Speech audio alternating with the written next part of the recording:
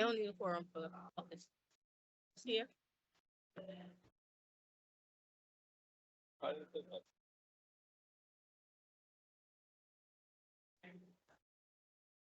Okay, everyone, we're about to get started. If we can find our seats, silence our cell phones as I'm doing. If we can close the side doors and back doors, I'd greatly appreciate it. Thank you so much. Good evening, everyone. We are on the record. Today is Monday, the 4th day of May. May the 4th be with you all. In 2026, this is a City Council Caucus meeting of the Jersey City Municipal Council. We had a scheduled 4 p.m. start. The clock on my cell phone is showing 4:03 p.m. May we have a roll call for the commencement of this caucus? Councilperson Brooks is going to be late. Councilperson Zupa. Here. Councilperson Efros. Here. Councilperson Little. Not here yet. Councilperson Gilmore. Not here yet. Councilperson Singh. Gotcha. Councilperson Griffin. Here. Councilperson Lavaro. Here. And Council President Ridley. Here. We have 6 council members in attendance at 4:03 p.m. On behalf of Council President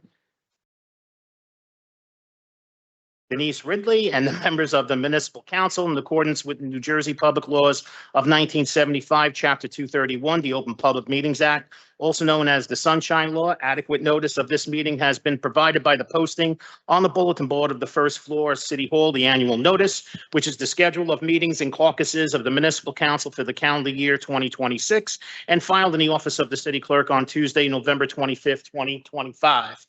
In addition, at its time of its preparation, the agenda of this meeting was similarly disseminated on Friday, May 1st, 2026 at 7:40 p.m. to the Mayor, Municipal Council, Business Administrator, Corporation Council, and the newspapers, and posted on the city's website, so I can certify as to our total compliance with the Sunshine Law. I will mark Councilperson Little present at 4:05 p.m. So we now have 7 council members present at 4:05 p.m. And I'm going to turn it over to our council president. Good afternoon, everyone. Council members, we do have a couple of council members who need to step out at a certain time to attend other meetings. So just keep that in mind this evening as we go through. We want to try to get through as much of the agenda as we can while they're here so they don't miss much. And with that, we'll jump right in. We have Khadijah McNair, HR.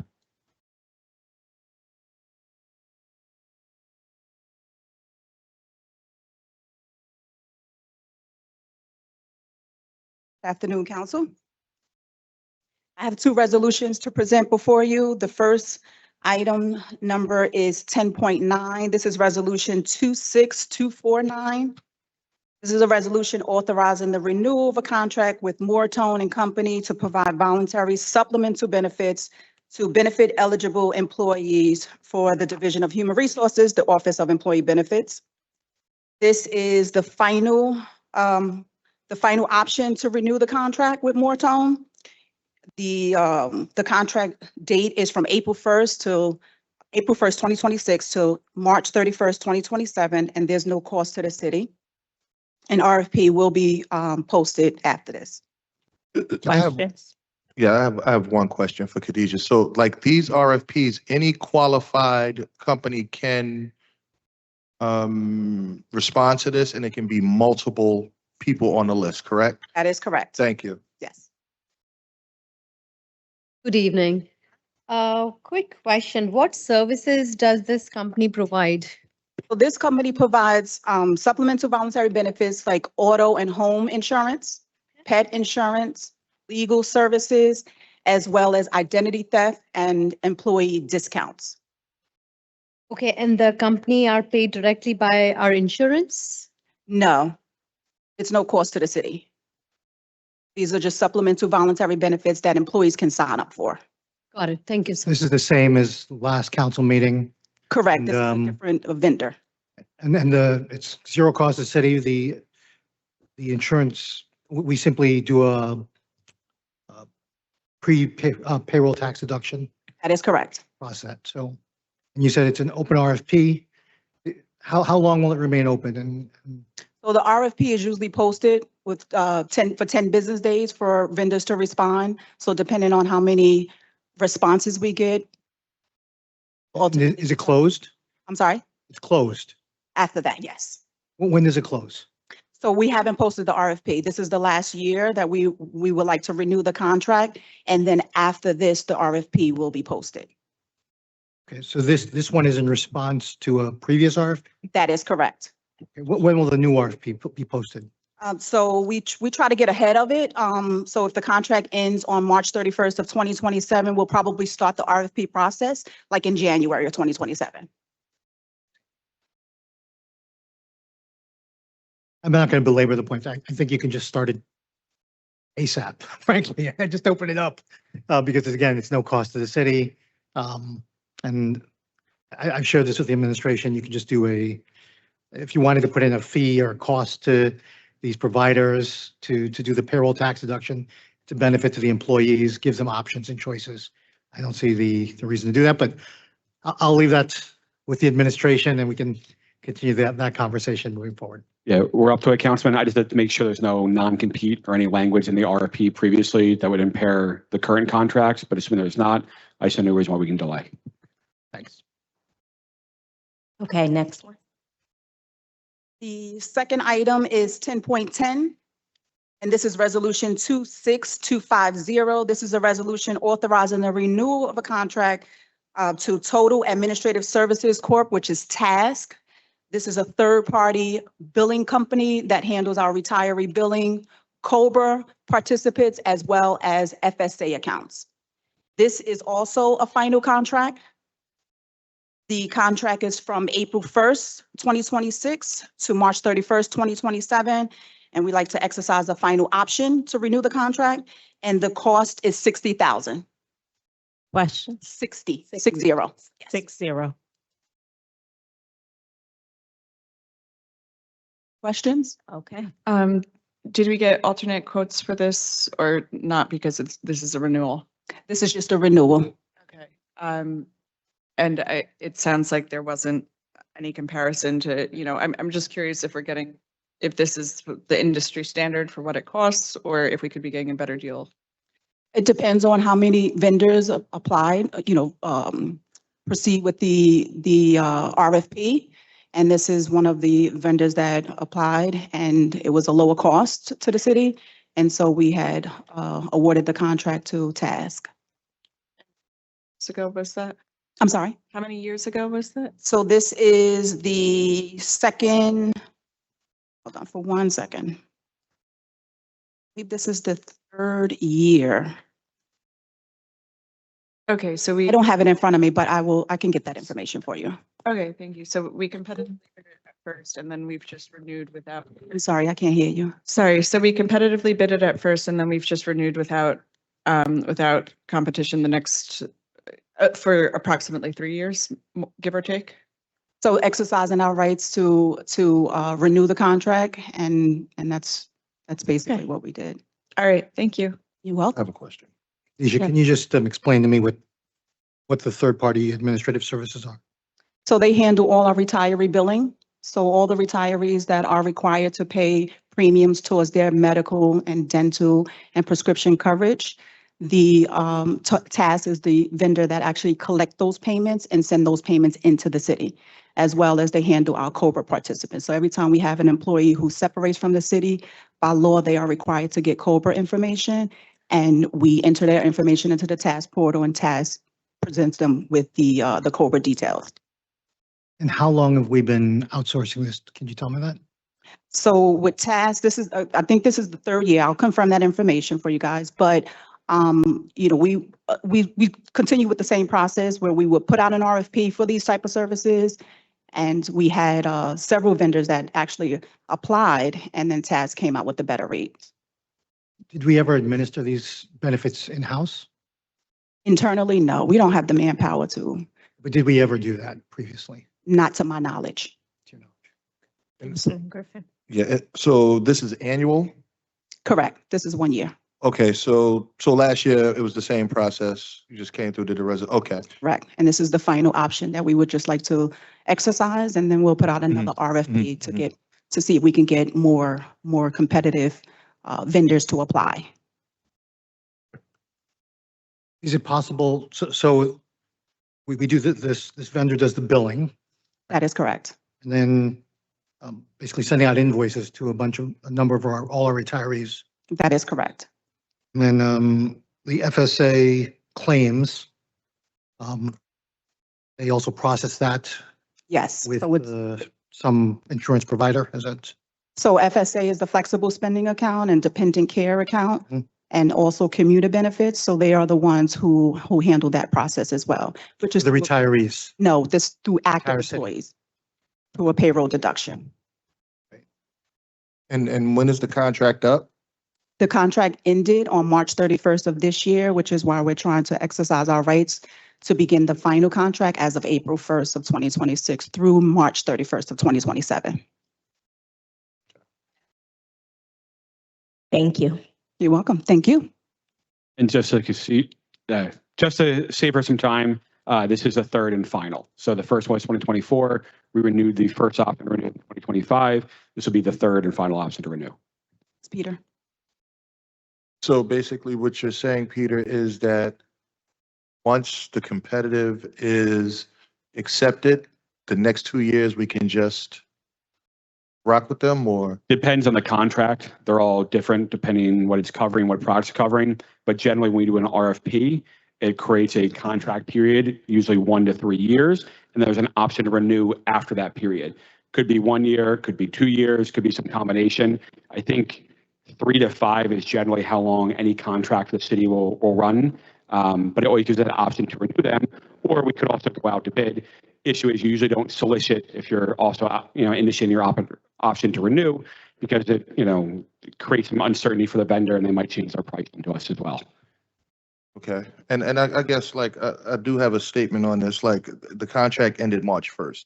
And I know this is what we've been constantly talking about, putting a mechanism in place so that we can vote on these renew contracts before, they expire. Because then it's like, okay, a contract expired and we're paying people without a contract. And that's no knock on you, Khadijah. You're correct. We're trying to get better at it. But again, we're catching up on 10 years of different practices. So it's going to take a little bit of time to get to where we need to be going forward. Thank you. And also just as a follow-up to what Peter said, we try to do our best to get ahead of the contract. We do understand that coming before council after the contract expired is a concern. I mean, we try to, renew the contract as early as possible or try to get it on the agenda as early as possible. There is an internal process Right, we have to go right, through, but approval process. Right, but it's no knock on you because it's all departments. It's an internal thing that needs to be fixed throughout the city. Systems problem. Any other questions? Councilman LeVar, you said something? Just saying it's a systems problem and we've looking to bring in an expert to help us solve some of our systems problems. Thank you, Khadijah. Thank you. Acting Deputy Director, Public Safety, Lauren Hart. And before we let Lauren speak, we just wanted to mark Councilperson Gilmore present at 4:08 PM. So we now have 8 council members present. It's 4:15. When he came in, it was 4:08. Was it though? I'm not going to have a debate about that. Go ahead, Director. Good evening, President Ridley, council members, Acting Director, Deputy Director Lauren Hart, representing Department of Public Safety. Speaking on agenda item 10.6, resolution 26-246 for your consideration. This is for the authorization of an award of a contract to Target Solutions Learning LLC for software for fire training and operational management under the National Purchasing Partners Government Purchasing System for the Department of Public Safety. This software assists the fire department operationally in maintaining training records, tracking of personal protective equipment inventories, apparatus maintenance records, and it also serves as our training platform, allowing members access to mandatory annual training modules such as OSHA awareness and bloodborne pathogens training. If approved, this will be the 3rd year that the fire department will have access to this software, which has and will continue to be valuable during POSHA audits, as well as insurance service organization evaluations. The funding source for this has been the public safety IT budget, and this cost has been included in the 2026 budget. Questions? Lauren, it's, you said it's in the budget. Is that, the operating? general Yes, operating it comes dollars? out of operating budget for the public safety IT department. Does, this is to the BA's office, and you can answer it as well, but does this qualify for capital? Is it potential capital expenditure? Because it involves training, most likely not. What's that? Because it involves training, most likely not. Capital, depending on the item, has to have a certain lifespan to qualify. In this case, it would not meet the requirements. Okay, I have a question. So the 95,000, right? Okay. So is this paying, okay, so is it paying to bring people in to train EMS and fire? Or are we purchasing the supplies and someone from these departments will be doing the training? I would say it's twofold. The management of the records previously was being done by either civilians or uniformed personnel. So having this platform where members can upload their certifications, their training certificates, things of that nature, basically replaces a job that someone else would have to do in filing all these items. Plus, you're much easier to retrieve them when someone comes in and audits us and says, okay, we had an injury. Let me see all the training records for 700 members. I could press a button, ask what the training records were for IMS 300, spits it out, and I can hand it right to the person who's requested that information. So it serves as a database, but additionally, it does have training modules on there. So instead of us paying for someone to come in and paying them $20,000, $30,000 to do bloodborne pathogens training, members can go on there, it is certified, you print out a certificate, and it's done. So it saves a significant amount of money. Okay, so it's like a online training. Precisely. Okay, thank you. So we're not paying for trainers. Correct. There's certified modules on this platform that basically serves the purpose of having people come in to train us. Right, so it's a software to, as I'm looking at the invoice on this, well, it says it's not an invoice, it's a renewal notice. It says, it's a training management for public entities and professionals, $79,303. It looks to me like it's software. And you were saying if it's a component that's largely training, I take that to mean like, somebody training them on the use of the software or something like that, or then it would not qualify for, but it seems to me this is all software as I look at the, and technology. Yeah, even it's software and technology, because it's more of a maintenance and kind of, I know it's hard to consider maintenance, but more of a maintenance repair. It's an ongoing expenditure. It's considered operating. Same thing for HR. We have VODs and software in NeoGov that we use to do a lot of the trainings for internal staff. It's all considered operating expenses. There are times when you're instituting some kind of platform that, capital can get involved to pay for certain things. But for this, I can have, finance double check it. But every indication we looked at said it would be operating would be more appropriate than capital. And as you know, we're trying to clean a lot of that stuff up because historically it wasn't always done correctly here. So to the Corporation Council, I'd just like to get some legal language on the allocation of capital dollars and how the specific legal language around that as to how, and I'll just want to share this for the public. It's more for the public's edification around this. I harp on this stuff, and it's not you or anyone else. It's everything that's come before the council or tried to. I harp on what the form of the what the source of the dollars is and where it's coming from. And so there's a difference between capital dollars for the taxpayer than there is for operating dollars, right? So the operating dollars and the taxes we raise from people in this fiscal cycle are going to pay for this as it stands today, right? As opposed to capital dollars, which would be spread out over time. And when we're looking at a $254 million budget deficit, we want to, in my estimation, we want to try to spread that pain over time and not have it be all lumped into one year when we're looking at that. And when we say, from the Director of Finance has informed me that a $3.8 million swing in terms of expenses or revenues is a 1% increase that is for taxpayers. So while this is only 94,000, you combine a bunch of these things and you can get to 3.8 million in expenses that you can spread out over time, then you can help reduce the tax burden on Jersey City taxpayers by 1%. And if we can do a lot more of that, then we can do a lot more, save taxpayers a lot more pain in this fiscal cycle. So I'm going to be a dogged, just kind of watchdog on this and just try to push this and be a bulldog on the whole thing till we get to a budget. Councilman Griffin. Okay, so okay, so with the testing, right, for the certificates, how will this be administrated? Are people allowed us to do this at home, or they have to do it at the station and monitored? The reason why I asked is because I know how these tests go. You watch a video, at the end, there's questions, you pass, you can print out your certificate. If not, you have to take the test over. But the reason why I'm asking this is because, you know, if this is something that can be done from home, you know, it turns into like an open book test, and people are getting these certificates without really understanding the material. So, I mean, we do two things. Sometimes we'll do these classes basically moderated at our training facility at Linden Avenue, or we could do them while they're on duty. So we've done a blend of different formats. But again, I mean, the testing process is the testing process. A lot of these things are just videos we're watching. So sometimes we'll do it during community time in the firehouse where the captain will pull the members aside and we'll watch the video for an hour. There's a couple of different ways we do it, but Thank you, Director. thank you. Noble, IT Director.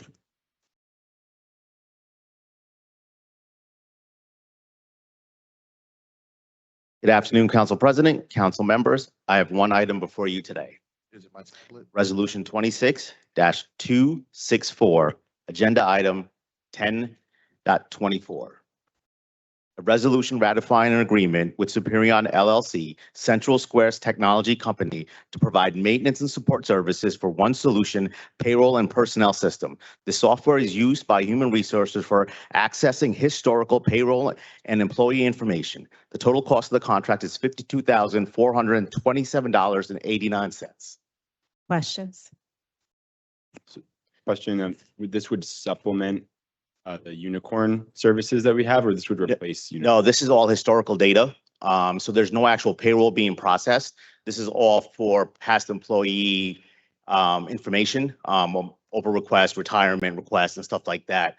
We've actually launched a project into assessing the data in here and trying to see if we can extract it so that we can try to either move it to the unicorn system or develop something else in-house that we don't have to renew this again next year. So this 50,000 plus would be going toward us trying to understand. No, this is license renewal. So giving us access to log in, just software renewal, essentially.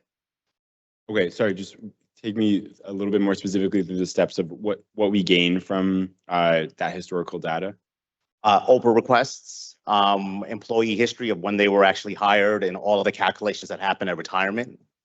If I can cut in real quick, the clerk might be the best person to answer this too, because there's certain state requirements we have for data retention and, you know, record retention. So Sean, sorry to put you in the spot, but do you want to go over some of that real quick for us? Go, Sean. So there are certain records that have to be kept for a certain period of time. We go by the state's retention schedule. So this is part of HR's way of holding historical data. This was the former company that we used for our HR system, and we converted over to Unicorn. This is One Solution, right, that we're referring to. So they do vary, the retention. I don't know it all off the top of my head because there's a gazillion records of the city that has different retention schedules. But if the council wanted to know specifically for this particular records, I can give you all a copy of the retention schedule. Thank you. So I guess, what do we do now outside of having a contract with these people? How do we obtain that data now? So we can go into, so what I would like to do is actually go and understand how their data is stored and try to extract the whole data completely from us by running reports. That's a process with them. Store it in-house or possibly move it over to Unicorn. And so like, No, what are we doing now? Because we don't have the contract with these people to, I guess, if someone Oprah for old employees start and. so we still have it. So we still use it currently. We've been using it for the last few years. You can log on and actually get the information. So people from HR will actually log into the system and retrieve the information. Wait, we have I'm confused. It's a software. You log into the software. But this So- says this is a maintenance and support, right? Right. So Service if anything contract. happens to the software, it doesn't work, we can call them up, open up a ticket, they'll troubleshoot with us. Oh, so this is to get their expertise on the back end when you're navigating. Oh, okay. So it could, that Now, all comes okay. with the license agreement. I get it, So it's I like get Be it. able to log in, use it, Yes. store the data, and then if something goes wrong, we open up a ticket and then be able to. Okay, all right.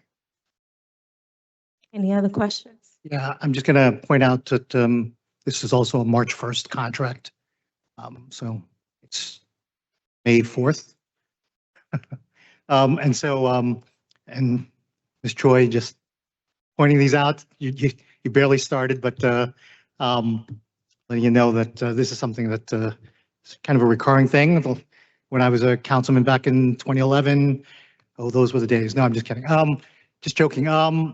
But I did bring it up with the BA then, and then he did reel it all in and said to the directors throughout the entire city that get your contracts in on time, basically, and for the council to approve. So just ask for the same thing to happen this time around.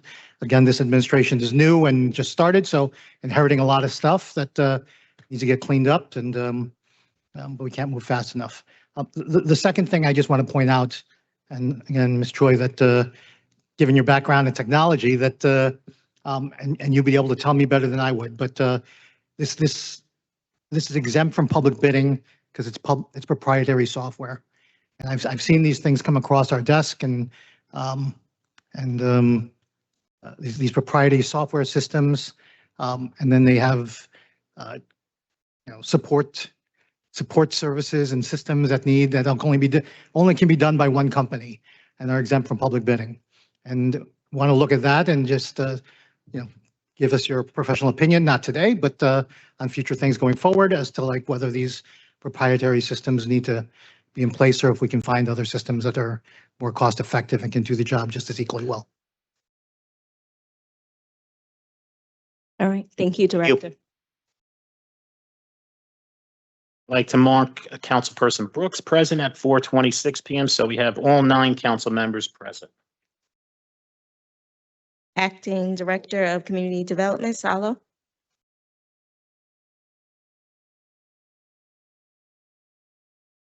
Good evening, Council. I'm coming with item number 10.15, Resolution 26-255, accepting our HUD entitlements for 2025. 10.15. 10.15, yeah. Questions? Is it a way that we can get a copy of the year consolidated plan and the action plan for 2029, I believe? Okay, a consolidated plan, yeah, it would cover up to 2026. I could send that over. Okay, thank you. Is that an action plan the same thing?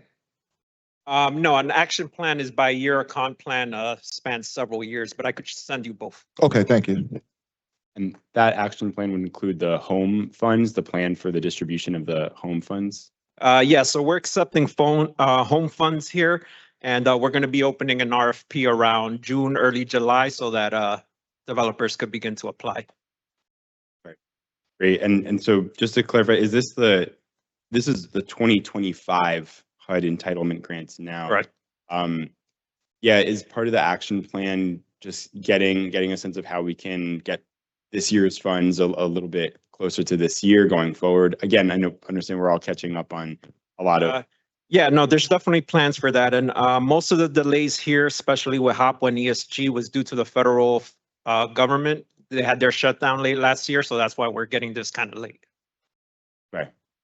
Thank you. Good to see you, Sally. Good to see you. We just get Salo, hi. Hi. Congratulations on your new appointment. Oh, thank you. Yeah. Just get the dollar amounts across the home, HOPWA and ESG programs for the last, just say 5 years. The allocations, yeah. I'll make sure to send that over. Thank you. Hello, please send it to our office too, if you don't mind. Yeah, I'll make sure to. If you just send it to the clerk, Yeah. I'll forward it to all the council members. Okay, Thanks, Sean. Thank you. thank you. Director Kears.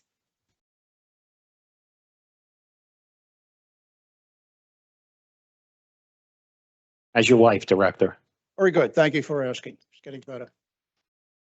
I'll need a vacation by the time she's done, but she's getting better. Good evening, President Ridley and members of the council. I have two items before you this evening. Item 10.5, Resolution 26-245.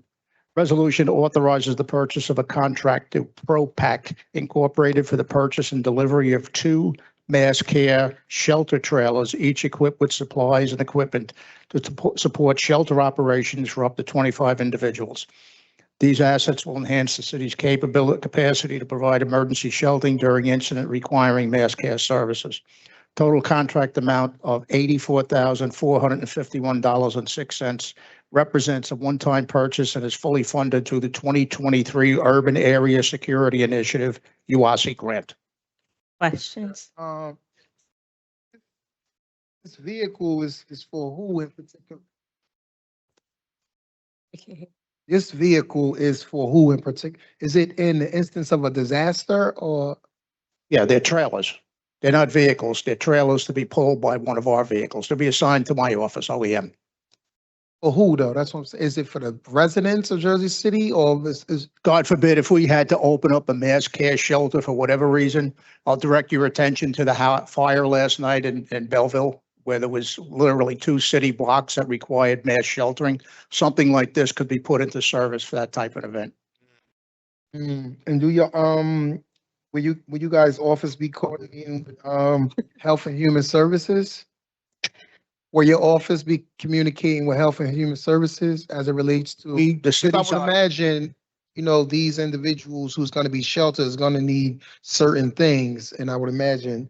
Yes, if in fact the decision is made to open up a mass care shelter, we would engage the human services based on the city's operation plan.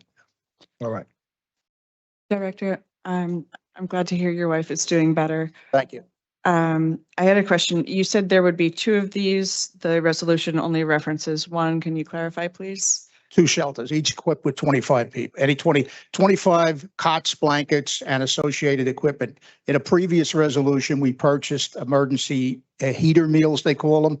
There again, to support an operation. This is normally done for a 72-hour period until we can get more assets in to potentially set up a larger mass care shelter. During Hurricane Sandy, we utilized the National Guard Armory, and we successfully sheltered 2,500 residents for a period of a week. So these are all assets that are needed. This is for a smaller based operation. Should we have to get into that type of an operation again, we would pull all assets in through both the federal side and our UASI partners. Okay, thank you. So the text of the resolution says it just refers to 1. And it says the total contract is $84,451.06. Is that the cost of one of these systems or the 2 that? 2 trailers. So then the total cost will remain 84,000 and change. And the text of the resolution should be updated to reflect that there will be 2. Correct. Of these. Okay, can that change be made before Wednesday? Yes. All right, wonderful. Thank you. Director Kears. Councilman Lavarro here. I hope your wife is well. Thank you. Yeah. So this is being paid for through the 2023 UASI grant. Correct. So if I could get, and you were good enough to give us last council meeting for the 2024 grant, the budget and how the numbers are allocated in the 2023 UASI grant, but also to see how much has been spent down on that grant. Yeah, what I could do, Councilman, is give you the overseer or the manager of the federal grant and of our purposes, the State Office of Homeland Security and Preparedness. They utilize what they call a grants management system. And it breaks down every approved project. Bear in mind, every project has to be pre-approved. Right. Has to fall in the guidelines of FEMA.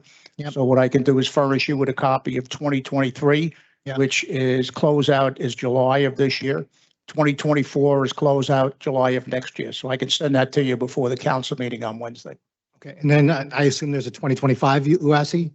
Unfortunately, we, among other states, are in limbo on a 2025 grant. There was significant decreases in the UASI grant out of Washington. It's in pending litigation. So right now, we're just waiting to see what the outcome of the courts will be.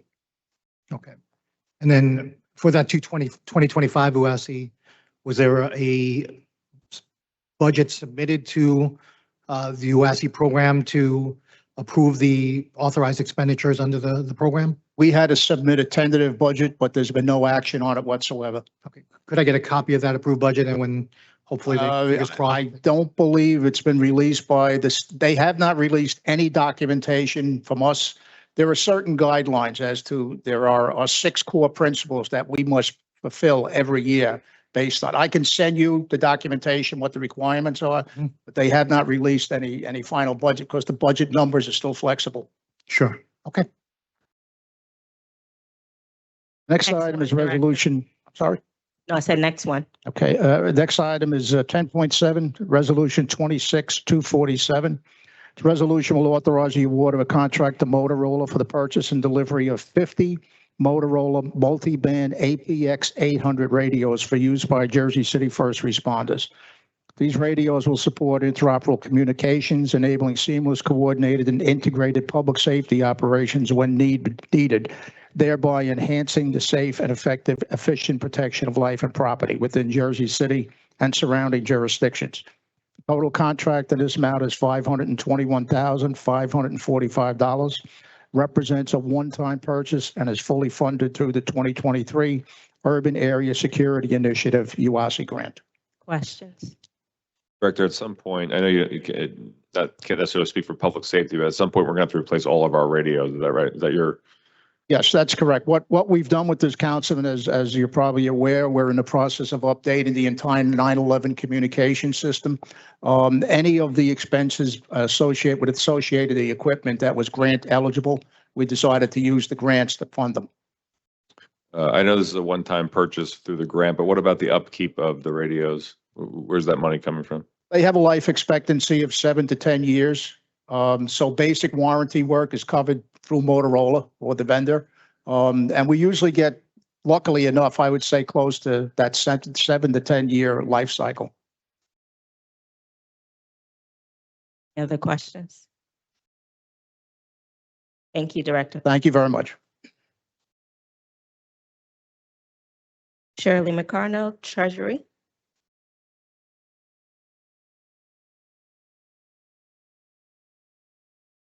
Good evening, Council President, Council. I have one item on the agenda for your consideration. It is Agenda 10.2, Resolution 26-242, and it is a request to increase a contract and PO for $117,000 for Wilnitz, Goldman, and Spitzer. They are our bond counsel. They currently have a contract from August 1st of last year. It expires in July. They did our bond counsel in October and in December, and we are trying to pay the invoice that's due them. Questions? It looks like in the initial contract, it was, I think, 100 and something, and now it's 200. What triggered the uptick or the additional amount? The original PO was for 200,000, and then we did an increase. We need to increase it to pay the outstanding balance due for the bond sale of October and December. Confused. So the original amount was how much? So the original PO was for 200,000, Okay. and we currently owe them an additional, 117,000 above that PO. So the total contract would be 317,000. Walk us through how do we get the additional 117 if the signed agreement was 200? So it wasn't a signed agreement. It was we went out to RFQ for the services, and we originally did a PO for the 200,000. In March, they did, well, in July, they originally did a bond sale for 66,000. And then in October, the bond sale was an additional 220,000. We did not get the invoice until this year. So we didn't know what the invoice was going to be. So I couldn't increase the PO. The money was available in RGL. So I knew already that it was going to be, because they charge us based on the bond sale. Oh, so you get charged based on the value of the bond sale. So how are they billing cycles? So the bond sale was about, I don't remember how much exactly it was, but it was, if the bill is 219, then the refunding bond was 202 million.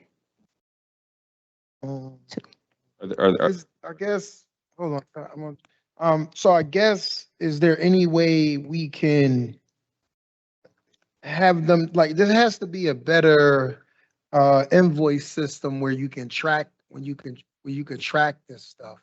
I just don't understand why people wait so long to build for a service, and then I just don't get it. I don't understand if I guess my first, how often do they send us invoices? It's, I understand the question, and I know that obviously we want them to bill us directly, but I don't know where the bill goes. So it's practically, I did have to send various emails and find the contact people. Hopefully that will not happen anymore, because we did make it a point that if we're responsible to pay the bills, that the invoice should come to Treasury. So hopefully that will not happen anymore. Where else would they go? Anywhere but us. We weren't seeing the bill, so hopefully in the future that won't happen anymore, and we can't hope that. That has to be a matter of requirement. You can't hope that the party responsible for paying the invoice get the invoice in a timely manner. That's just bad practice. Yeah, so what happens when we receive invoices across every department, not specific to this one, there's a fiscal officer in every department. That fiscal officer works with the director to obtain the bills and any of the information related to contracts for their department. So for finance, they have a fiscal officer. The fiscal officer should have received the bill. They might have not received it timely. A lot of times vendors send us bills late. Again, another thing we're working with the vendors to try to receive the information more frequently and more accurately. But when they receive it, they then process it, send it to budget. Budget verifies that it's in the account correctly, and then it gets paid eventually by Treasury. So Treasury does eventually get it. They're just not the first line of defense that receive everything. It should be the fiscal officer for those departments. But I mean, at some point, we have to have a clear, it has to be laid out clearly in an RFP how these bills are to come in, because you don't want to be in the ninth inning paying the bill from the third inning, right? There just has to be a better way of tracking when services are provided, agreeing to according to the contract and things like that. So most RFPs and RFQs do have that information in there, if not all of them. Again, some vendors are more accurate with their billing than others. Sometimes they track things down. Sometimes they do their own internal audit to realize that things weren't paid even though they thought they were paid. Again, I understand your point, Councilman. We're trying to get better with it, but it's not a black and white situation, unfortunately. Well, comma signs and decimal points are black and white. And we're in a financial crisis, so it's just, it's just due diligence. It's just asking for the proper communication. This is people money that we're talking about spending in contracts and stuff. I honestly don't understand what's so hard about it, to be honest. Really don't. So we do every year at the end of the year contact all of our vendors, asking them to send us invoices, anything that'll be outstanding. again, some vendors are better than others. Some we get a response right away. Sometimes we get a response down the road. We unfortunately can't control what our vendors do besides potentially not contracting in the future.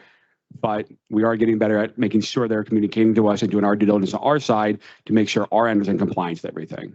Here's one way we can control them. When we have a set timeline or when invoices are to be submitted, if they don't submit them in that time, they're gonna get paid because they provided the service, but they can't get a renewed contract. And Peter, maybe we can have the timeline after contract is finished within a month, within 2 months or 3 months, the invoices should be submitted, something like that we can come up. So normally we require most vendors to invoice us every 30 days, Okay. right? That way, not just to your point, the end of the contract, but we know up until the end of the contract, they're staying within the parameters of their contracts. And I will say 90% of our vendors do a good job with that. Again, unfortunately, some things are just not always where they should be. And, we have to pay those because we have a contract with them. They've committed the services, so they are owed compensation. But again, to your point, Councilman, we don't always have to renew, and that's up to the council. If the council feels that there are vendors that are not providing the information as quickly to us or not getting back to us as quickly, you're well within your right to determine whether or not you want to take a different course. Maybe just today we are getting all 10%. Councilman, Quick question. Councilman Efros, Councilman Zupa's been waiting for a second. Just how late would an invoice have to be for us to, them to have forfeited their legal ability to collect? I'll allow the corporation counsel to correct me, but usually the end of the contract statute of limitations, I think is 6 years, 7, 6. So they have a long time. Okay. 6 or 7 years. And that's statutory, or is this something that is baked into? That's right. There could be case by case specifics, but that's the general rule. Okay. In the state of New Jersey. Okay. So this is essentially, we're amending the contract with them because they spent more than we told them we'd pay them, right? Correct. So we had a contract not to exceed $200,000. But again, the unique thing here, not to make an excuse for them, but the way the bonds work is they're paid a percentage of what the bond sale is. So if we sell more, like we've been just anticipating we're going to sell X amount of bonds, which would be no more than $200,000. If we then sell more than that, that automatically increases how much they receive because we asked them to do more than what we originally contracted them for. So the due diligence on part is if we are going to do a bond sale and we know they are getting paid contingent upon how much we sell, we know how much their money is going to be, and we should have encumbered originally more than $200,000 or not ask them to do the sale for above that $200,000. So that's only part of their contract. They also they send us invoices for legal work done on an hourly basis too, right? So my question is any part of the $117,000 part of legal work? No, it's completely only 2 bond sales. So it's just the 2 bond sales? Yes. I mean, Lentz is a nationally recognized law firm. Right? So did they notify us that they were going to go above and beyond the contract, the allotted amount? And if so, when? I can hear you. Peter says he's not sure yet. Thanks, Peter. All right, I mean, I share Councilman Gilmore's concerns. We're at some point we have to stick to the budgeted amount for services that we're requesting of our vendors. There's some other law firms on this agenda that we're giving them a contract. If they're to exceed that, well, that's probably a problem for us with the budget deficit. My question is that what was the work done under the contract?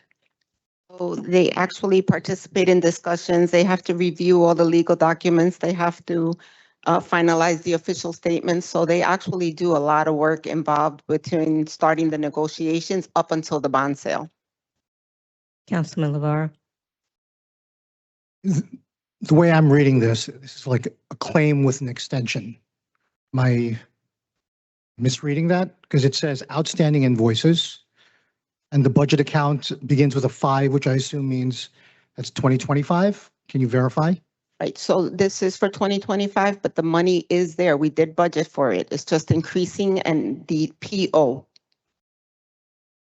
We did budget for it.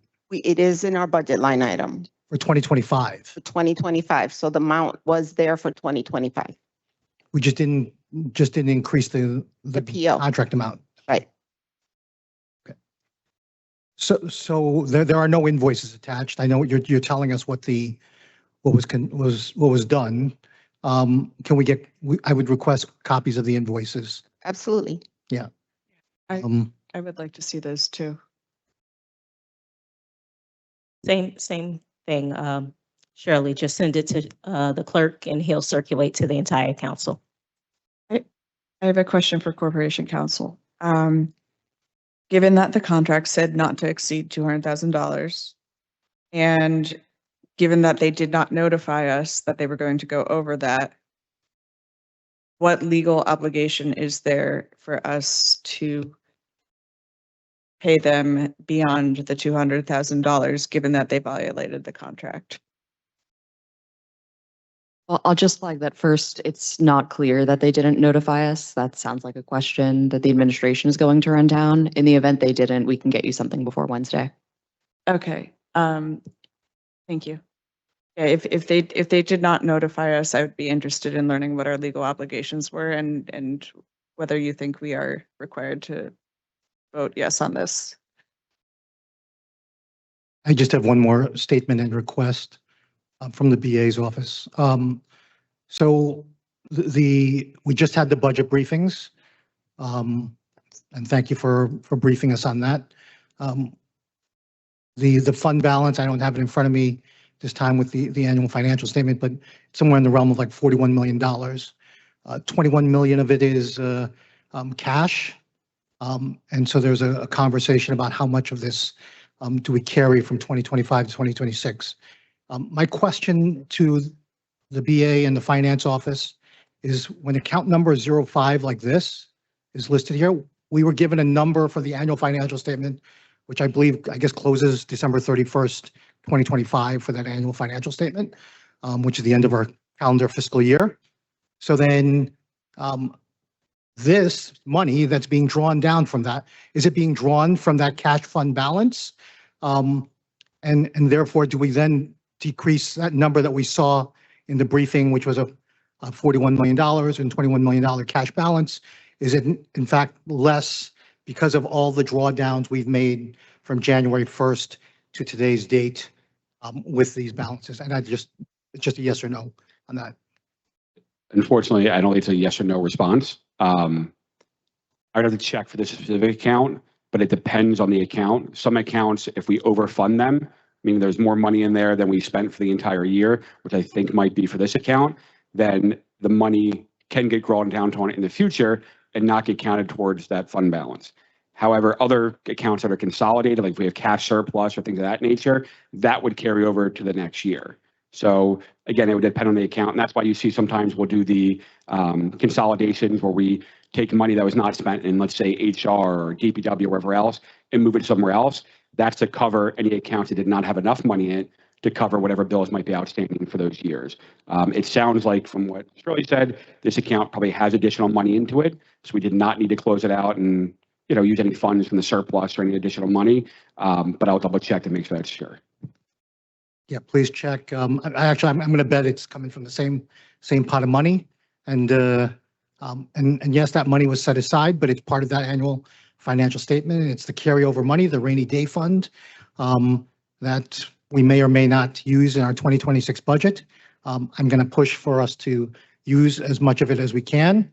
And that's the position I'm going to take because I think that's going to, I think it's bad fiscal practice as a general rule, and we want to be able to carry money over to the next budget cycle. I'm going to start making the argument that I think we need to use it now because if we're looking at a $254 million budget deficit, we're going to need to be able to, this is the rainy day that we need to use to deplete those dollars in order to spare the taxpayers, again, that pain with this budget. Thank you. Thank you. Health and Human Services, offer.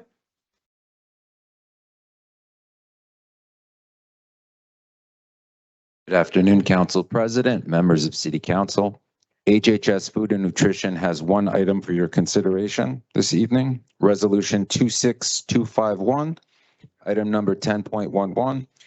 This is a resolution authorizing the Jersey City Department of Health and Human Services to accept the 2026 Summer Food Service Program grant from the New Jersey Department of Agriculture in the amount of $392,606.14. These funds will be used to feed more than 3,000 school children grades K through 12 throughout the months of July and August. Questions? Yes, so good to see you again. These grants, so are they coming out at different times? Because we see you every week. Oh, and you will see me every week going forward. Like, so it's like, are they coming out in small batches? Like what? These are for individual programs. So for this one, this covers just summer food service program. We have 7 programs. So you're going to see me throughout the year. All right, got you. Yes, these are for the summer, like the summer fun camp. I remember the camps used to be in the schools, but now I guess they're all over. Yeah, we're kind of a parallel program. We don't really cover the schools. We're more like daycares, Boys and Girls Club, and we peak at about 58 sites. I think we discussed when we did the carryover award a few meetings ago, but yes. Yeah, but I know initially when I was in rec, we would have summer programs in like 22, 17, and these were the meals that we would serve those. This is a reimbursable grant, right? Yeah. Because I remember they made us take. Oh, yeah, notes yeah. and then That's what we're monitoring, that everything Yes. goes according to plan. We get reimbursed and Make sure we get our credit for the disallowed. absolutely. For you and, okay. Yeah, we have our program I'll be manager walking in 3 around the site seasons system. to manage this entire process to make sure that everything is run according to. Okay. I forget if we discussed this last time, but we have that 58 sites. Are we planning on trying to expand the number of sites and maybe even expand the number of? We may grow this year. 58 is what we had last year. We've gone up every year. And if last year's award was less than this, so I think the Department of Agriculture is also expecting us to grow. So yes, we anticipate that number will grow this year. And how do sites get chosen? They apply. It's open to sites. So we promote it. And it's open for as long as everybody, every site has to have a site monitor as we talk about reimbursements and proper processes. But yes, as long as they follow the guidelines, they can apply. Can you please send that over to the clerk, and we would love as a city council. Absolutely. For Absolutely. that, so we can expand sites in Ward D. That'd be great. Sure. And Thank you. for one more question, I'm sorry. Who provides the meals? Currently, we have a previous RFP that I will bring to you for potential renewal. It's currently Whitson's Food Service. Say that again. Winston? Whitson's Food Service currently. Winston Food Yeah. Service? I love the fact that you're always bringing the grants for approval. Yes, and I will be continuing. You're throughout the always year. welcome here. All right, thank you. Thank you.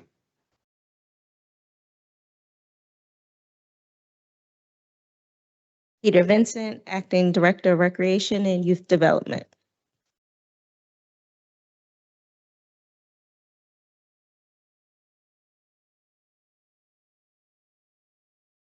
Good afternoon, City Council.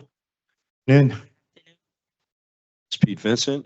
I am the mayor's selection for Director of Recreation.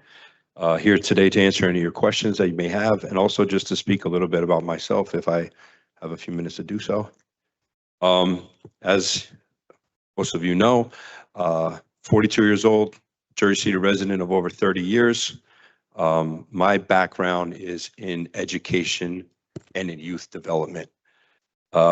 Spent the majority of my life working with youth at the high school level and the collegiate level, and more recently in Jersey City over the last 5 years, I've worked for a nonprofit organization called United, where we service youth as young as kindergarten all the way up until 12th grade. For me, that's probably been the proudest moment of my life. It wasn't winning a county championship as a high school basketball coach. It wasn't winning numerous championships at the college level at New Jersey City University. It's been working with this program. More recently, conversations I had with teachers from PS 23 regarding one of their students in the school and how he has transformed as a young man who was a problem in the classroom to a young man who is now going to attend Hudson Catholic High School and graduate as one of the top 10 kids in his class, and who's changed the landscape of his classroom, is one of the proudest moments. And I'm so very excited to say that I took that young man and 6 others from Jersey City to Orlando in July to represent Jersey City and bring back a world championship title as the top 7th grade team in the country representing Jersey City. And my experience and my opportunity has been centralized or limited to my program. And all I want to do is be able to afford those same opportunities to our city, ranging from Ward A, where I'm from, born and raised in Ward A, to Ward B, C, D, E, and F. And I'll finish off with this. You know, as a coach, sometimes we focus on wins and losses. My proudest moments coaching are right before the game, when I meet the other coach and we shake hands and we say good luck, and the coach says to me, "Where are you guys from?" I say, "We're from Jersey City." Because I know that's going to set the tone for my young men and for the young women in our program too, on their performance. And when we walk out of there with wins, it's good to hear the other team go, "Oh, those guys and those girls from Jersey City really left an impact on us today." So that's what I want. That's what I strive for. And you're going to get my best energy, my best effort every single day, so that our kids and our parents and everyone in our community can say when they meet people at an airport or at a summer camp or in college, Jersey City. Questions?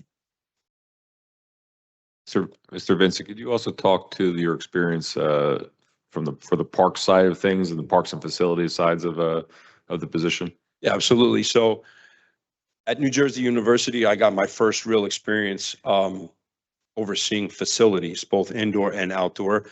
We did not have turf at NJCU, and they still do not have turf.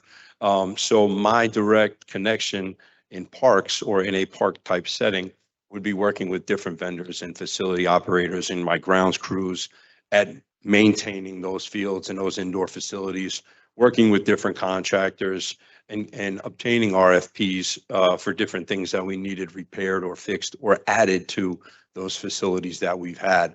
Now, in my current role as the Director of Athletics at New Jersey City University, we do have turf. So I've worked with a whole different group of vendors and learned a lot more about turf and the different types of turf and the pros and cons to having that, and the difference that those contracts, the significant differences that those contracts contain, but also the difference in financial upkeep between the two.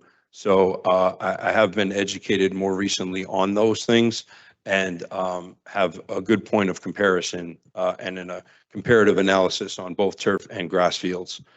In terms of indoor facilities, so definitely oversaw our indoor facilities, our top John J. Moore Athletic Fitness Center on 110 Culver Avenue in Jersey City for 14 years and worked with different individuals, electricians, plumbers, you name it, HVAC companies on just the upkeep of that facility as well. So, you know, lighting and things. So when you talk about parks, you know, I know we're going to have to tap into those vendors, and we do have groups in our city and different departments in our city that we can utilize to upkeep those parks.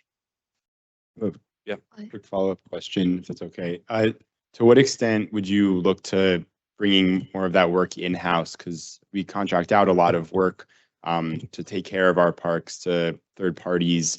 To what extent, yeah, would you want to kind of lead the department toward more in-house staffing for that kind of maintenance and things? Yeah, that's a great question. And I think that will be spoken to in my first 30 days, because that period of time is just the listening and the assessing of what resources we do have to see what our capacities are for doing things in-house in comparison to outsourcing them. And we do, limited budgets that I've worked with in the past.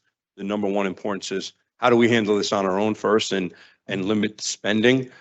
So that's what I will try to maximize as much stuff we can get done in-house as possible. But we do know with the ever-changing landscape of technology, we might be behind the eight ball on some of those things, and we might have to outsource, and we might not have a choice.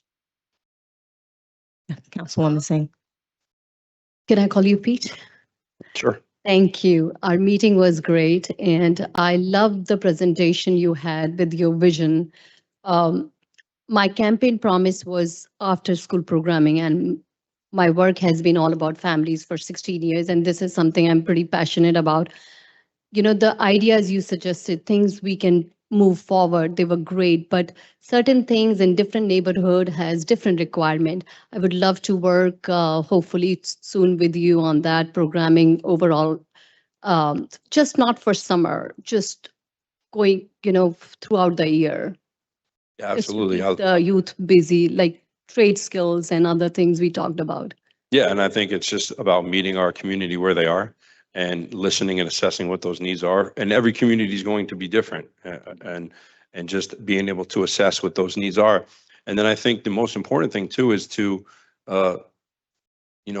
study those and provide data and analytics and SWOT analysis for every program that we run, so that we're making sure that we're improving our programming as we're progressing through the years. Yeah. And especially our youth have so much potential, so we can use that. But the presentation was really impressive, and, hopefully we'll see the results soon. So thank you. Thank you. Any other questions? Yeah, thank you, Acting Director. I appreciated our meeting. I was impressed with your qualifications, but I actually had some questions that I thought of after our meeting. And I wanted to kind of get your honest opinion on this. So I have I'm going to have a few questions, a question and some follow-ups.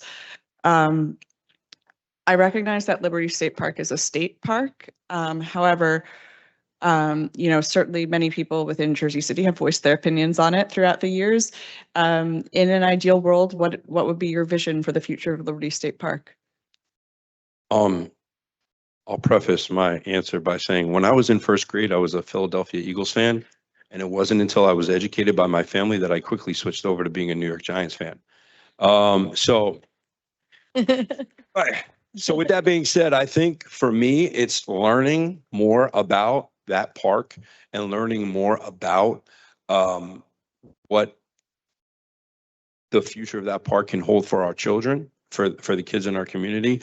And for me, it's a park that anyone who's grown up in Jersey City has either went to for a 4th of July celebration or a barbecue or a picnic or ridden their bike through, or played kickball in, or have done a wide variety of different things. And most recently, I was there with my family, and we were there for a picnic last summer.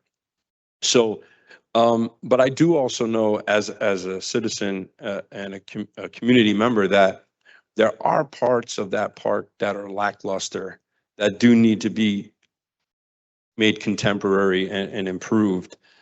So listen, I don't think it's a secret to anyone in this room that we do not have an indoor recreation facility in the second largest city in the state. We don't have one. So for me, we have never had one. So, I don't know if that's like Mount Everest of accomplishments, or if that's something that may never happen. But I think our community does deserve it and need it desperately. Wherever that facility may be, it may be, whether it's in Ward A or it's in Ward E, we just need one. And there is a lot of space in Liberty State Park, especially now where the Daily News used to be and all of those warehouses and facilities. I don't know if that's ever been explored, but like I said, I need to be educated on those conversations and those things so I can be a part of the advocacy for adding them. We do have a lot of fields in Jersey City. We do have a lot of soccer fields. We have a lot of basketball courts. We do pretty good with those.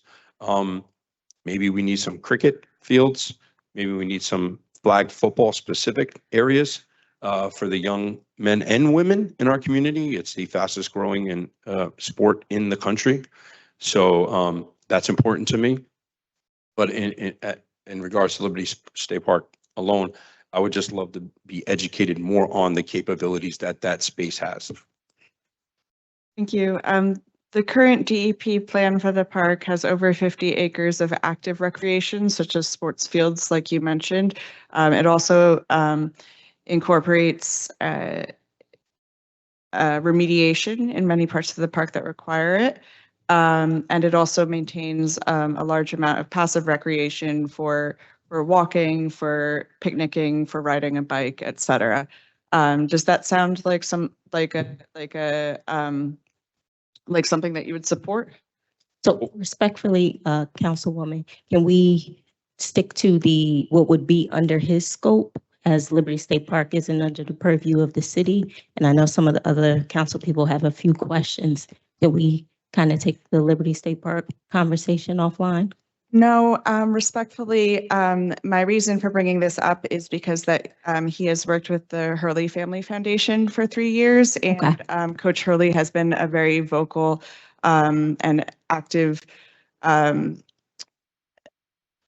organizer in what is called the People's Park Foundation, which is funded by billionaire Paul Fireman, who owns Liberty National Golf Course. So the question is he affiliated with that organization? I am getting there, yes. Okay.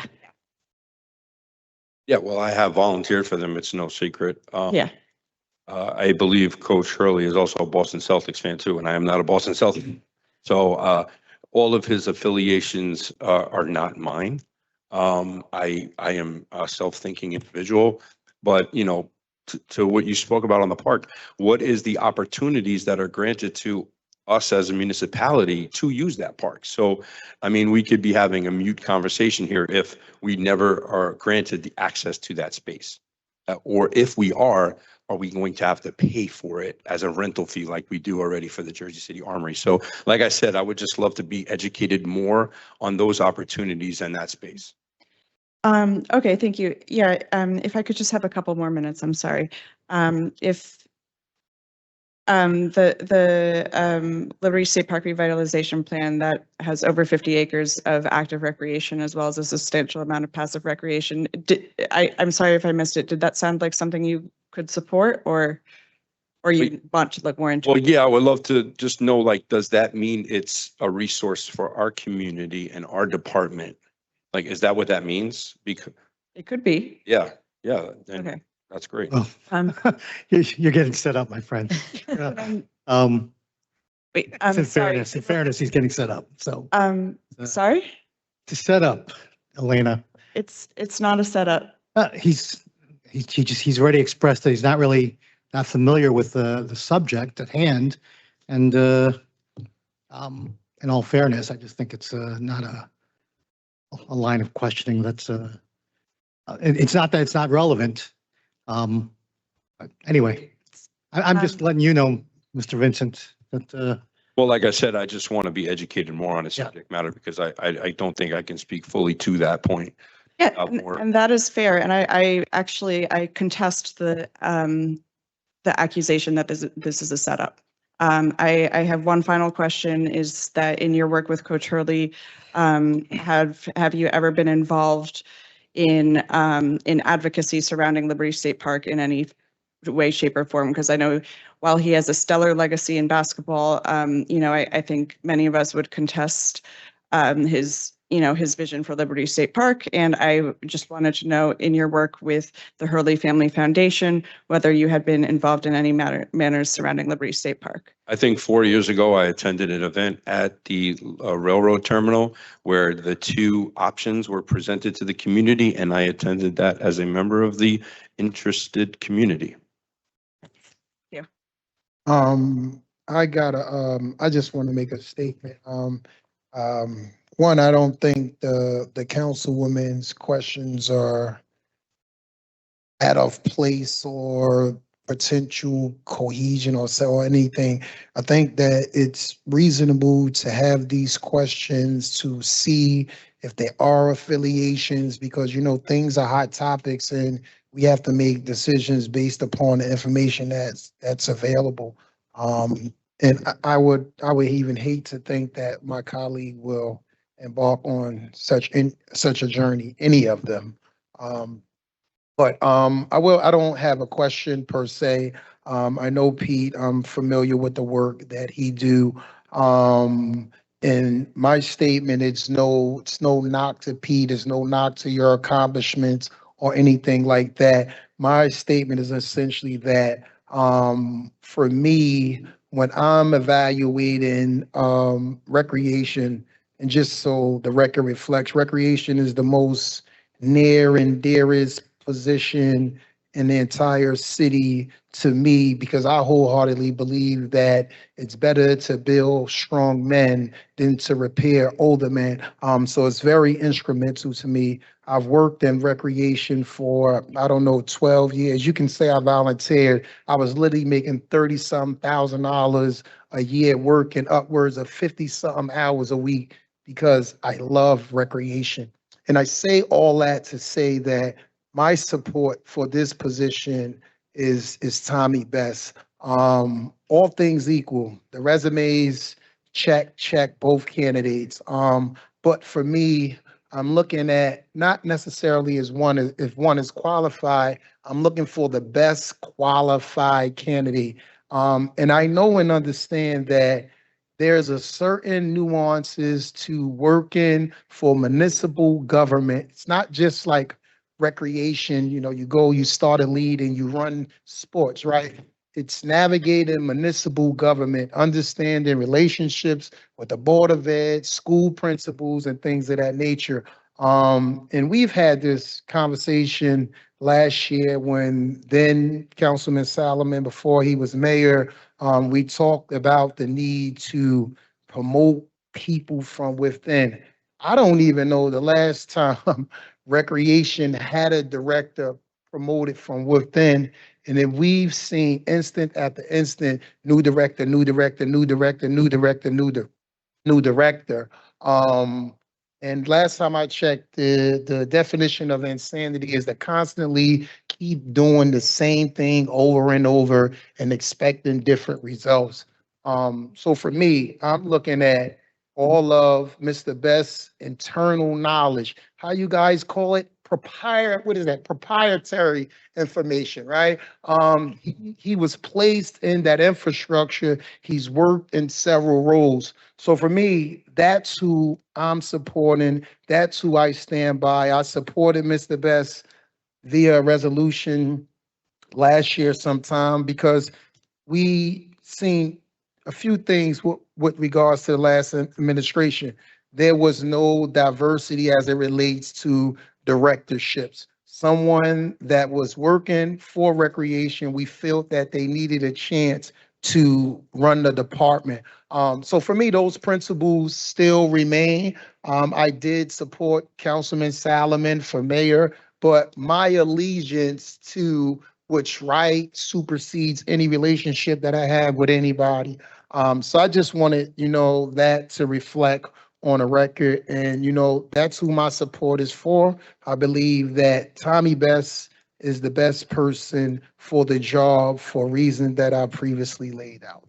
Just letting you know that we never saw his resume, so You never see his resume? I did not receive any email from him but I still have a question for Peter.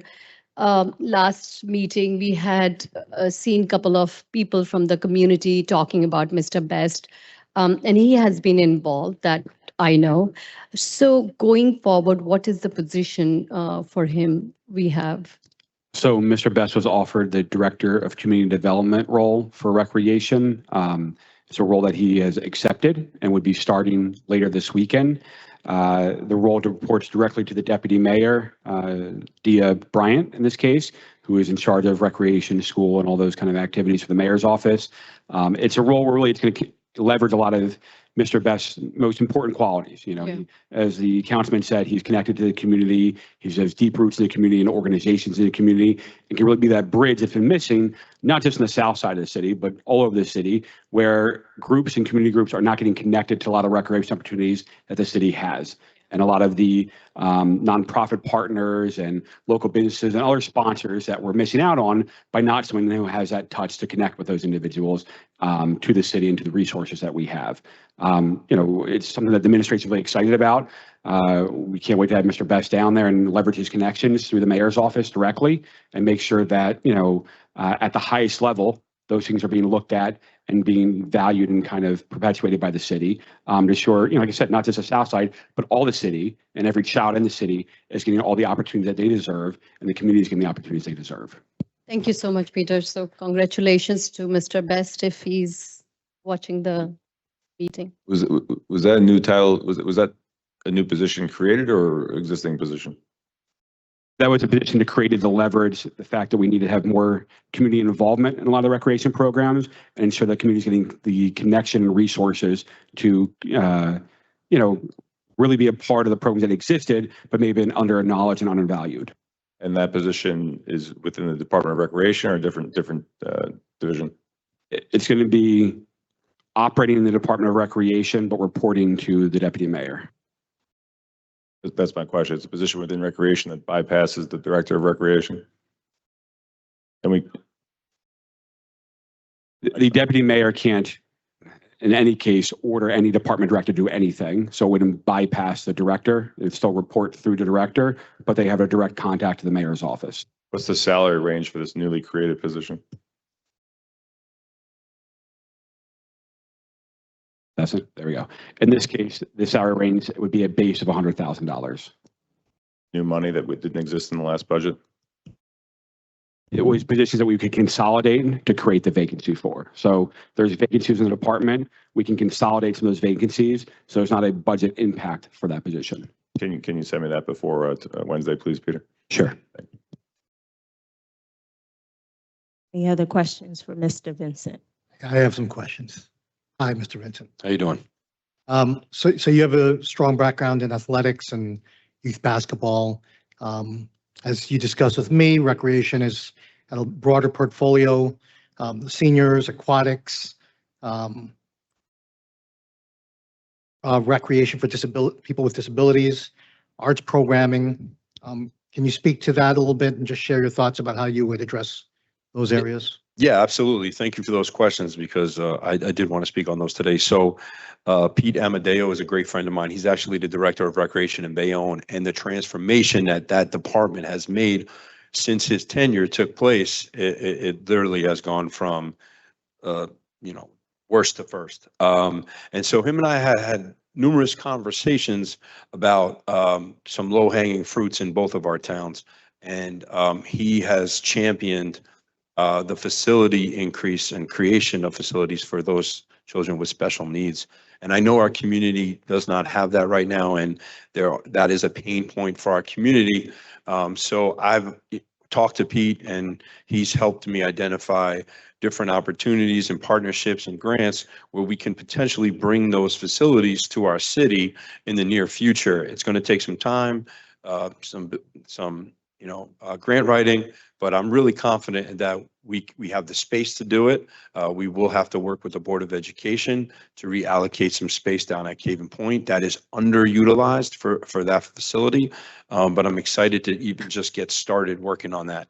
And in terms of senior programming, we're looking at New Jersey City University's indoor facility to maximize that again as the hub for senior programming in the mornings and in the midday. Because that was a thing in the past, and I was directly connected to that as the liaison for New Jersey City University and the senior swim program, the senior spinning program, the senior fitness program. So now with that facilities, daily usage completely decreasing to only 2 programs, which will be women's wrestling and men's basketball. I'm excited at the opportunity for us as a city to reallocate funds and rental funds to New Jersey City University to not only provide senior programming, but evening indoor programming and use that as an indoor facility for the community. I just want to piggyback on what Councilman Efros was talking about with regard to facilities and park space and so forth around that. You talked about that there's no indoor recreation facility. the city, when I was on the council, I don't know if it's changed since then, but we used to lease out the armory, not our facility, state facility, right? And then as you talked about NJCU and the aquatics, can you talk about what your thoughts are about, we would shell out upwards of over, my last recollection was over 250,000 annually for the armory. And I used to say, we could build something like with that kind of money that we're throwing out there. If you can give me your thoughts about that and other facilities here in Jersey City. By the way, Wednesday I'm going, and maybe some of my colleagues on the council are joining me at St. Peter's University. We'll be cutting the ribbon on a new indoor turf facility over there as well. And they've talked about using that for the general public or to the making it available as well. So you can just talk about that as well as how other groups, not within the recreation program, but the folks like the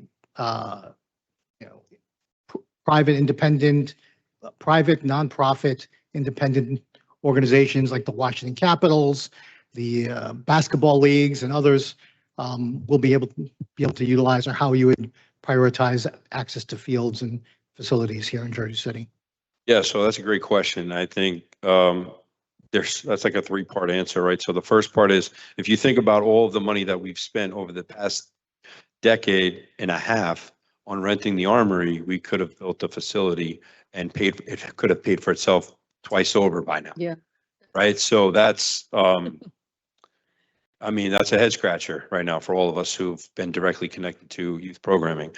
The second part of it is, we were actually on a barter system with New Jersey City University in terms of facility usage. So we would get to use Cave and Point turf field at no cost, and senior programming would come into our indoor facility at no cost. So there was a barter system there. So I would utilize as many barter systems as possible throughout the city to make sure we have programming for everyone that needs it. And I think the third part is to look into those third parties, right? The nonprofit organizations that can afford to rent a facility and that can work with the city to provide programming. So what we did at United was we identified space like Hudson Catholic High School or St. Peter's Preps Gym. And what we would do is we would do 1 hour of free clinics for the community, and then we would have our practices following that. So we'd be able to provide something for the community, and obviously we would use that as like tax write-off stuff. So we could work with nonprofits in that space as well. I mean, there's more than one solution to that problem, but I think the other part of it too is to foster and repair the relationship with the Board of Education in Jersey City, and starting with vice principals and principals. My credibility as an educator and as someone who is a youth coach that many principals and teachers know and have seen the impact I've had on their students, I think will go a long way in those conversations. And I'm very confident and optimistic that we can get some of those schools back on board, like Councilman Gilmore was talking about when he said, you know, we went from X amount of facilities in the summer to 1 or 2, or I think last summer they were outside the entire time. So in inclement weather, you know, there were issues. So I'm very eager to begin those communications. So council members, I believe you all have had your one-on-ones with Mr. Vincent and you have his contact information. We still have over 10 directors and staff members to get through.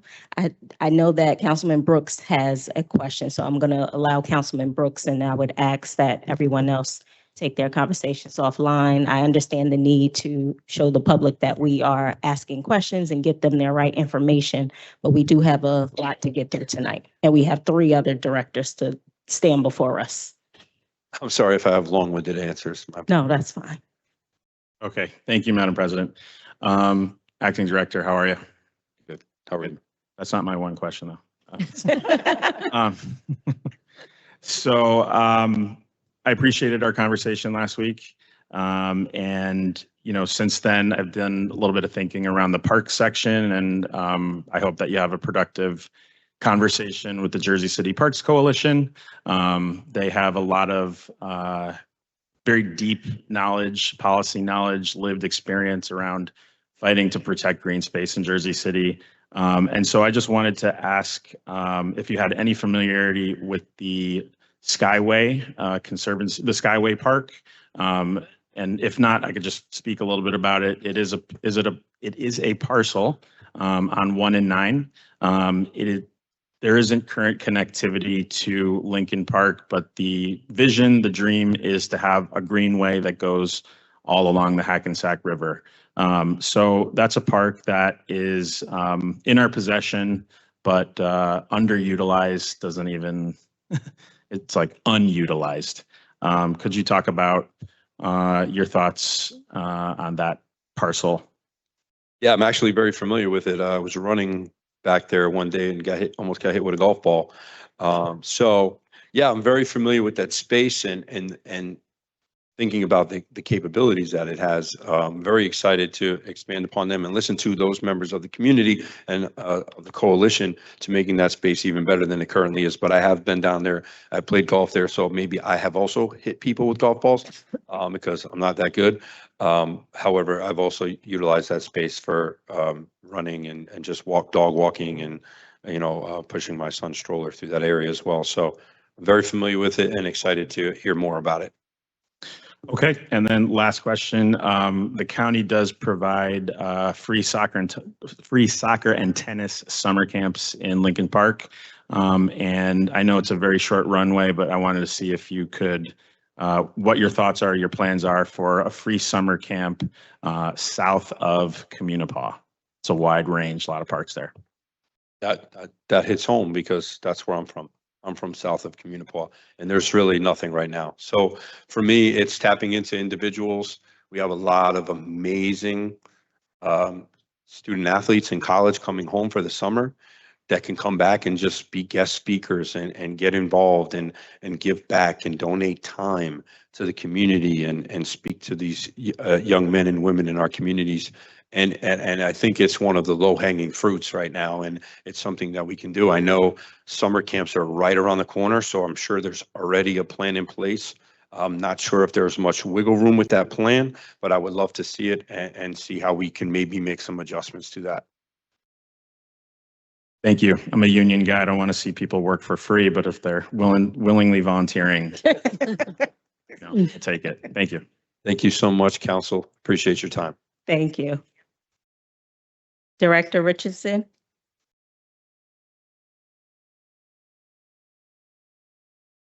Good evening, Council. I have actually, I wrote down 3.2 as an item, but when I re-looked at it, I see that I have 3.1 as well as 3.2. These two items were submitted by the Councilman Efros's office. So I want to say he actually sent me an email last Thursday just to put it on my radar and just to give us an opportunity to see if we had any concerns. Unfortunately, I was out of the office last week, so I didn't get a chance to look at it till today. But I do want to go on record and say thank you, Councilman, just for even giving us the opportunity to look over it. I have looked over 3.2, and both of them are just basic amendments. 3.2 is really just a definition amendment that it already goes in line with what our office is doing. Though I haven't had a chance to look at 3.1 extensively, I have looked over it. And again, I just believe that these are two great amendments that would just help us to do what we're doing, but do it better. So I just wanted to say on the record that I just believe that both of these were great suggestions, and you have my full support. Thank you very much, Director. May I invite my legislative director to speak a bit more about the ordinance? Okay, Zeke, do you mind just coming up? It's about 3.1 and 3.2. Okay. 3.1 and 3.2, yes. And again, I haven't had a chance to look extensively at 3.1. I'll check that in the morning. And so if I have any other concerns, I'll voice that with you. Thank you. Yeah, Director, if you don't mind, I'll have my legislative director also speak to these ordinances and sure, absolutely. The briefing. And thank you. Thank you. Thank you, Director.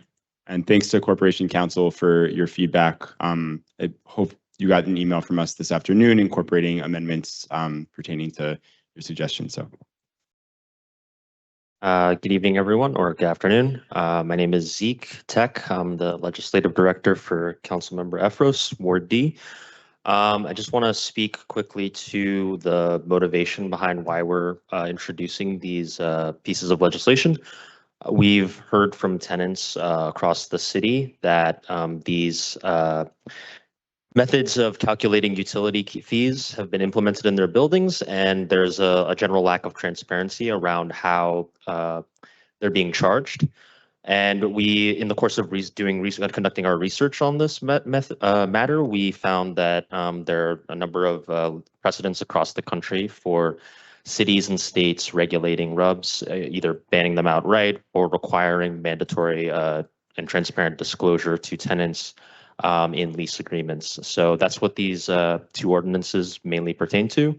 The amendment to 218 deals with that specifically, but the amendment to 260 as well is a clarification, just making it explicitly clear that included in rent is the cost of utilities, however they are calculated.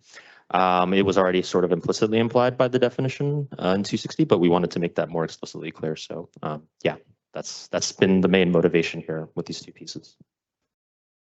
Thank you very much. Questions? Thank you for doing it. Thank you.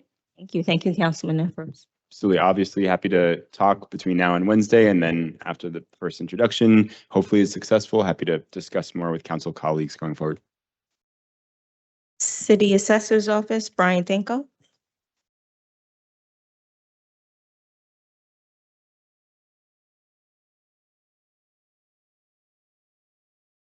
Members, this is item 10.3, 26-243, I believe. And it's a resolution regarding exemptions from taxation for veterans who have been determined by the United States Department of Veteran Affairs to meet the qualifications for 100% service-related disability. And we've reviewed those cases as required by law in the assessor's office. The resolution authorizes the city tax collector to refund, credit, or cancel portions of the 2026 taxes for the domiciles of 11 veterans in Jersey City for the number of months since their determination was issued. The veterans' names and tax amounts are attached to the resolution, and that's about it. Questions? Parade to the veterans. Yes, All right. that's a great. How is eligibility determined? This Department of Veterans Affairs determines that. The U.S. Department of Veterans Affairs. I'm sorry?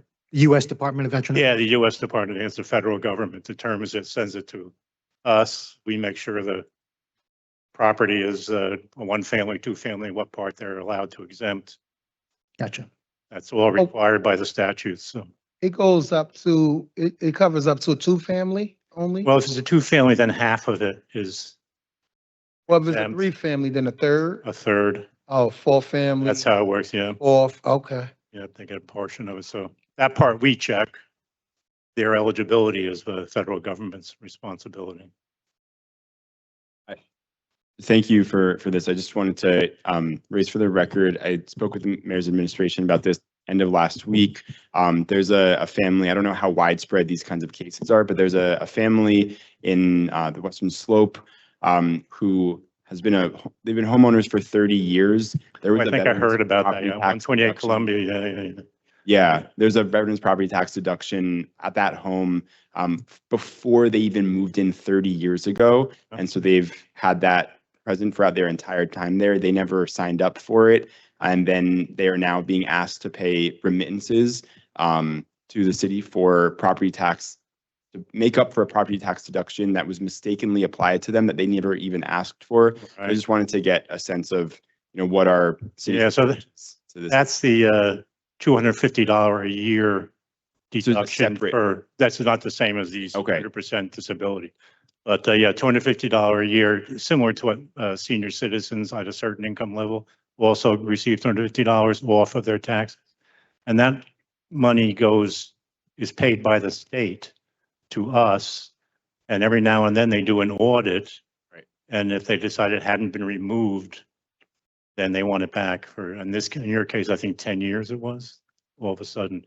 Yeah, homeowner for 30 years, but 2017 to 2025 is. Yeah, we're going to be much more careful looking at those when there's a deed. And it does appear on the tax bill, but people don't fine tooth comb their tax bill. Yeah. So they don't know about it and yeah, all of a sudden they get that. I'll just ask the administration if we can work on this case together to make sure that can hopefully make this family whole and at least avoid these Yeah, things we'll going do what forward. we can But do. I'm sorry about that. no, thank you for the presentation. Just want to make sure that's taken care of as much as possible. Other questions? Thank you. Thank you, council. Matt, city planning?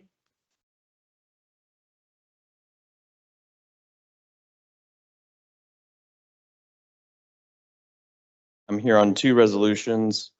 The first one, agenda item 10.41, resolution 26-281, a resolution of the Municipal Council of Jersey City authorizing the Jersey City Planning Board to study and prepare an amendment to the Morris Canal redevelopment plan. This is following up on the heels of a community meeting on April 7th, 2026. There is a zone in the Morris Canal redevelopment plan called the Berry Lane Park North District or zone that has not seen redevelopment since it was rezoned in 2020. There is a presentation of or a PDF of the presentation given at that April meeting. We also did a survey and a summary of the results are enclosed. There is a new contract purchaser that is or was interested in the property. A cover letter from August of last year is enclosed as well. This is simply a resolution to seek permission for the planning board to study amendments. This isn't the end of public outreach, it's the beginning. And formulating the potential amendments to come back before for city council in the form of an ordinance after going to the planning board first. Questions? Hey, Matt, quick question. And correct me if I'm wrong. So I guess Lou Martin, well, they're out. The new developer that was slated to go there, they backed out as well. Is this, who's this study for? Is it I don't know about that. Someone told me that today, but was the first I heard about it today. That's not accurate or? Oh, I don't know. Oh, okay. Well, I mean, I guess, well, for me, it's several things that are striking about this. One, the removal of the clause for the rec center. Like there has to be someone in mind if certain terms are looking to be agreeable. So there is no language right now. No. They attached language, but that is not the amendment that's before council. That's not the amendment necessarily being studied. But it's planning board. But it's in there though. It's in what they submitted, but that's not necessarily what will be studied and presented to planning board or come back to council. Now, who's the they submitting this? Who's that group? The contract purchaser from this letter dated August 23rd, 2025. Is that the one? It might be. I don't know the name on this. I'm assuming it's the last developer. Is this from the last meeting that we just had, Matt? What in the pack? We had a meeting on Yeah. this about, You just mentioned we had a meeting in April. Yes. Where we took community feedback. and these are, and this is that developer? This is not anything. It's a permission to ask the council to study an amendment. Oh, I understand it, but we're studying it for a reason. We just didn't wake up one day and said, let's study this area. That's right. Who's the petitioner? So Petitioner is I mean, as far as I understand, it's NRP Properties LLC. They're under contract to acquire the property. That's my understanding. The councilman said that there no longer are, and that's the first I heard of it today. So I haven't received anything saying that they weren't. It could be, I don't know, but similar to Matt, I haven't received anything saying that they weren't. They've met with the community several times. They were at the community meeting that we had in April. The community shared what they were looking to adjust from the current plan. And so we Matt agreed to reopen, looking into this area redevelopment to try to fit into what the community said they wanted at that meeting. When you say Matt agreed to open, the administration has agreed to reopen the plan and just to study it again. Yeah, I was asked to attend a meeting, give a presentation. It's been several years since the zoning was changed at the site, so I gave an overview of what the zoning at the site is now by law in the redevelopment plan. I gave an overview of the proposal that we received in August of last year. We did a survey on community preferences about community benefits, timing, affordable housing, whether or not they like mixed use, and several other different items that are, I think, nicely summarized into a 2-page document, maybe 3-page document that's enclosed in this resolution. And this is a resolution similar to many that we've been doing. This might be one of the first that this constitution of this council have seen. But it is asking for permission, putting everyone on council on notice so that to anticipate an amendment possibly coming back. Yeah. We do it because we want everyone on the council to know that what the planning board is doing is working on amendment, working with doing public outreach, meeting with council people in and around that area at large if necessary. So that's why we do these resolutions. And just to be clear, before any amendment, it would have to come back before the council for. That's right. And it's also required as the redevelopment law, the local housing redevelopment law, it's a state law. It requires this process. It says the governing body shall authorize or has the power to authorize the planning board to study revisions to a redevelopment plan. I have a few questions, if I may. Go ahead. I recall this, the redevelopment plan was amended when I was still on the city council. I think it was my final, I don't know, a year or two. I don't recall exactly what the timing was, but so this is now, what ward does this property sit in today? Ward A. It's Ward A. It used to be Ward F, right? Correct. It sits in A. Okay. I'm just asking for my own clarification because it's changed since the last time, because it was Ward F when I was on the council. So could I get a copy of the current redevelopment, the zoning that applies to this? Yes. As you look to amend it? Yep.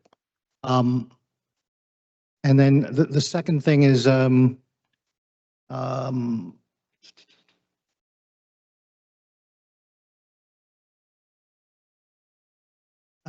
just start with that. Just get a copy of it. That should be enough. Very good. Matt, I have a question. So whose idea was it? Was it NRP or was it the community who is looking to remove the rec center from this this particular place? And not only that, is it for an exchange for something? Like more affordable housing or? So we're not even at that step yet, Councilman. We are studying the amendment. At the last community meeting we had, we went over the menu of community benefits that are required in the current zoning. We took a survey. It's one survey. There could be more outreach to take place. The results of that put what's called a neighborhood commercial facility at the top, and then affordable housing and rec center were I think tied at 2 as being priorities from that group of folks that spoke up and participated at that meeting. Okay.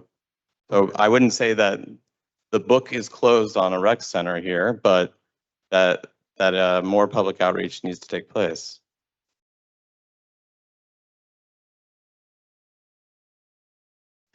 For the developer to even put that in his proposal to remove that.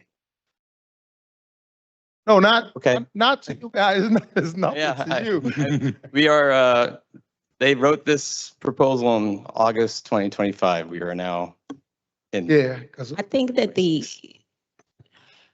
just to provide a little context, back in 2021, you know, as Councilman Labarro said, we were going back and forth with this in the community, whether we wanted the rec center there, it was supposed to be like a rec center, restaurant row, all these things, and 17 stories, if I believe it was.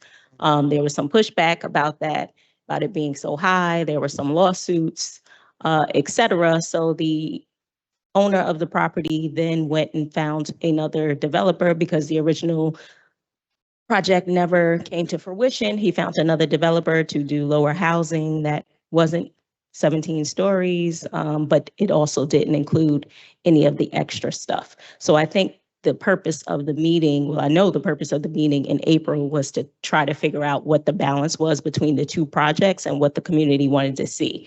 And then that's when planning did the surveys of what was the most important to people and asked this new developer if he could accommodate some of what were the most important things to people. So that is why they are looking to kind of reevaluate this plan. They're not proposing to remove or add anything right now, but it is a conversation that needs to be had. Correct me if I'm wrong on my little summation. I think that's a good summation. Okay. Matt, the owner of this property prior to the 21 amendments, who was the owner of the property? Was it public or is it private? The same owner now. Same owner? Hasn't changed?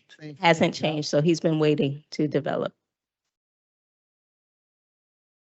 I guess a bigger question for the administration, if we're really serious about Jersey City not having a rec center, initially, before any development was slated to go there, there was a proposal to turn that entire area into a rec center that was supposed to be adjacent to the park. Is that opportunity still available, or have we bypassed that opportunity, or where we at? Am I even accurate in that assessment? I'm not aware of that, Councilman. I'd have to look more into it, but I can get you an answer by Wednesday. I remember working for Recreation, and Ryan Scruther was there, and they were doing a park. And those conversations had popped up as it relates to that area. Any other questions? Okay, Matt, you have another one? I do. The next item on the agenda, 10.42, Resolution 26-282. Quite a long title here. Resolution of the City Council of the City of Jersey City authorizing the Planning Board to investigate whether the property known as Block 2604, Lot 24, Block 2901, Lot 34, Block 9705, Lot 43, Block 10803, Lot 35, Block 14703, Lot 2, Block 18303, Lot 27, Block 19603, Lot 3, Block, someone's playing a joke on me, Block 23201, Lot 8, and Block 24002, Lot 3 on the tax map of the City of Jersey City, State of New Jersey for determination as an area in need of redevelopment with the power of condemnation pursuant to the local redevelopment and housing law, NJSA 40:12A-1. So This is a resolution to authorize the planning board to study these properties as an area in need of redevelopment with the power of condemnation. All of these properties were provided to the staff to prepare this resolution. They're from the APRA list, the abandoned properties list. And there are tax maps that indicate the block and the lot that they are on. I apologize if they're a little small.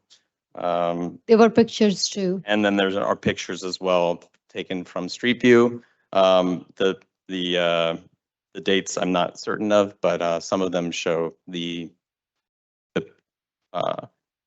poor state that they are in, if they are still in fact current. Yeah, Matt, how do we, like, what is the follow-up? Because I see one property on here that actually has permits that's being rehabilitated. I see another property on here, which I spoke with the owners. They're in the process of securing finance to do. So is there a follow-up with the owner of the property? Like, how does this process? Yeah. So this is the beginning. What would come next is the staff would then go do site visits and write a report. Some properties might be able to be removed in that process and left out of the designation resolution when it comes back to city council. How do we decide who goes on this list?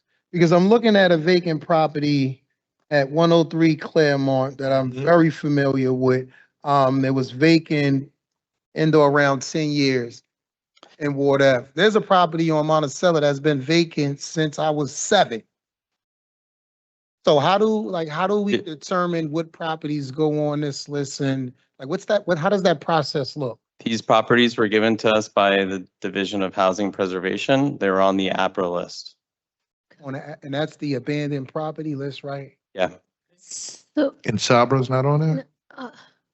We got to work backwards. Who puts properties on the APRA list? Division of Housing Preservation. but what would city do with these if we take it over? What are we going to do with these? Rehabilitate them, I think, is the outcome that the city wants to Affordable. potentially pursue. Affordable housing? Yes, I think that's definitely. Home ownership. Yeah. And none of them are. The intent from the administration would be to potentially utilize these properties to increase affordable housing, homelessness for, people who are without, homes in a transient situation right now in their lives, to see if we can build a better system around the city that incorporates all parts of the city to respond to some of these issues. Okay, so just to be clear, that is the intent. Just so the record reflect, none of these properties will go to personal developers, will be sold to personal developers. Testing, there we go. That is not in the plan, no. No, I know, but what I'm saying is intent and outcome are two different things. Yeah, I think you want to look at that. Yeah, I think the issue would be is that without knowing the specific properties or anything, I don't want to give you a confirmation on exactly what will be happening to all of them. It's a very infant stage of the plans, but the plan in general is to use all the properties to support affordable housing, homelessness. There might be some kind of contemplation where, hey, if we use this property, we can then get more affordable units in some other properties. So I don't want to give you the specifics yet because I don't think the specifics have been drawn out. But the idea would be to use every single one of these properties to leverage them for affordable housing or for, transient services to homeless individuals. So to that point, the plan is to purchase them or to have them condemned, city take control and then transfer to the JCRA for determination? That's one way we're looking at doing it. Obviously, again, very infant parts of the plan right now. Is a lot more to flesh out. First thing is to, identify these properties, ensure we can or can't use them, and then start working on a more comprehensive plan from there. Thank you. Matt, you got to look at 28 Magnolia. I understand there's a potential buyer who's interested in doing something with that property. I could put you in contact with that individual before I would like to do that before I vote to condemn the building, to move to condemn the building on Wednesday. So to do the study with the power of condemnation ones. I know the process, but. So, yeah, this is the study to authorize, or resolution to authorize the study.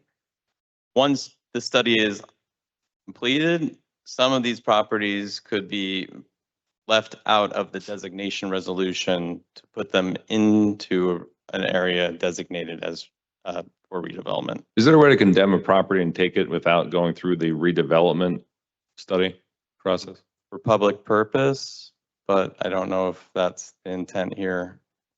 Public purpose could be public housing that we, even if we're partnering with private dollars in some way, public housing being a public purpose around this. I don't know if that's technically public purpose. I would maybe look to Corporation Council on that. Yeah, it's hospitals, schools, highways, roads. I just meant because 195 Baldwin sits within the redevelopment plan, Journal Square, and 28's right smack dab in the hilltop, which again, it has a brand new exterior with new windows.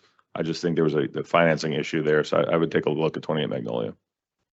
And so, yeah, Matt, you're for taking a that. look at all of these, right? Because this says. That's right.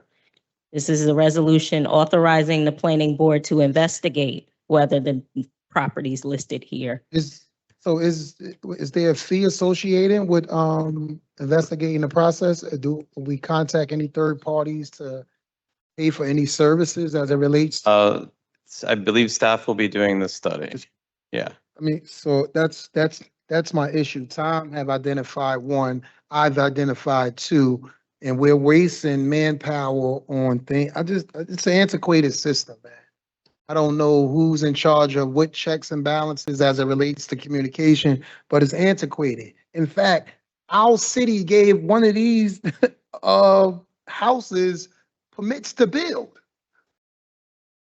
So doesn't, like, when you get permits to build on a vacant property, doesn't trigger some internally to send to the people because it's no longer vacant if they started to do the construction?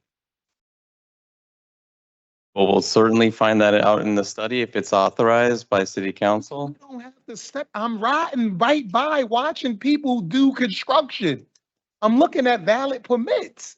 Like, we're at the site. In fact, me and Greg Kears went to the site last year because there was an issue with, I guess this part of the house had looked to be collapsing. And it's not a knock on you, Matt. I'm just saying that the process, we have to tighten up on process.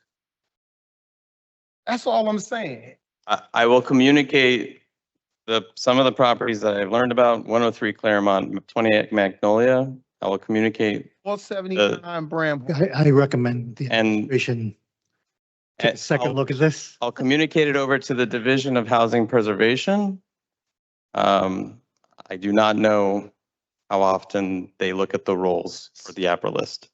Okay, so Matt, if there are any other properties on this list that council people want Matt to kind of look at before we vote, please send him that list so that if he needs to make changes before Wednesday, those can be done. Yeah, we can change the resolution as well, so it's Right. really fine. Thank you. Yeah, okay. Thank you. Thank you. Affordable housing, Gigi?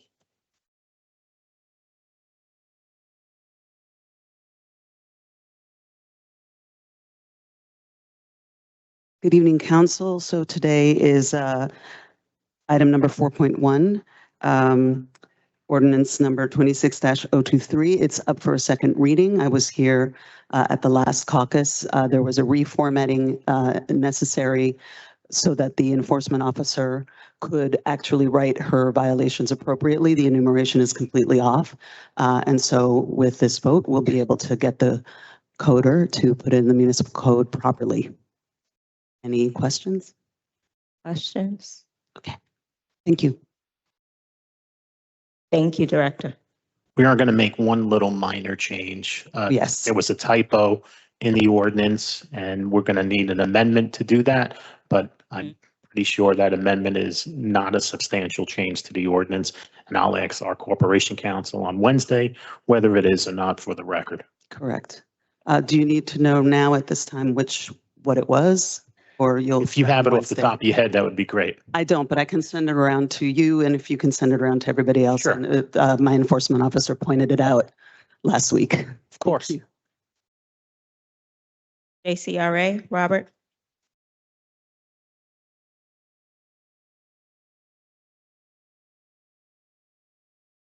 Good afternoon, Madam President, fellow council members. I'm coming up here with also the Director of Infrastructure, considering this is for agenda item 1018, a resolution authorizing the renewal of a cooperation agreement with the Jersey City Redevelopment Agency to further the goal of developing the Morris Canal Greenway. We're cooperating already. This, council members, this was an agreement that was in place, a 3-year agreement that expired December 31st of 2025. This is really just an agreement that lets JCRA and the Department of Infrastructure, on behalf of the city, collaborate on advancing the Morris Canal Greenway. As you may remember, we recently awarded a contract through a grant to advance some construction projects on a few sections. Putting this agreement back in place will allow JCRA as the redevelopment agency, as well as infrastructure in the city, to work together to try to advance other sections that are not currently advancing. Questions? Thank you. HHS, Acting Director Linda Ivory Green.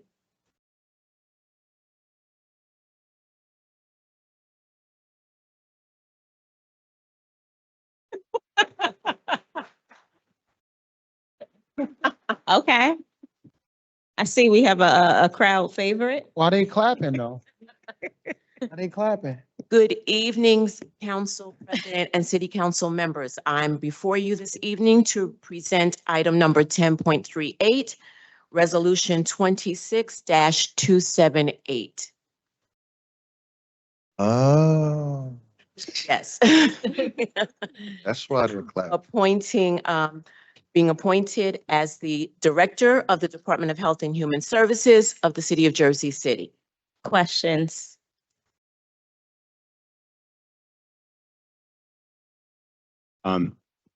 Director, thank you for our conversation the other week. Really appreciate your time. Sounds like there's a lot of alignment.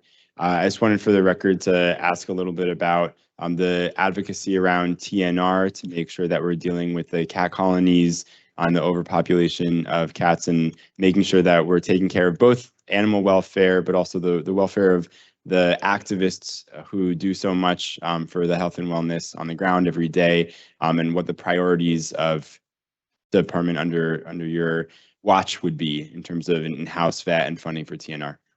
Okay, I'm glad you mentioned that. The priority is to get the house vet onboarded to ensure that we have services. We've been spending way too much money contracting out. And so actually, this should be settled hopefully this week. And we should hopefully have a vet on record shortly. Wonderful. Because that's where we're looking. We're looking to save dollars and to have somebody in-house. We're Absolutely. already making changes. Yes. Yeah. Doing the work. My questions were all about TNR. Oh, and we had that discussion, right? So, yes. I appreciate you meeting with me as well, and I feel like we had a great meeting and we talked about many things, including TNR, also mental health, a number of things, senior services, and I just want to say I appreciate our meeting, and I think you're going to do a great job. So congratulations. Thank you. Yes, I've had the privilege of working with Linda when I was being punished by the last administration. Movement. No, for real, seriously. No, this is before I ran for office when they was just like moving me around from department to department. Director, working with you is not a punishment. No, not you. No, not me. They thought they were punishing me, but in all seriousness, I have the privilege of working beside Miss Green. And I could just say she's a class act, and you can always tell one's leadership based on the people who stand behind them and who show up to support them. So I'm thankful you were considered for this role. The pressure's still going to be on you. We're still going to ask the hard questions. But I think you are deserving. You have now been working for the city 30 years. 30 years as of the 29th of April.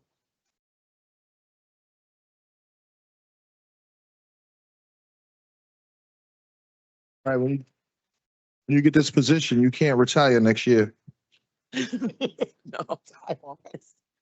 I can hope 30 I years? get the same welcome after 30 years serving. I'm quite sure you will.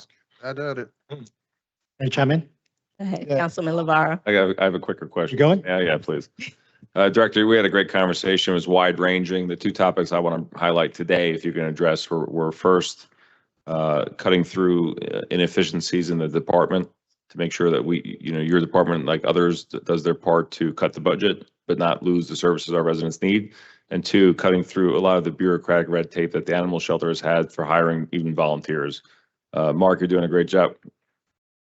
Director Burns, you're doing a great job with what you were given, but volunteering to clean out, taking care of the animals there shouldn't require the same background check that some of our other employees require. So if you can talk to those two things. And hopefully that's something that we're going to work on. I've spoken with Mark after our conversation. We've been having these discussions that systems need to sort of be more efficient. We need to streamline the process. When you're talking about volunteers and you're talking about the work, especially in animal care and control, that work is grueling work. So if you have people who are able to step up to the plate, and actually add to the support that we need regarding the services, it should not be cumbersome. It should not be cumbersome. Yet understanding that we want to ensure that those who are volunteering are cleared through a certain process, but it should not be a cumbersome process, not at all. And when it comes to efficiency and looking at the budget, I've had the discussion with many of you regarding sort of consolidating services, streamlining and reducing some of the divisions because HHS has 10 different divisions. And so if we can sort of reduce some of the redundancies, the duplication of services, that would significantly reduce the budget at this point. And I've done so. Right, and and making sure that not as top heavy as we are in some other departments, I'd appreciate that too. Absolutely, absolutely. Director, it's Rolando here. Pleasure.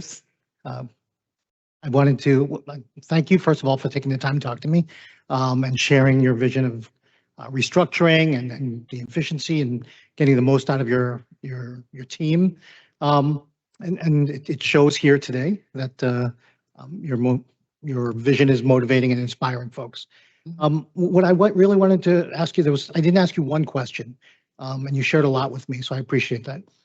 With the closure of Heights University Hospital, we have a real gap in healthcare services to the Heights community, Journal Square areas, and so forth. So, what role do you see Health and Human Services playing in kind of filling that gap or that need? First of all, our department should be overseeing the next steps. And I'm involved with the process, with the mayor's office and everyone on board, looking at next steps and what we need to look at as far as critical services, right? Because there's certain things that have to be in place when it comes to our healthcare. You have to have a facility that addresses behavioral health. You need to have a health care system that addresses your chronic diseases, your urgent care. So those are some of the priorities as far as Health and Human Services, overseeing next steps once we finish with all of the other processes and things that we're going through with the state and with HRH to ensure that those services are in place for not just the Heights, but we need those services throughout Jersey City. The medical center right now, Robert Wood Johnson, is inundated with because of what has happened. And so we need to speed this up quickly. That we need to speed this process up quickly so that services can get back to the residents in the areas where it's most needed. I only have one more question, and it's a question for all the directors. I didn't get to ask Pete this question, but I think I asked everybody in my personal, but just get everyone in the record. There may come a time and a moment when you may disagree with the administration on choices. If you could just talk through that and how you would approach that in terms of when you have disagreements with them and on policy and approach. Well, when you have disagreements, first of all, it's a collaborative. First of all, you have to state your case, state the facts. Health and Human Services follows state statutes. So there's laws and ordinances and policies that we have to follow that are mandated. So when it comes to certain things, you can't, there's no way you can sort of compromise. There's certain things we cannot compromise on as far as a department. And so trying to ensure that that message is clear to administration, that they understand. And when you compromise, then there's always going to be liabilities. And so I think that's the best way to approach anything, and having conversations, but basically stating clear and concisely what we are state mandated to do and what we must do and the services we must provide for the residents of Jersey City. Thank you. Director Green, thank you for your time. And, we are so looking forward with you. The The permit process for food-related businesses is so tedious. You know, before they start, they get discouraged. So this is something we really have to work on, making it easier, working with them. Sometimes they do not even have the correct information and they waste days or weeks and months. I think communication and clear correspondence is really important, especially with immigrant community. I see certain things they do not even understand. Sometimes they are so scared that they do not reach out to health department, thinking that if they ask question, then someone will, you know. Right. And absolutely, absolutely. Business. And so what it's imperative for us to make sure that we provide education to our business owners, and basically make sure that they have all the information that they need and putting it out there so that, and even we're starting to have people go out into the community. So we'll have that connection between government and our businesses and providing them the information, because you're right, especially during this time, they are scared to come out and to ask questions. They're scared to engage government, right?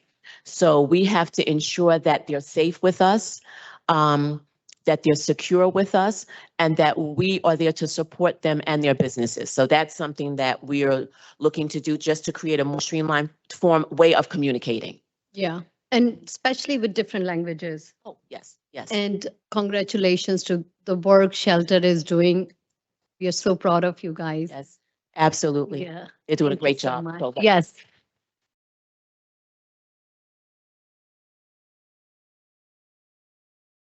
Director, Director Evergreen, thank you for your 30 years of service and your continued service. So my question is mental health and also related to the unhoused. I know people get dropped off on MLK from various shelters with no place to go, nobody to talk to, and also the pedestrian plaza. There's a lot of unhoused down there, people with mental health. Like, so what does the ground game look like? Those are the priorities too, mental health and the homeless.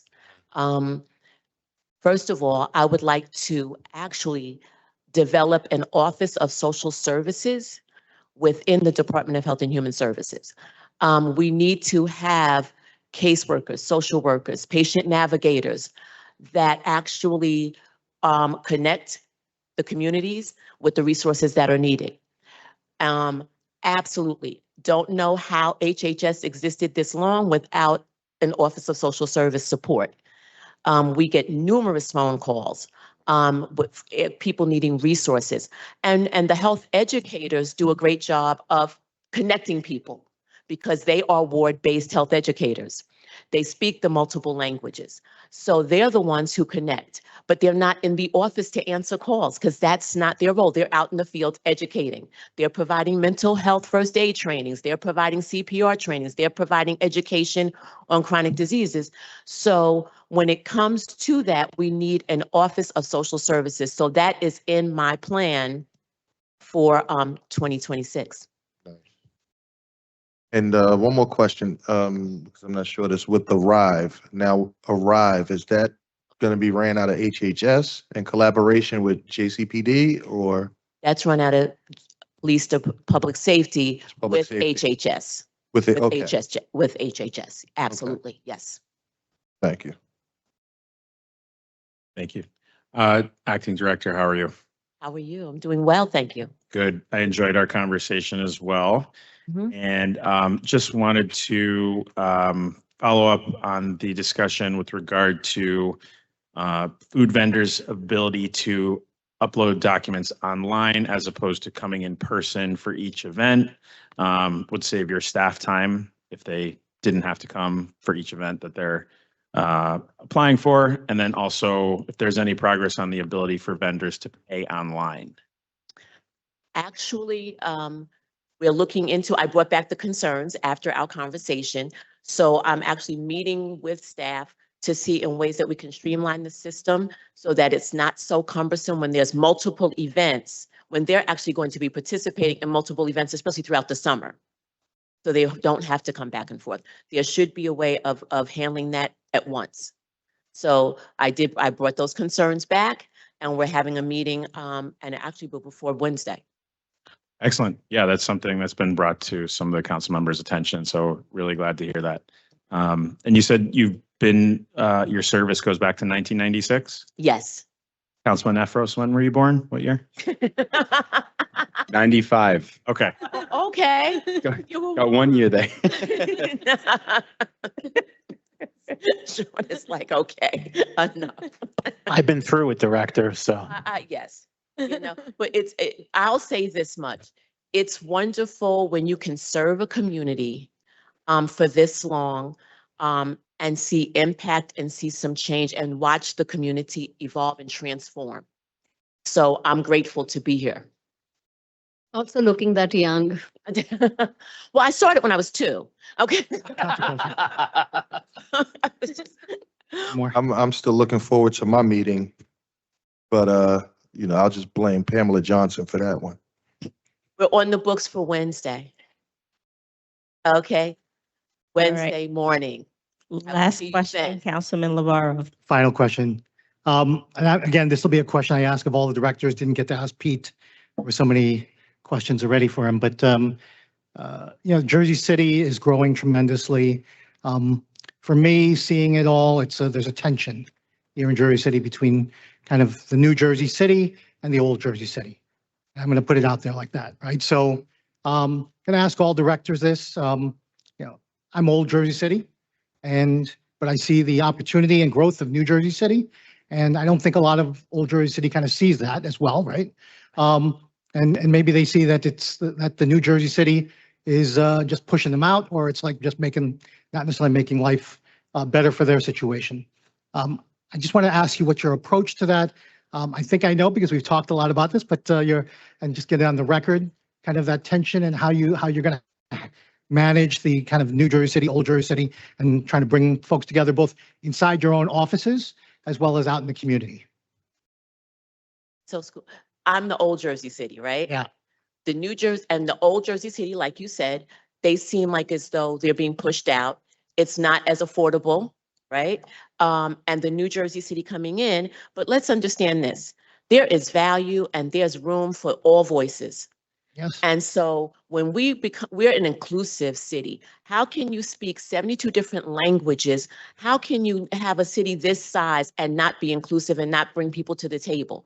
So there is great value in the new as well as the old.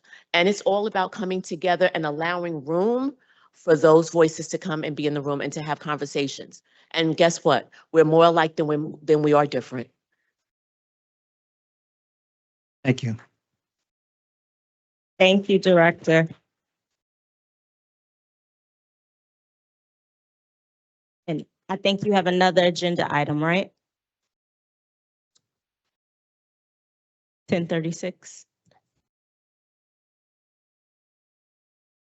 Oh, no. Okay, you just signed up. Peter will take care of that one. Okay, got you.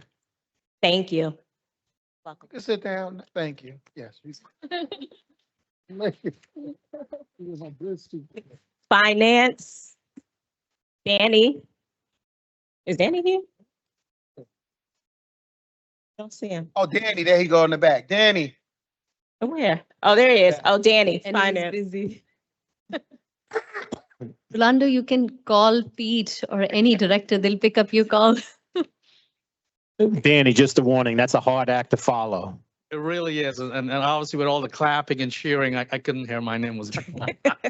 Congratulations again, Director, and all the other directors. Good evening, Council President, Council members. For your consideration, I have one item for your consideration. It is resolution number 26-241, agenda number 10.1. And it's a resolution authorizing an emergency temporary appropriations. I don't know if you had a chance to take a look at it, but we did circulate a memo justifying each of the items that we're requesting. And these items are needed for the continuance of city services without any disruption. So if you have any questions, I'd be more than happy to answer. Yeah, I have a question. I'm sorry, Frank. Go ahead, Councilman Zupa. For these items, is it because we're a little later in the budget process than we would want to be, or because the departments did not budget appropriately for the amount up to this point? No, so some of these, so take for instance, if you look at, I'm referring to the body armor, for example, that Correct. the So police department those are just grants. realized that we needed to. yeah, so those are grants that the city has been accepting. Okay. But if you look at the first batch under sanitation, the request that we're asking for, the $245,000, those are strictly for snow-related events that happen in 2026. These are for the snow towing vendors that we have to pay them. What about the public defender's office? Or is there an influx in cases in municipal court? Yes, as per my conversation with public defender's office, that is the reason why. We want to make sure that we pay all these invoices up to June 30th. So there's no lapse in coverage for the public defenders. Can I get an accounting from the administration on how many cases are being heard in the municipal court between January 1st and today, please? And how many of those are the applicant requested the assistance of the public defender? What I'm trying to find out is why there's more money going out than what was budgeted for. Because up to 4 months worth of municipal court work, you get 4 hours of time, a few days a week for an additional $80,000 for that amount. I'm curious as to what was missed when they first made the budget allotment, or conversely, why there's an influx of new cases. I mean, I'll work with Peter and public defender's office and we'll get that information. I have a quick question on the note about sanitation. So this is outstanding payments around the snow.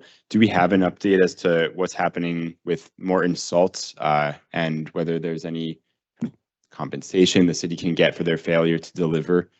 So to my understanding, the last conversation I had with the sanitation manager, he has been in contact with Morton Salt. Currently, there are a few invoices that's pending. But we put those on hold because we want to make sure that, number one, they're accurate before we pay them. And like you mentioned, we want to make sure that we get some kind of reimbursement. So we'll be talking to the law department moving forward. Okay, yeah, appreciate being kept abreast of whatever that. Another vendor that we have, Atlantic Salt, they have been great to us. So we do have in stock of rock salt on our various domes. Okay, hopefully no snowstorms anytime soon, but. True, but we also have to never be too careful. Because, I think about 12 years ago, we did had a major snowstorm back in October, if I remember correctly. Peter, do we know when the when is the actual budget coming before the council? The end of June? Yeah, so we're currently looking at the end of June, July. A lot of this is going to depend on what the state has in their budget for us. So we're in, constant negotiations and conversations with them just to see, how that will end up for the city's position. What is the state's deadline? Because I know it's a penalty after that. June. They have to have their budget out by June. The state. Any other questions? Yes. Can you just speak to the buildings and streeting increase? It says for advertisement of the HVAC.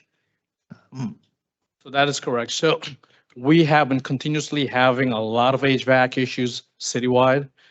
The current contract that we have, a company is called McCloskey. It's a co-op vendor. They have been state regulations where we cannot use certain co-op vendor for time and material. So with guidance from the law department and the BA's office, we put together a bid specification, which we should be advertising very soon. Now, in that bid spec, it has two parts, phase 1 and phase 2. So it encompasses all of those things that we're talking about. So we want to make sure that we have funding available because we're looking to put this bid spec out, if not early next week, probably like in the next 10 or 15 days. So obviously, So it's not 175,000 for advertisement. no, so whatever we're requesting right now is just to have the contract as a temporary incumbency. We wouldn't know what a total contract is going to be. It could be 800,000, it could be $1 million, once proposal are received back. But we want to make sure that we have the adequate funding in place. So once we award this contract to the city council, we have the funding there, and we're hopeful that everything goes well if there's no bid protests. and everything is within the scope of work that we have requested, we're looking to probably award this contract, probably either one of the meetings in June. Did we already expend the money in that account, the OE account for buildings and streets? Yes. It's expended. Right. So when you look at building and streets, we have a vast amount of contracts, right? You have about 30 different vendors that we deal with. It could be for plumbing supplies, lumber supplies, electrical supplies. So all those vendors encompasses, those money. But we want to make sure that, like I said before, that you want to go to bid, right? But you want to make sure that you have the funding set aside that's earmarked so we can award this contract, because obviously right now we're putting a Band-Aid in a lot of these city-owned buildings. So I'm just doing the math like in my head, but it's 800,000 was the original temporary budget for buildings and streets. We're 4 months in, January, February, March, April, right? So it's 200,000 a month. And then you're asking for another 175,000 to get us through May and June. Is that correct? Before the final budget is out, before a permanent regular budget is adopted or introduced? Right. So this will bring us. Math doesn't work. So it brings us close to the 50%. What's that? This will bring us close to the 50% for the 6 months. It means you're coming back to us again. We won't be coming back until the budget is adopted.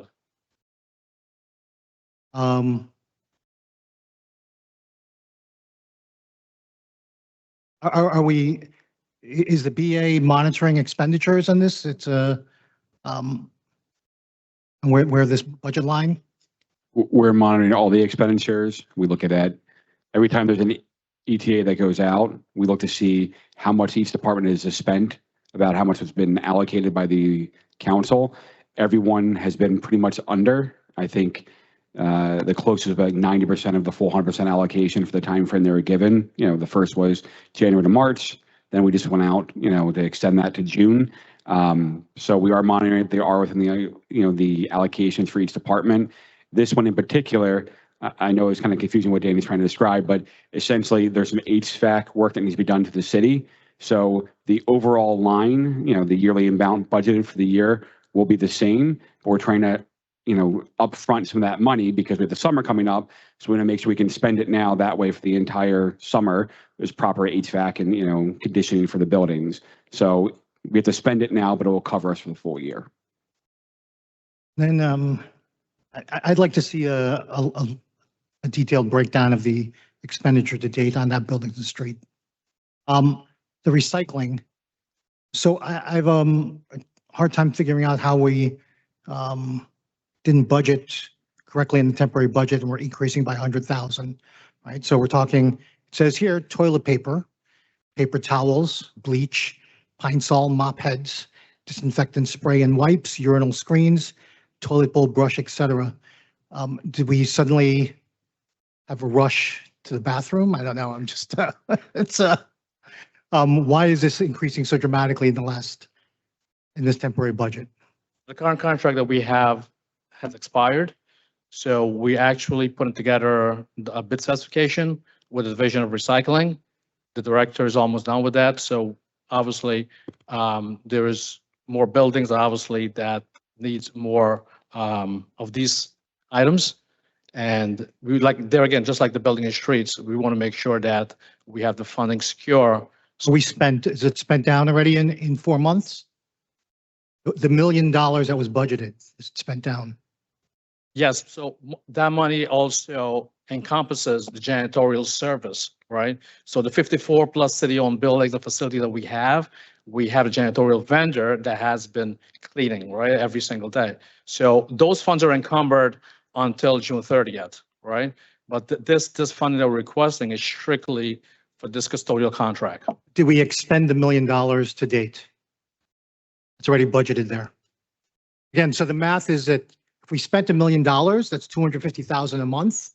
And then we got 2 more months, May and June. So that's another 500,000. And you're asking for 100,000 if we spent it down. So that's why I'm asking if we spent the money down or not. We have not spent it down, but like I said, this money that so whatever we have currently in that $1 million, will facilitate and will pay the current contracts that we have, all right? So we don't know what this bid spec is gonna look like. This is an open-end contract that we're putting out there. So I would also request for this line, recycling, a detailed expenditures, itemized breakdown for that. See how we spent that money to date.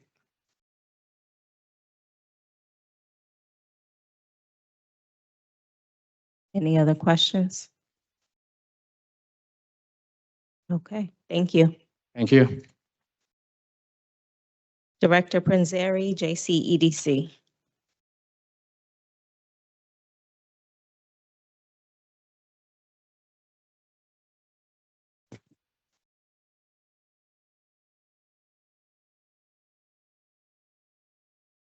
Oh, good afternoon, Council President, members of the council. The JCEDC has one resolution for consideration.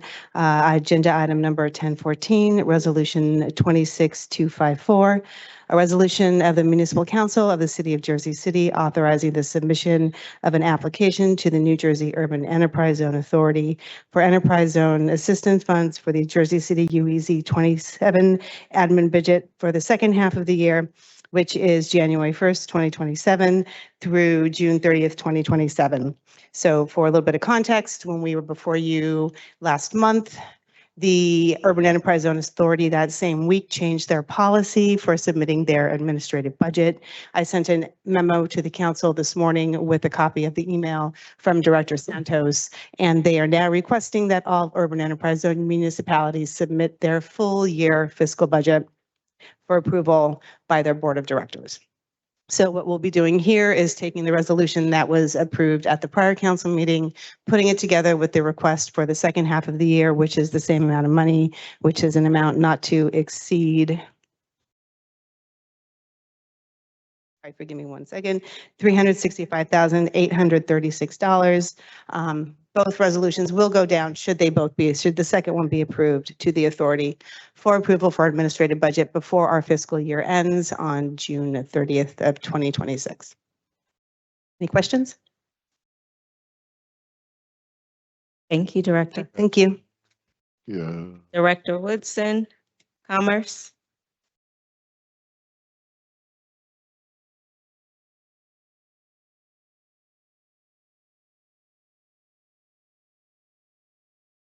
Evening, Council President and council members. I have three resolutions for your consideration this evening. First being agenda number 10.28, resolution 26-268. It's a resolution providing local support for Prime Genetics LLC to operate a cannabis cultivating and manufacturing business using a Class 1 cultivator and Class 2 manufacturer cannabis license. Prime Genetics will be located at 26 Corneliuson Avenue, and it was approved by the CCB on March 23rd, 2026. Questions? 26 Corneliuson Avenue.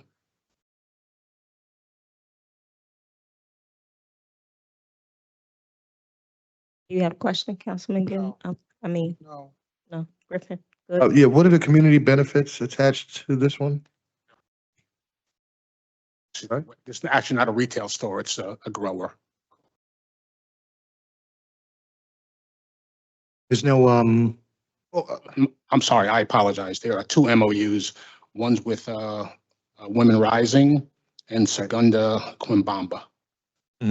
What's the second one? Second one is Segunda Quimbamba.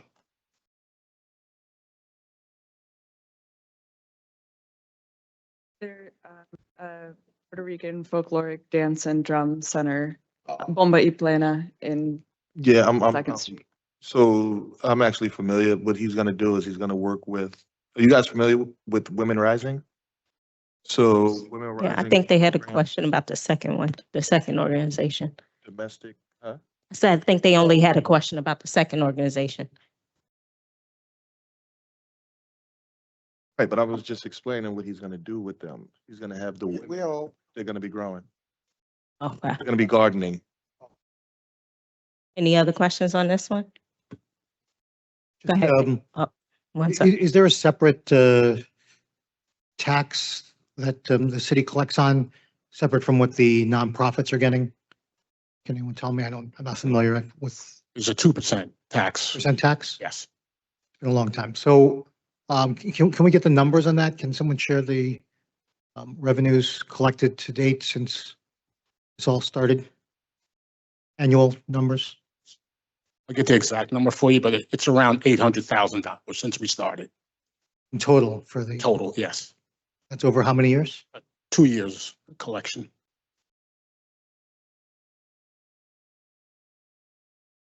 Has it been decided how that's money spent? By ordinance, it's dedicated to the Board of Education and social equity programs.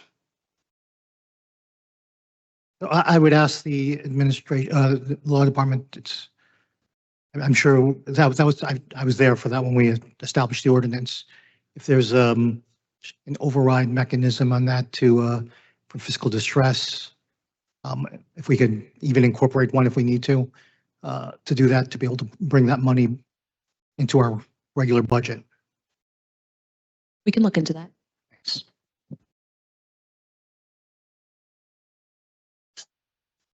So we have agenda number 10.27, resolution 26-267.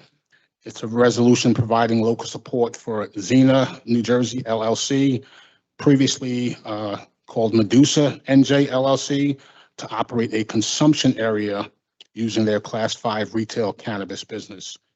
This Xena is located at 759 Bergen Avenue, and it was approved. The consumption lounge was approved by the CCB on March 23rd, 2026. So my question for this would be, this is indoors only, correct? It's not a backyard or anything, right? Correct. Okay. Is there a location, geographical limitation for consumption lounges to schools? There is, depending on the type of school it is, and I think a college, there was some issues raised. Hudson Catholic's across the street. That's what I was asking about. That was all resolved in court. There was an agreement, but I think when it comes to high schools, it's like 200 feet. It wasn't an issue. There were issues raised by Hudson Catholic as well as St. Peter's. But keep in mind, this was already approved as a Class 5. This is just in addition to their current license. They're open and operating. Already in that area, right? Correct. That's It's actually on the front door is on Montgomery. Montgomery Street. Yes. And this consumption area has very limited hours. It's located in the basement. And it's already built out. So you are saying that the consumption will not be happening there in that location? I'm sorry. Yeah. Yes, it's on site. Is this going to be the first consumption lounge for city? Is this the? Yes. We permit one per ward, but we only have approximately 3 applications so far. Sorry, how many applications? Three, but it's only allowed one per ward. Director. Hi there. What are the hours permitted for consumption lounges? It's like noon to 11 p.m. Okay. And are food or beverages permitted to be served? They are not. They're not. They're not. Got it. Okay. Can you speak a little bit about the ventilation requirements for a consumption lounge?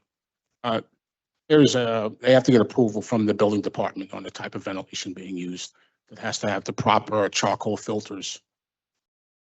And have those been obtained, those permits? Well, the build out's complete, so it's been approved. Okay, got it. So this lounge is like plug and play once Yes. it's approved. Yeah. Yeah. Thank you. So 10.28, I have a question. Are we there? We're done with 10.27, right? No other questions? Okay. Back to 10.28. Yes, sorry, I missed that. Can you please update this resolution to reflect that this will be it will be only for cultivating and manufacturing facility, not for retail? That's been corrected. It was sent over. Thank your aide for catching that for us. Appreciate that. And last one. Last one.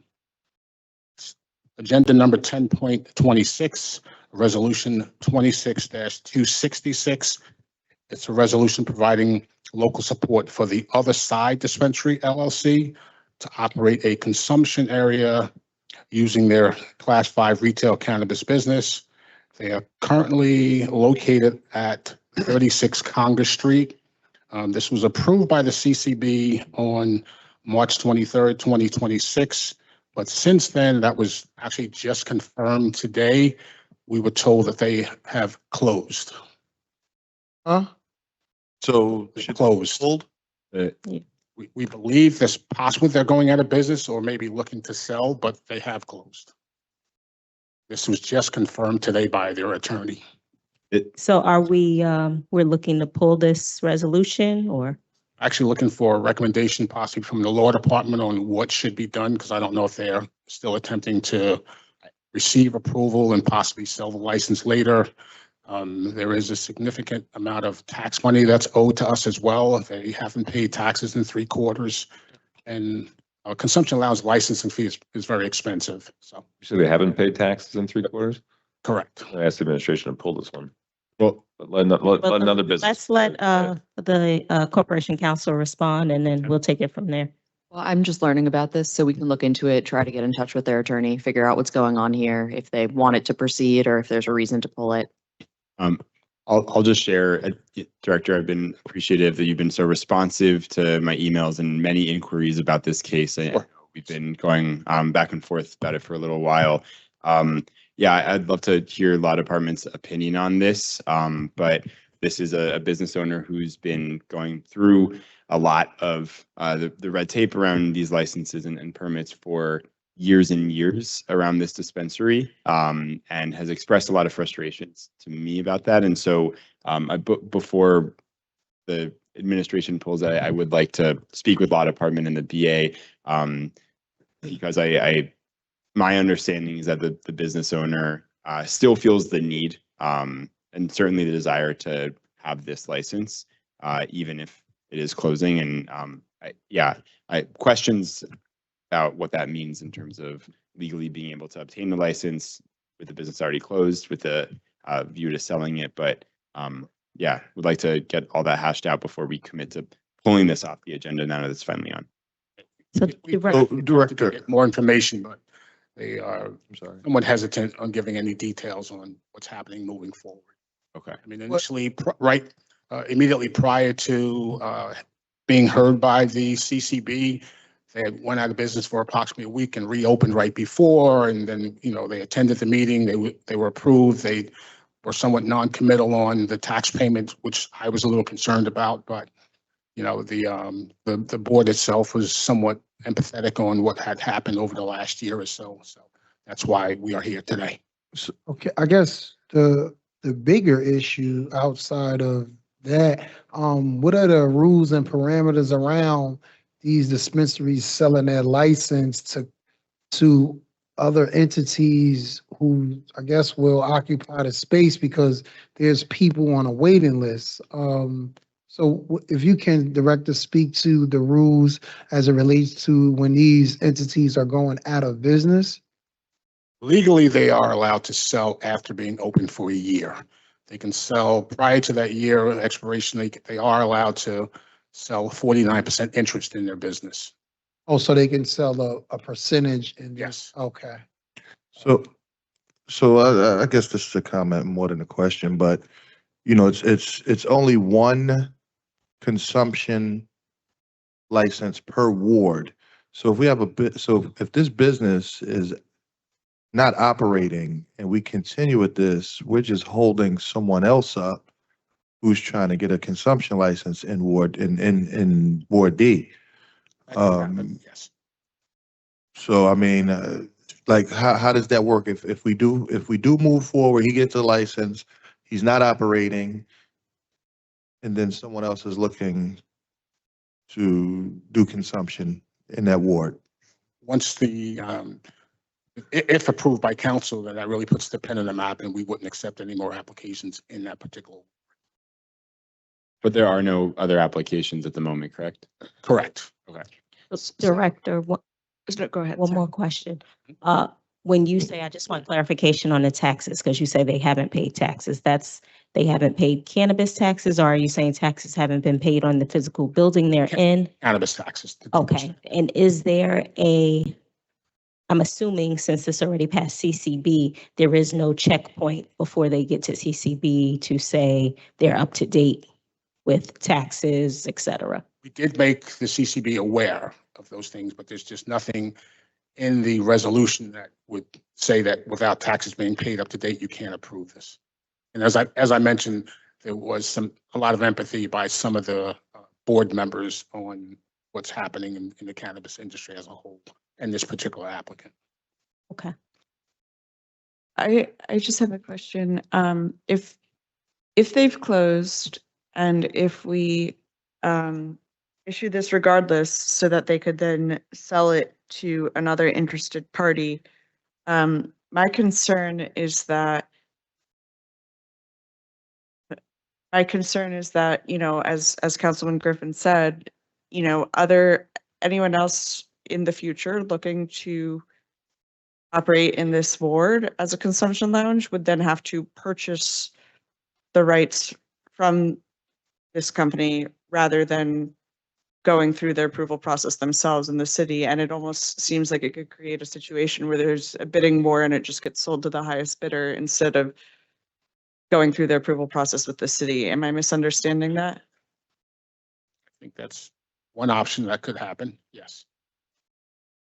Okay, that's concerning. Yes. And sorry, last. Go ahead. Director, so Councilman Zupa's point that I think it's a state law, but 200 meters from any school. I think this has been a concern for a lot of parents, school owners, and public schools. Can we do something about it? Sometimes it feels you know, these are young kids. If they see gummies and all that, I don't know what can we do about it, but that has been concerned for years. Referring to some of the businesses that are open. Yes. We open? Within 200 meters of any school. I mean, the distance rules that apply have already been reviewed for anything that was approved by the council. So it's not less than what's legally permittable. Currently, just so everyone's aware, 54 locations have been approved by the council already. So Director, one last question from me. So let's say we do pass it, the owner has the license, decides to sell it. Do they have to go through you guys, and would it be sold to the person that had the next application? Or can they just sell it to anyone?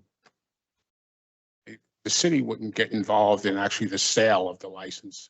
Right, I understand that, but what I'm afraid of is it would put whoever's on that waiting list at a disadvantage, right? Because if it's only one license per ward and I'm waiting, right? I mean, I think maybe a mechanism should be put in place, like, all right, this person has the license, so you know, we're requesting you to sell it to them at fair market value than just anyone.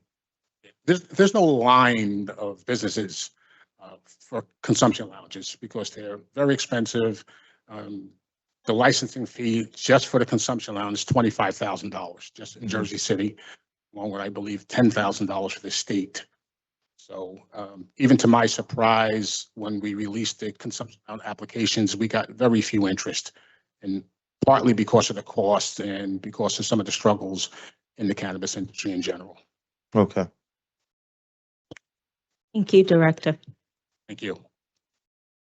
Director Kaplan, Infrastructure.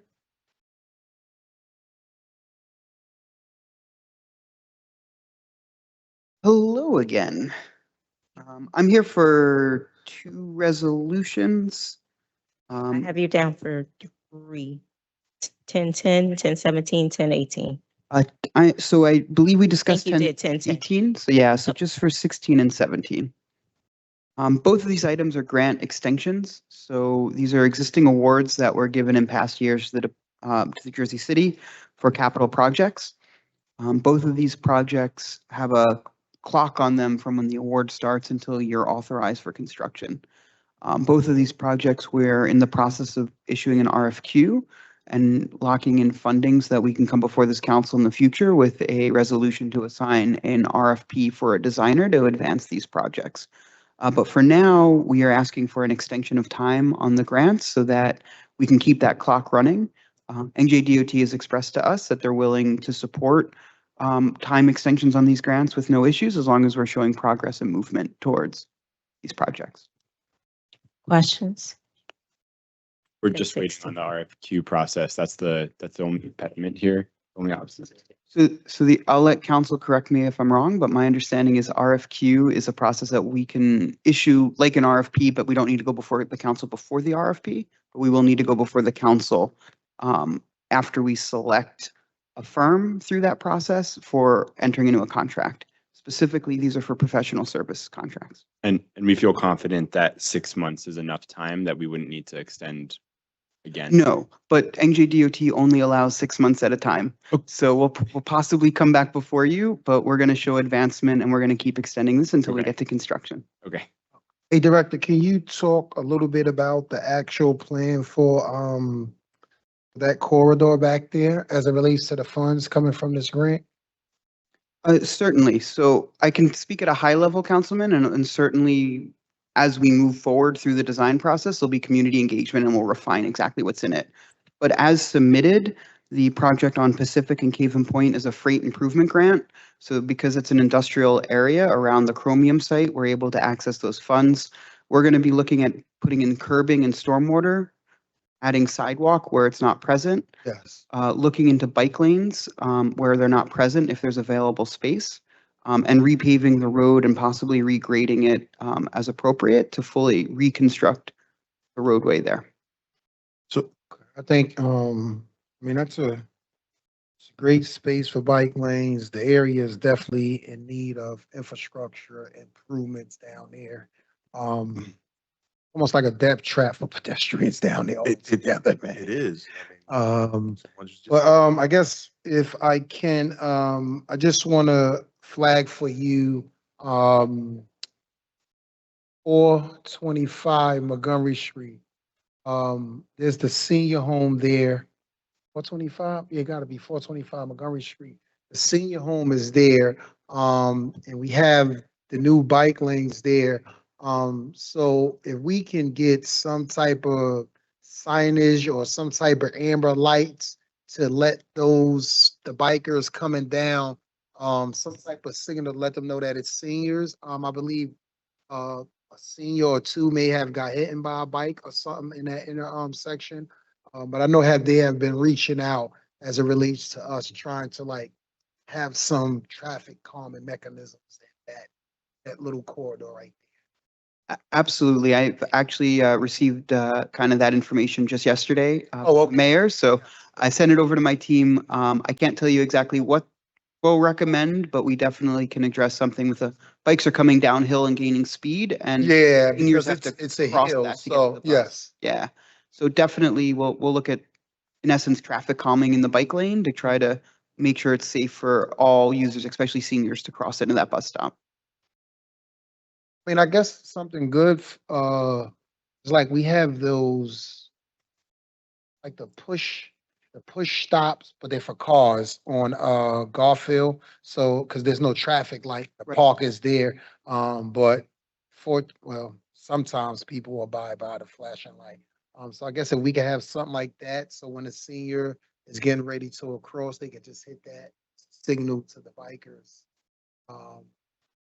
Yeah, I would just ask if you're willing to let us kind of pull a recommendation together. There's some other tools in our toolbox that we might okay. do, like rumble strips in the bike lane or even raising it. So let my team kind of come back with a recommendation. I'd be happy to talk it through with you and see where we land. I'm not sure where we'll land yet. Well, that's why you guys get paid. You're the experts. All right. Awesome. Director, hi, it's Councilman Lavarro. I just would like to get, and thank you, you emailed me and shared some information. Just as Councilman Gilmore already asked, just would like to sit down with you on these two projects, but also there were a couple of others. I think it's on my team We never set up the time to go through it. I'd really like to just get a overview of kind of all of the different road improvement and projects that we have in the city and what's being proposed and the grants and so forth. Kind of a high level view of all of that stuff. I would appreciate that if we get some time. And then Absolutely. the second thing, which is off topic and here, but just the Vision Zero walking tours are all starting this week, right? First one is tomorrow in Wards ENF, I believe. Correct? Correct. ENF first tomorrow. And I'm just wondering what type of, I mean, they all conclude this week. I mean, all 6 wards. So what's the is there continued outreach on the Vision Zero beyond this this week, or does that kind of wrap up the outreach portion of the plan? Absolutely. Let me, this will not conclude the public outreach. What we're trying to do is we're trying to move forward towards the adoption of a plan. But once we adopt a plan and a high injury network, that's only the beginning. We're going to be implementing safety improvements along the corridor and implementing the plan. So I'll get back to you on exactly what community touch points exist and how that relates to where we are in the plan. I wasn't prepared to kind of speak to this, but our key touch points right now following our Vision Zero workshop a few weeks ago that we held in this chambers, and then every ward having a walking tour, again, to get community input. That's goal is to help us refine what's in the Vision Zero plan, which will be kind of used as a tool for future projects. And those projects will obviously have, well, maybe not obviously, but certainly have more community input touch points. And what sort of outreach was done to community for this stretch at this point, if I may ask? Certainly. For these walking tours specifically, we've put in a lot of information out on social media. It's an open invite and would encourage everyone to attend. Our first 2 in wards E and F are tomorrow, and the other 2 wards we'll hold another 2 wards. I believe it's B and C on Thursday, and then A and D, I may be mistaken on exactly which ones, will be Saturday. Yeah. So this week, weather permitting, we will be having these walkthroughs with the community to get feedback on some concerns at some hotspots in their area. So this is what I alluded to earlier. I'm going to ask all the other directors as well, kind of that tension between the old and the new, right? So old Jersey City, not unless you're putting things maybe on Facebook, maybe they're there, but they're definitely not on Instagram in many respects. And so we need to do more direct kind of outreaches to old Jersey City to involve them and engage them in this process. And I speak about that not just in Vision Zero, but it comes back to me for the embankment and for a whole host of different projects that the city's engaged in. And so if we're going to be a city for all the people of Jersey City, we need to really truly engage in that. And I say that respectfully. I'm not. I know your intention is to engage everyone. So I just wanted to put that out there because I've been meaning to have that conversation with you and others, and our offices are limited in our capacity to be able to do that. So understood, and I can certainly respond and say it's our intention to continue to grow our community engagement. We actually have a job posting right now posted to bring in community engagement focused individual into the department. So your point is well taken. We did community engagement for the transportation master plan, which concluded where we had an online survey, but we also provided a lot of paper surveys in senior centers and other areas throughout the city with a pretty large set of information on that project. So I think we're very open to feedback from anyone on ways we can reach our community. Like you said, our intention is to reach all. We don't like to think of the city as divided by old and new, but really want the input from the full diversity of perspectives. So just to piggyback off Councilman Navarro, the planning board, what they do is they send letters out to the residents within 200 feet of a project. Now, maybe that's something that can be considered if, let's say, if a starting point is I don't know, let's say Monticello and George, for instance, like, well, that area, maybe, letters can be, mailed out within, I'm not saying the whole city, but, within that immediate area. And then also back to, Pacific Avenue, how early or how soon will the work begin, or has it started? Because, as you know, we talked earlier, there was a vehicular homicide just last week, which was Friday, and I actually saw this gentleman at Senior Bingo that night.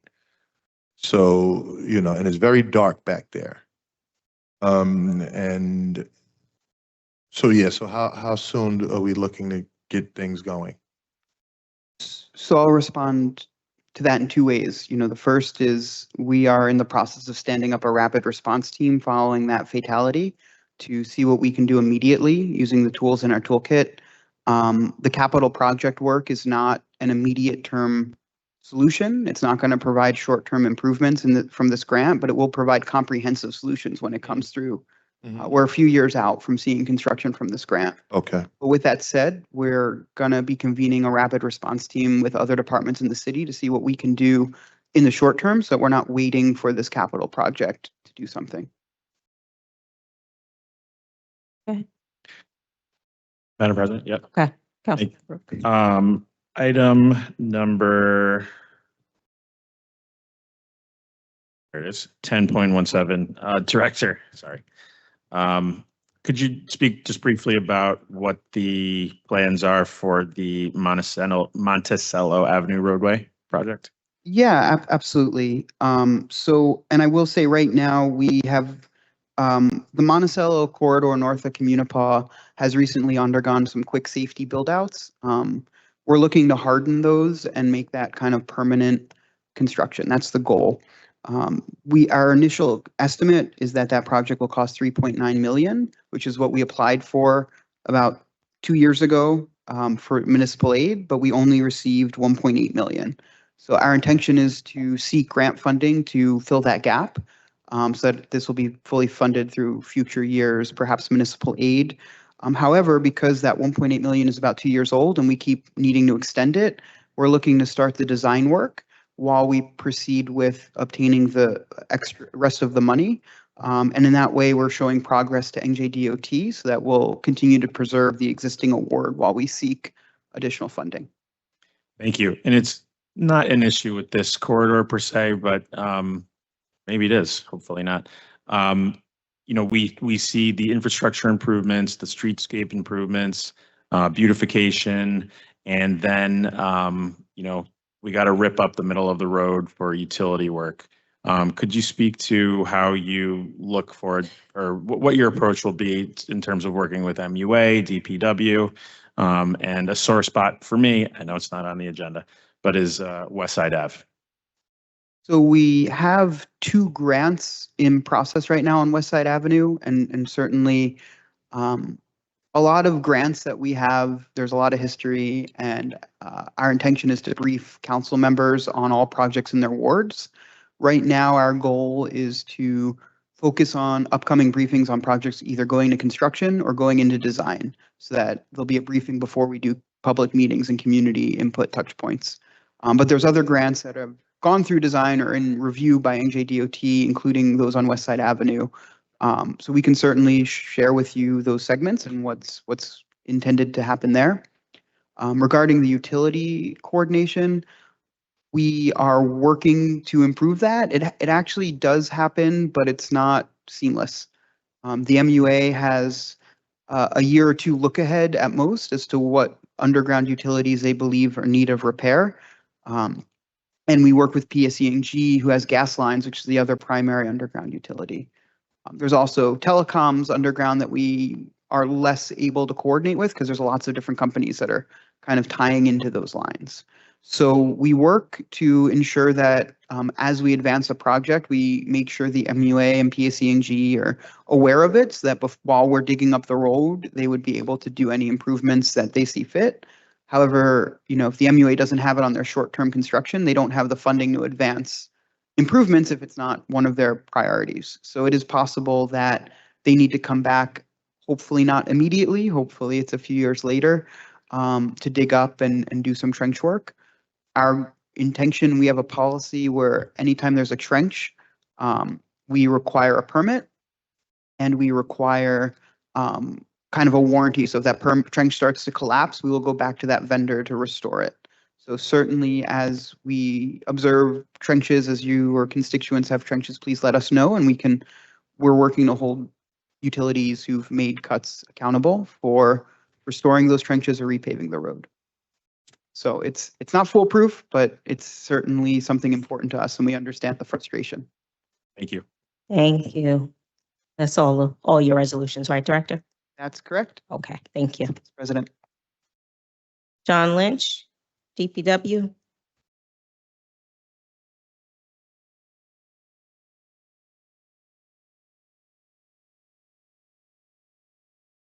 Good afternoon, Council. I should say, actually, good evening. I'm here regarding agenda item 10.19, resolution 26-259. It's a resolution ratifying and renewing the contract for the Cintas Corporation for the rental uniforms for the Department of Public Work employees. This is ensures the employees are out in the field, they're dressed appropriately, professionally, and we can identify them correctly also. Questions? Yes. So, sorry, Councilman. So we're renting and not purchasing? Correct.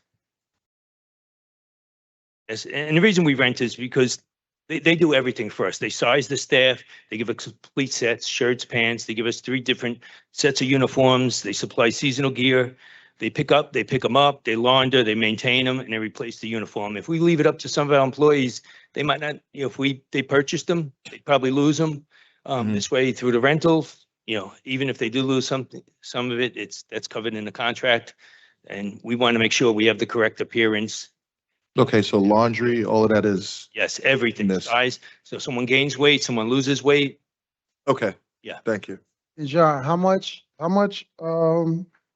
is this contract? It's 300,000. It's 300,000 to wash uniforms for grown individuals. It's 25,000 a month. Now, like I said, they give us 3 sets of uniforms. They give us seasonal uniforms. I mean, it is a lot. They pick them off. They drop them off. They pick them up. They drop them off.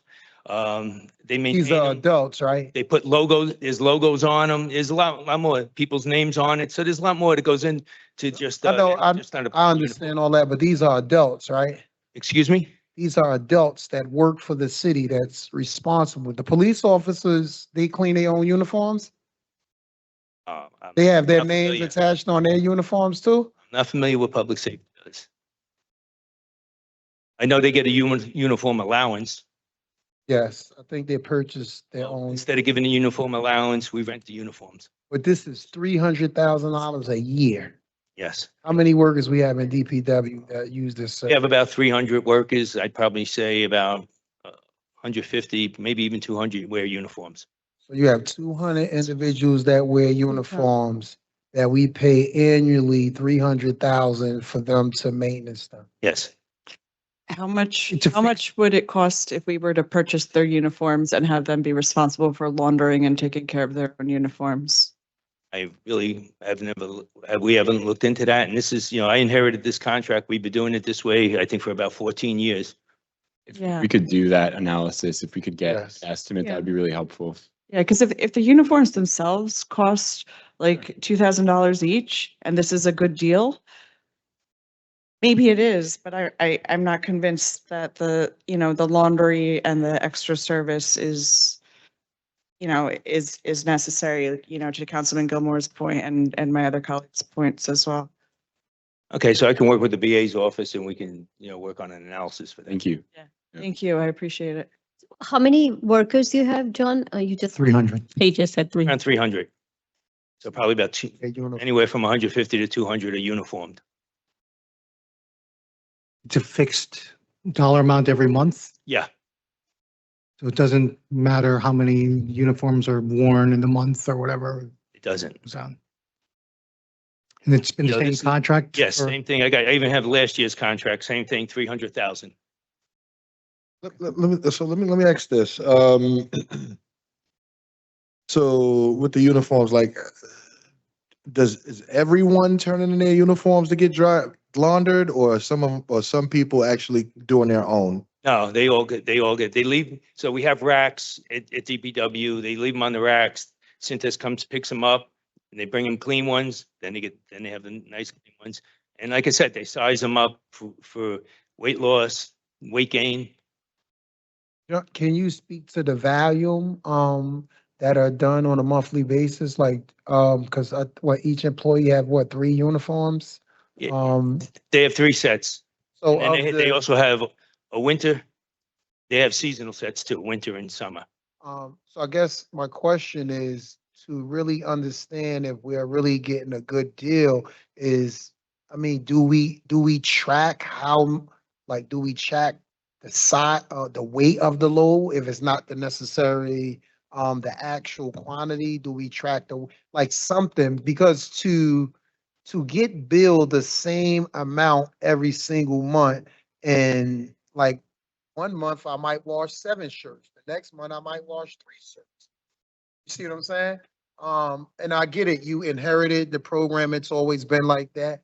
But to justify doing something by saying we've been doing it, that may have flew in the past, but as I'm telling all of these directors that come up, we're 250 in the red. That means we're going that way when we should be going that way. So we're just looking at every single instance and where we can save something. I can understand that. We did look into other companies too, such as UniFirst, and since this is a co-op, this is actually a good deal. The UniFirst was even more. We want you to look if we could do it in-house. I only wash my kids' uniform and not even the teenagers. So I don't know how technical these uniforms are, if they have to be like fire retardant, et cetera, steel toe boots, whatever. I am willing to accept that the cost of a uniform for DPW is more than the cost of my outfit here today. Like that's entirely possible, but I just would like to see the numbers, and I appreciate your willingness and the BA's willingness to look into that. And and I understand we would probably, if we made the workers responsible for their own laundry, we would probably have to provide them more than 1 uniform, right? That we would probably have to provide them at least 3. I think he said. Yeah, we have 3 different ones for different seasons. John, I think you're getting a little assistance. Okay. Oh, he's checking there. So this is in their contract. That's the issue. It's in the DPW. There's certain individuals that have this. It's been written into their contract. So that's why they get the laundering service. However, it is something that needs to be looked at. Coming from where I came from, you were given a uniform allowance, and then you're responsible for cleaning your own uniform. The one thing I will say is auto mechanics, it may be difficult for them to clean their uniforms at home with their household laundry. But just to be clear, it is in their contracts. I'll let John continue and. That makes sense. And also, I think that maybe we can still save money if we purchase the uniforms, find a local business who can launder the uniforms. Absolutely. And send DPW the bill, right? So if we can maybe look into that as well, I think that'd be great, because I'm pretty sure we can get a discount from one of these businesses if they're getting 500 uniforms a month.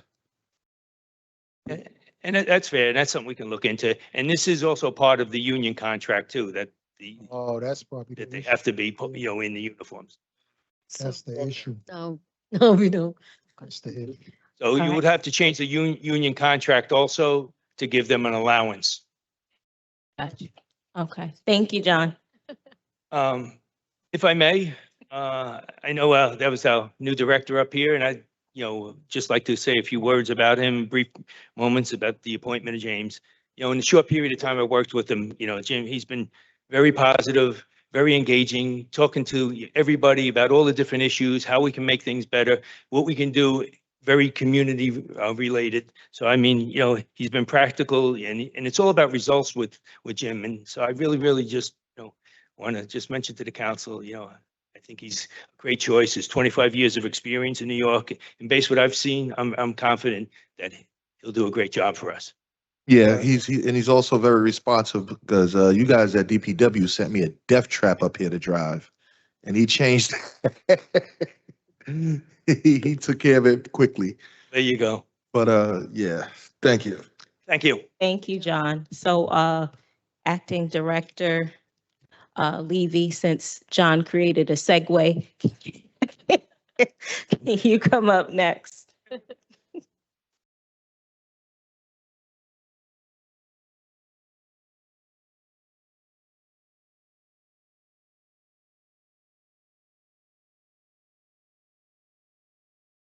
Wasn't sure if you were ever going to call on me. I was just.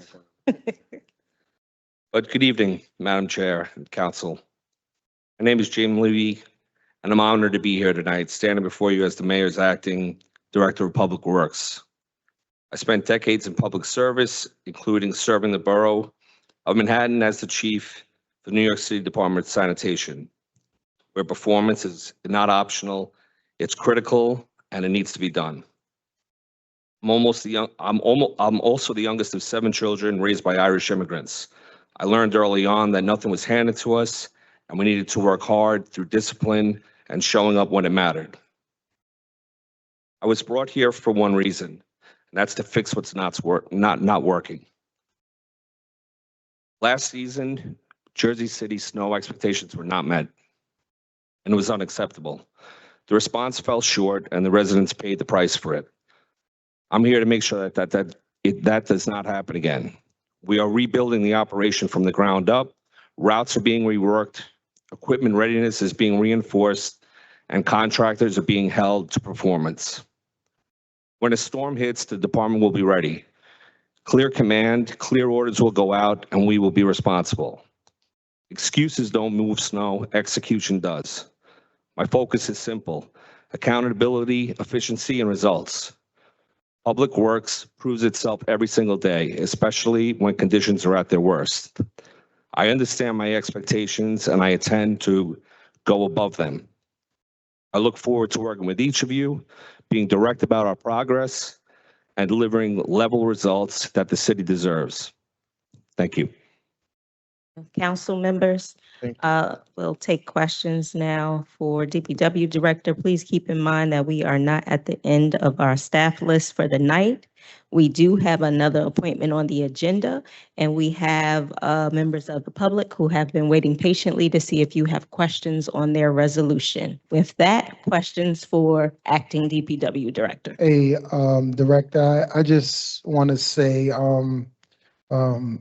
thank you for taking the opportunity to meet with each of us. But the thing that stood out for me most with you is you're solution oriented. And I don't know if you know this, but I pay attention to details. And something that stuck with me when I spoke with you is how you looking to hold our garbage contractors accountable. I didn't even think to have the truck weighed when they came and when they left to see if debris was on the truck from another city site or anything. And it's solutions like that, right? Is instance like that. We're very appreciative, and that speaks to your experience, right? You understand the nuances of these type of systems in major cities. So that was something that really stuck out to me. I was like actually blown away. I was like, wow, that's cool. We're talking about accountability. We're not just, signing off on giving away taxpayers' money. We're making sure that these people are working. Right. So I met with Regional this morning. We had our first meeting. I explained to them what we will be doing as far as the scale at DPW that's never been used before is going to be used now. They're going to be responsible to scale in at the beginning of their shift and scale out at the end. So that will bring integrity into ensuring that New Jersey taxpayers are paying for New Jersey refuse and recycling, making sure it's generated here. And you saying that scale has been down there? Yes. In the same spot that is in now? From what I understand, it's been there for about 12 years. It's not plugged in. No, there was power running to it. We found the power. I sent a truck over to Sims, waited, had it come back and scaled it in on our scale at DPW. The weights came out the same, so we know it's calibrated correctly. There's no reason not to use it, and we're going to start utilizing it as soon as possible. Any other questions? Oh, thank you. And the conversation was great. There are so many things that were ignored in the past, even dog poops everywhere in Jersey City. That has been big concern. It seems small, just dog poops, but they have been all over the city. And composting, couple of locations have not been cleaned regularly, that have not been cleared regularly. The doors are not working. They're not maintained well. So you have a lot of work to take care of in the next few days, Director. Absolutely. We spoke, myself and the recycling head. I've spoken about the contractor that we're currently working with at the drop-off sites for compost. If they're not up to par, there's plenty of other contractors that we can go out there and get in order to do the job. I was sent some pictures of compost bins that around them were not clean. And just for the record, I believe dog poop is compostable, but we don't want to get. Not with the plastic bags. No, not with the plastic bags. Councilman Brooks. Thank you. Actually, question for the BA on the dog poop John. contagion that we all face. Would that technically be under animal control, HHS, in terms of the dog owners, or in terms of, I'll just say it for the members of the public. I know there's, you walk around, you see the same dog owners not picking up after their dogs, no accountability. Where would that accountability come from? In the case of violations? Yeah. It would probably be both HHS and quality of life. I think they both have the power to enforce that. Practically speaking, probably more quality of life, because I think they're more out in the street inspecting things than HHS would be. So I think the power would probably practically fall to them, but I think both could enforce it or to have inspectors that can enforce it. Thank you. Acting Director Levy, if you can figure out the dog poop problem in Jersey City, you will be sainted, I think. I think that when you initially write a K-9 summons, or in my experience, once one or two have been written, and they're usually by repeat offenders, if they receive one, which is a personal summons that's written to them, it tends to lead in the direction that suddenly the dog poop stops. Other than that, the only thing I can say is we can run a pilot where there's actual bags on some of these containers within parks or whatever the case may be, where individuals that are walking dogs and may have forgotten their bag can use one of them. There's a cost involved in that, but something we might want to look at. Thank you. Actually, bags have been there. A lot of high-rise buildings, they take care of it, they provide it. People are still lazy. So I think enforcing it will be good if you can come up with something. Understood. Get money. Councilman LeVar. Director, had a pleasure with speaking with you. Had a great conversation. We have a lot of shared values, and I appreciate that. I wanted to ask 3 questions just to get on the record in the interest of time. You can keep it brief, however you want to approach it. But the first thing on this agenda, we have a residency waiver for residents. You're not on the list, and if you could just speak to your residency here in Jersey City. So yeah, I currently do not live in Jersey City. I'm looking to move to Jersey City based on my 4 a.m. alarm clock. That's going to happen sooner than later, I hope. Yeah. We look forward to having you here in Jersey City. Thank you. Yeah. The second thing was, as I asked the others, you and I talked about it, kind of the old and new Jersey City. You share a lot of the values from the working class roots and coming up in DPW in New York and Manhattan.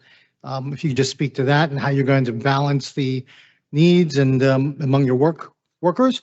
A lot of your workers are actually kind of more old Jersey City, right? They represent the south side, the west side, maybe the western slope of the Heights and other parts of in Jersey City, working class folks, if they can continue to afford to live here on the salaries we pay them. But then you have the demands citywide that kind of are different demands of different competing communities in Jersey City. If you could speak to that. Sure. So I think that if you want to call it Old Jersey, New Jersey, both parties want to see results when it comes to refuse pickup, when it comes to snow response, when it comes to DPW.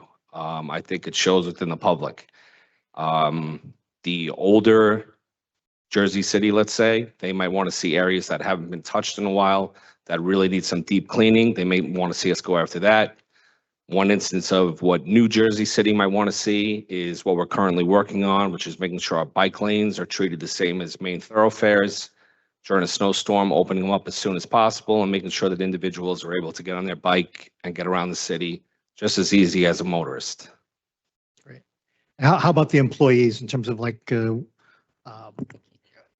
lot of them been here a long time and just how their expectations through the years and how you plan to approach that? I think a lot of them have a lot of experience, so I'm not going to take anything away from them. I think that they've been there for a long time. There's some of them that might need a little motivation, let's say, in order to get back on track. But for the most part, I think they have a lot of great experience that they can give to the newer employees at DPW. And I think it's a good, working relationship between the two of them. As long as I manage it correctly with my unit heads, I think that it's a good work in progress. Great. Thank you. And then the last thing that I asked, if there comes a time when would you disagree with the administration on a policy or a call? I want to see street sweeping enacted once a time on each street, and we talked about that briefly. But if you had some disagreement with the administration or city council on that, if you could share how you would. Yeah, sure. I can only speak from my experience in sanitation and the situations that I've been through, what I think the outcomes would be on those topics we were discussing. But overall, if the decisions are made, I follow my orders and I do what we need to do as a city in order to get us running correctly. Okay. Thank you. Thank you. Thank you. Thank you, Director. Want me to answer these other items while I'm up here? I have. Oh, yeah, you have other stuff. Yes, go ahead. I could take a shot at them. This is my my second week, but I believe 1020 resolution 26260. This was a resolution to ratify emergency contract with McCluskey Mechanical Contractors for the upgrade and replacement of HVAC cooling water pump at Bishop Street for the Department of Public Works, Division of Buildings and Street Maintenance. So in this particular case, this was due to a lack of preventive maintenance. I believe the number comes in somewhere around 174,000, and we spent well over that in the numbers that I looked at on repairs that have come in order to fix this. This is where the central 911 system is under, so it tends to heat up, especially this time of year. We had to undergo an emergency, bring them in as an emergency contractor in order to do it. I believe having them under contract and getting the preventive maintenance up, that they regularly check on these, change filters, whatever the case may be, would actually be a savings to us. So that's the first one. I ask on that to the administration or director, if I can get the balance on this capital account. I believe it's a capital account, right? And then my second question is, in doing an emergency award, what's your process? Did you get quotes, things of that nature? How's that work? No, this is the only one that I saw was with this particular company. So that's the numbers that I looked at. Okay. So is this 75 Bishop Street? Yeah, this is 75 Bishop Street. So, okay, so I thought East District moved to 75 Bishop Street. Yeah, so currently the East District Police Station is at 75 Bishop Street right now. So this currently right here is a resolution just ratifying emergency contract for McCluskey Mechanical for 174,000. So currently at that location, we got a rooftop unit that went down. So in the interim of time, we did an emergency contract with McCluskey Mechanical. We've been using them for the last 3 years. So Bernard, just state your name and title for the record. Bernard, General Supervisor. Yeah. I have a question for the, sorry. ahead. you gonna- No, I was just asking any other questions. Oh, thanks. Yeah, I do have a question for the administration. It was mentioned that this might be still possibly under warranty and that that, we may be able to get some reimbursement for this perhaps if it is still under warranty. Could you speak more to that, please? No, so the unit itself is not under warranty. There's at Bishop Street, there's like 9 different HVAC units altogether. One of the HVAC units for the 911 center that cools the data center there, the compressors, if I'm not mistaken, are under warranty. So those could get reimbursed. There might be parts, some of the compressors in individual units that could be reimbursed that are still under warranty, but the units entirely are not under warranty. Do we know how old the unit is? Yeah, so that unit is probably about 10 plus years old. Okay. So the server room units, we replaced them last year. It was about 4 compressors in total. Those compressors alone is under warranty, but the unit on the roof isn't. So what we did was the unit got to be built from scratch as a special made Aeon unit. So we had to do an emergency contract because it's 20 weeks out. And we did that emergency, I believe, in March. And the current contract, we do have a current contract, but as Danny stated earlier, it was a co-op issue with time and material from the state. The state passed the law. So last year we spent about $500,000 and we got about $250 left this year. All right, so, okay, I'm a little confused. So we have the unit, the new unit? No, we ordered the unit. What we did Ordered was the unit. Yeah, we Okay, did an okay. emergency contract so we could get the funds, and the unit is 20 weeks out.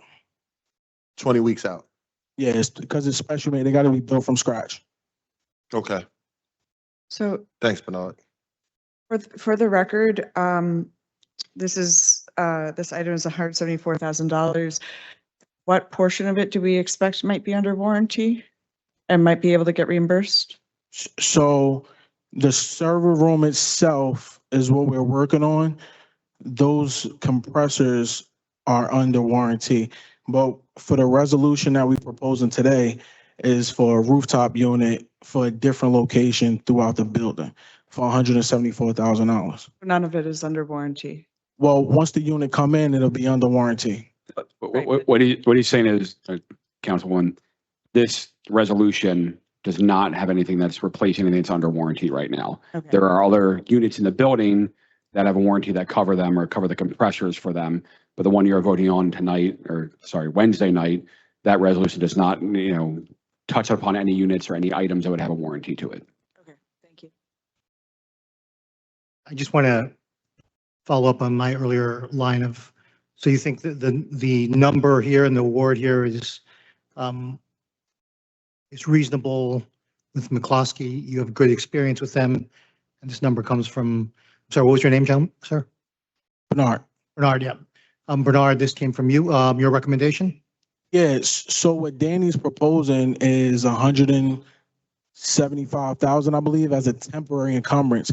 That temporary encumbrance allows us to have the funds ready and available when we put out the RFP. So currently what we did was we got an RFP out once the state law had passed saying that we can't use vendors for time and material. So we put together an RFP, whereas though part A would be preventative maintenance and part B would be open for service calls, emergency calls, parts, and things of that nature. So that $175,000 that he's earmarking is for a temporary encumbrance, so we can have them funds ready and available once the bid is awarded to a contractor. Next one. I believe the other one for DWP was 10.22, resolution 26.262. Resolution authority and award for open-ended contract to Northeast Sweepers and Rentals for parts and repair services for Ravo street sweepers as needed through Keystone Purchasing Network for the Department of Public Works, Division of Automotive. This goes from 4/22/26 to 12/26/26. So in my initial time here, I've seen the Revo mechanical brooms. I'd like to take a better look at them, and I see that we have until the end of the year before we would have to make a switch on them. I had very good experiences with Global mechanical brooms that are a different company, but perform the same task, basically. I also find that these Ravos can be a little bit more of a mechanical challenge in my experience. So although I do believe we need this until the end of the year to get us there, once the contract is up, I would like to take a look at possibly looking into a different company for mechanical broom sweepers. We are starting next week by doing a trip to New York to take a look at what we use there and possibly touching up with their vendors to see if we can get something going for 2027. So I asked the administration and just, I don't know if I already got to you as well on that, but get the dollar amount as an open-end contract, how much we, I believe it's 150,000 from 422 to 1226. for previous years, previous contract years. I don't have that information in front of me. I can get that for We you. could get that for the last several years and how much, since it's an open-ended contract, how much we actually spent off of those contracts and what the balances were that were carried over. As I shared earlier in these meetings that if we can reduce these contract amounts, if we're historically spending less than 150,000 and we're spending 100,000 hypothetically, probably not, but let's just say, and we could save 50 grand on the contract award, then that's 50 grand less than taxpayers have to pay this cycle. And I'm really talking about this fiscal year because this is like be a devastating, potentially devastating to taxpayers of Jersey City. So Understood. Okay. Director, do you have 1021 as well? Sirens, lights and sirens for automotive? I believe that's under public safety. Okay, no problem. Thank you, Director. All right, thank you. Last but not least, John McKinney.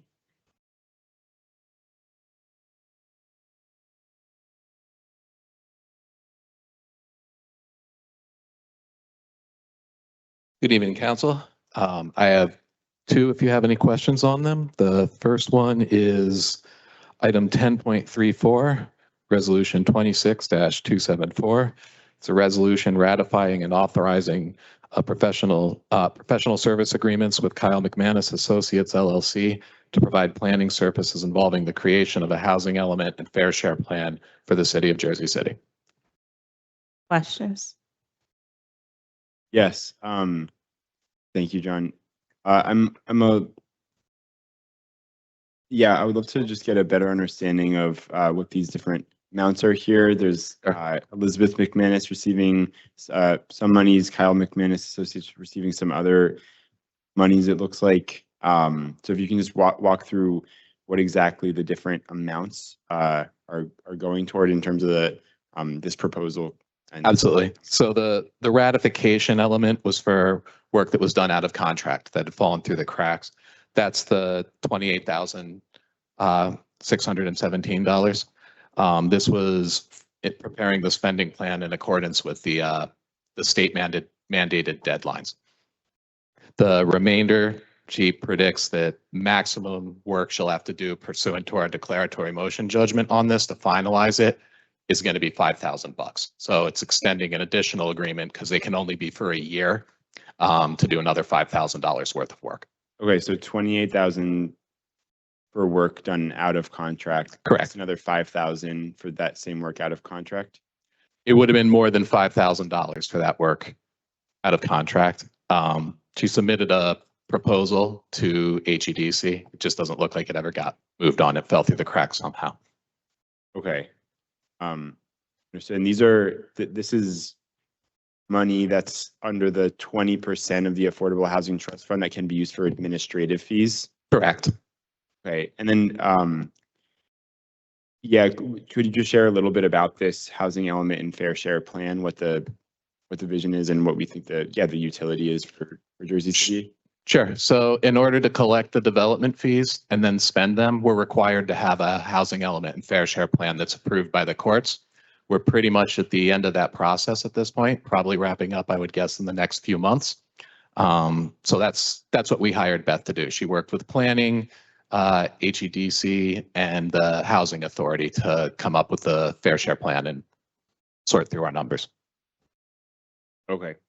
And then the $17,500 here, that was the contract, value of the contract will exceed that. Sorry, I just want to be very clear.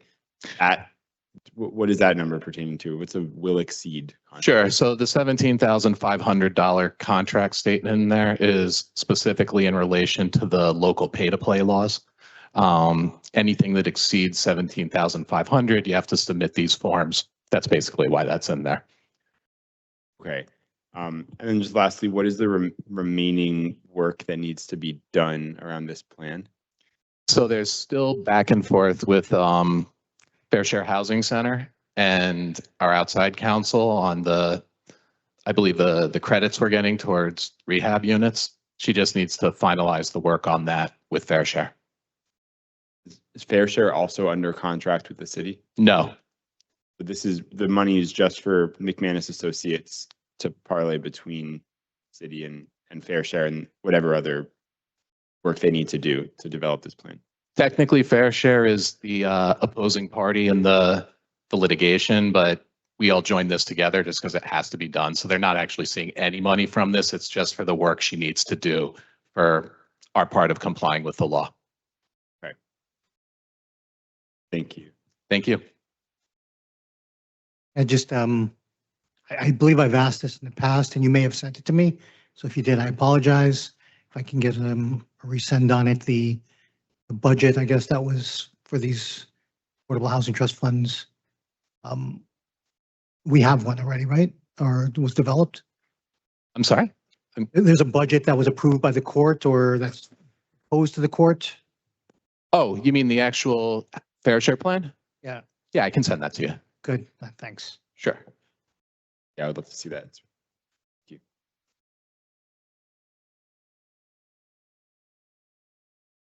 Okay, John, next one. Bear with me.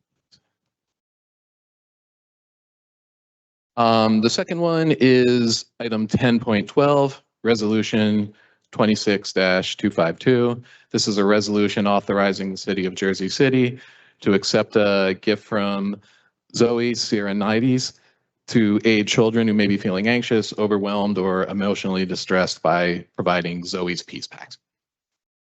It's roughly $600 worth of donations. Thank you, Zoe. Is Zoe going to be with us on Wednesday? Yeah. I don't know if we got a confirmation on that. Waiting confirmation. If this Wednesday doesn't work, we'll pull it and do it at a subsequent meeting when she and her mom can attend. Thank you. Thank you. All right, Sean, can we defer to 10.4 and then take it from the top? 10.4, City Resolution 26-244. It's a resolution introducing and approving the 2026-2027 budget of the Historic Downtown Special Improvement District, directing the city clerk to publicly advertise the budget and schedule a public hearing, and directing the tax assessor to prepare an assessment roll of the properties within the district based upon the budget. We have our director here to answer any questions that the council may have. Good evening.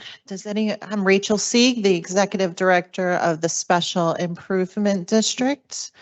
Our members approved our budget March 20th, and our board and Councilwoman Elena Little also was in attendance for our regular meeting and our annual meeting.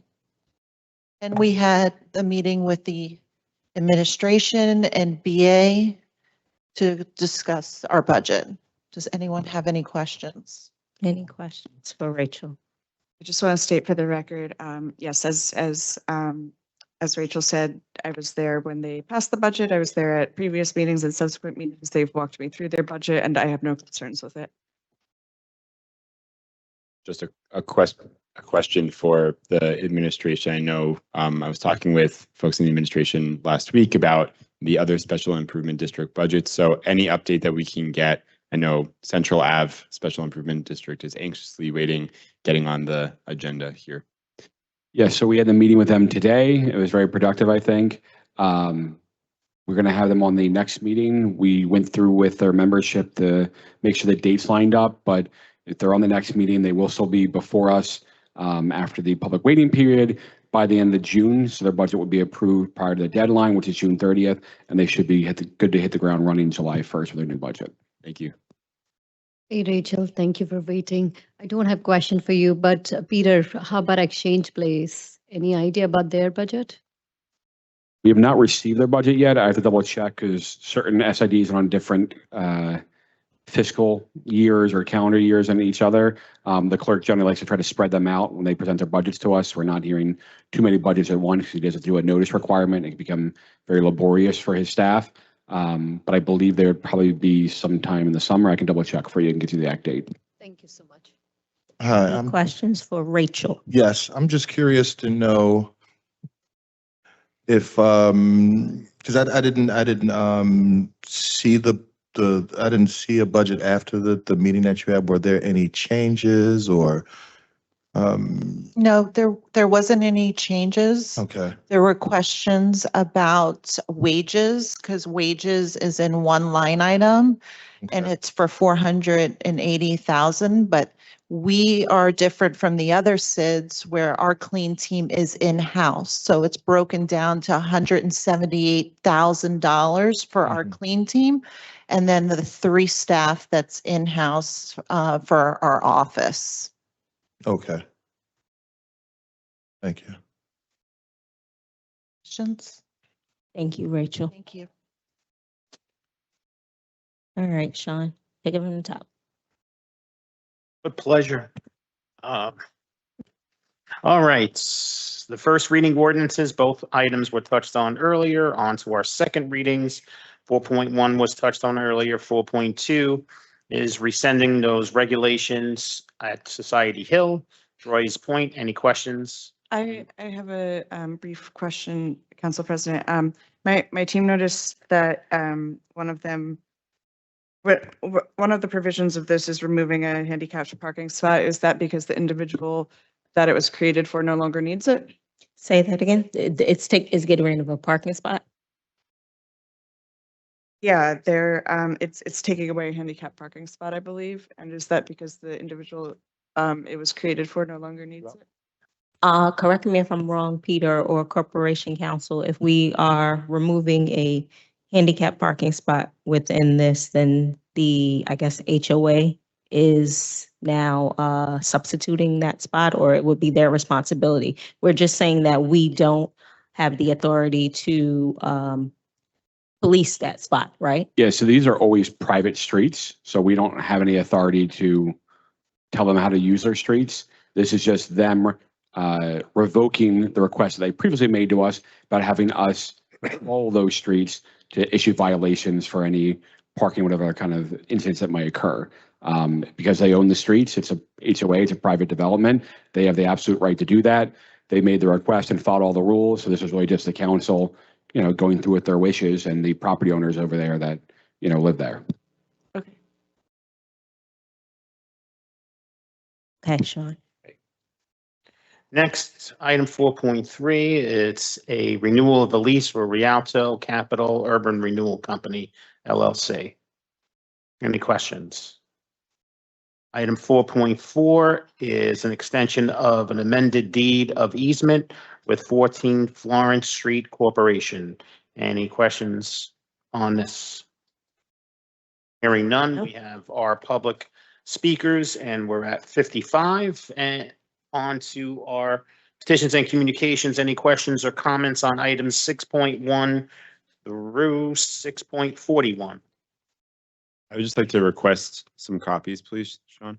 Sure. I'd like to request 6.21, 627, 630, and 640. Okay, please. Anyone else? Thank you. Yeah, I'd like to request a copy of 6.32. Thank you. And Sean, 6.30 for us, please. I'm going to share everything with the entire council. I know Councilperson Lavarro requested quite a few number of these petitions and communications. I'll share them all with you as well. Thank you. I would like to request 6.5 through 6.8. 6.5 through 6.8. Okay. Anyone else?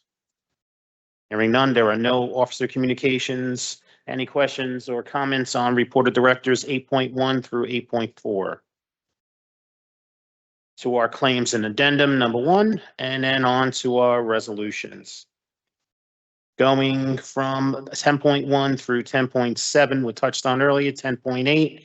Resolution 26-248 is a resolution authorizing the renewal of an agreement between the City of Jersey City Claims Resolution Corporation for a period of 1 year, January 1st, 2026 through December 31st, 2026, to act as a third-party administrator for workers' compensation and liability claims for the City of Jersey City as an EUS. Yes, I have some questions here. Could you provide some more clarity on what an extraordinary unspecifiable service is? Because it seems like that is what allows this to not be bid upon. And so I'm just a little confused as to why there's no bidding for this. What makes this service so extraordinarily unspecifiable? Why there's a January 1st, 2026 start when we're at May 4th now. These things raise antennas, especially as it looks like there was a $2,000 campaign donation to Solomon for mayor from this Claims Resolution Corporation, Inc. So just wanted to get some clarity on that, please.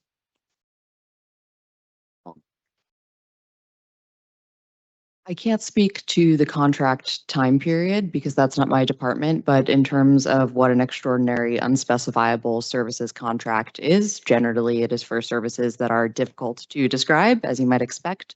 There are also certain enumerated statutory exceptions that are permitted for EUS contracts, one of which is insurance, which I think technically this falls under, but I can confirm that. I will also bump to all of your inboxes the procurement memo that we prepared for the council members, which addresses EUS contracts with some specificity, and I'm happy to answer any questions that doesn't answer. Okay, and thank you for that. That would be very helpful. And just to get clarity, that is what allows this to not be bid upon, the fact that it is an EUS Yes. as opposed to. That's correct. Okay, thank you. Yeah, any information would be helpful. And then for the January 1st, is there any information as to why this is start backdated to January 1st? Because like the other items we talked about, they've been performing the services.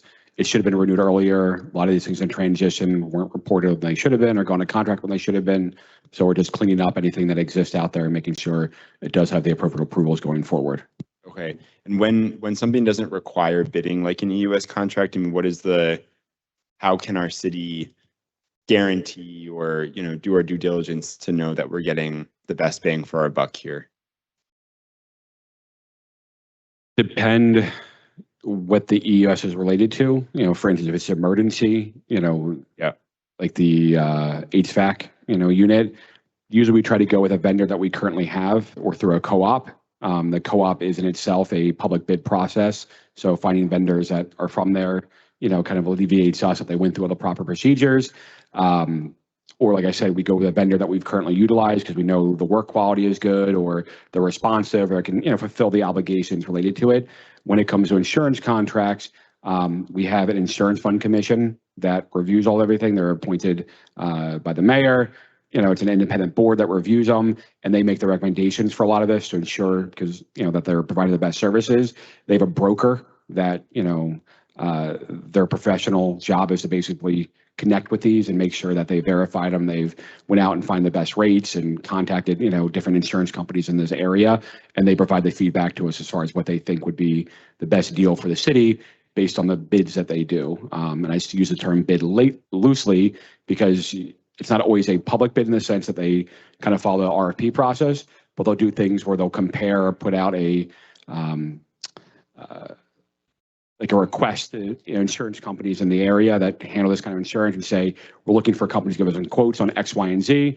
They receive the information back and they make a recommendation based on the responses they receive. Okay, thank you. And lastly, I'll just make clear, it is not an uncompetitive process for extraordinary unspecifiable services contracts, which is a mouthful. The city still needs to make documented efforts to solicit quotes, but where the contracting agent determines that it would not be practicable to do so, for example, because the services are so unusual, they can document that and that can be the basis for going forward with the contract. So that's something that should be documented. Thank you.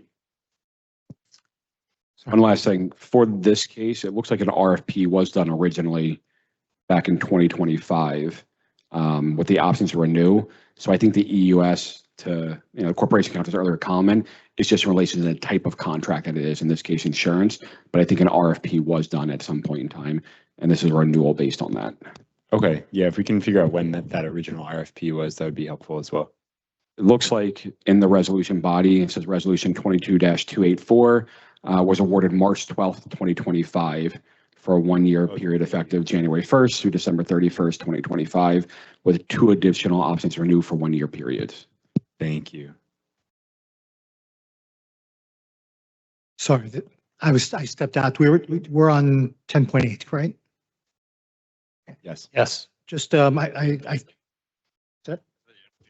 you did. I did. Yeah. I just want to make sure I was in the right place. So, I heard talking about the 6 months at the contract January 1st. I don't know if it was asked, how many claims have this provider processed, or do we have that information? Not offhand now. Can we get that? Is this a new award or renewal? Renewal, yeah. Cool. Can we get the previous year and results on that?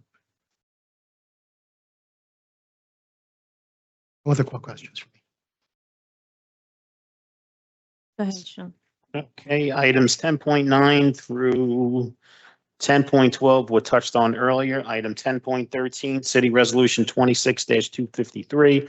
It's a resolution of the City Council of the City of Jersey City authorizing Planning Board to conduct a preliminary investigation of conditions of parcels at the intersection of Newark Avenue and Baldwin Avenues for possible designation in an area in need of redevelopment with power of condemnation pursuant to the local redevelopment and housing law NJSA 40A:12A-1 exec. Did we discuss this already? No, No, we did not. Oh, This that's is, this was pulled from last. We did, but 2 weeks ago. Pulled, yeah. yeah, we We did 2 weeks ago, last right? Caucus, yeah, Bill we pulled Matsakoudas it. presented it, yeah. Yeah, Well, Bill was here, right? Matsakoudas. Okay. yeah, the county building. No questions for me. Okay, go ahead, Sean. Did you say no questions? No questions. No, we're No good. questions. Take it. Go. Yeah. Don't poke him, Sean. Come on. Items 10.14 through 10.20 were touched on earlier. Item 10.21, City Resolution 26-261 is a resolution authorizing the award of a contract to Nielsen Fleet, Inc. for various lights and sirens for the city's fleet of vehicles as needed under state contract for the Department of Public Works Division of Automotive. Okay, so I do have a question because the director said this wasn't DPW, so is this police sirens? I think he was mistaken. He was mistaken. He's new, so we'll forgive him. Okay, This is sirens in general, not just police sirens. It's all the Okay. packages on the light bars, I call them, on top of the police vehicles. right. This is not for any new vehicles. This is just to repair, replace anything we currently have. If anything's damaged, burns out electronically, et cetera, this is the company we use to do that. Thank you. So is this like an open-end contract? We spend a certain amount and Correct. So the total amount, I think, is $70,000. Well, we have potential to spend up to $70,000. We encumber $25,000. If we need to, we increase that. But if we hit the $70,000 mark, then we have to go back to council to get approval for any additional.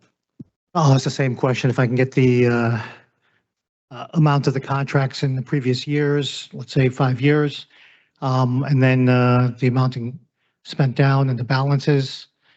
Again, I'll reiterate the idea that if we can reduce the contract amount. If we're spending at a lower clip, then we should do that in order to save the taxpayer dollars money.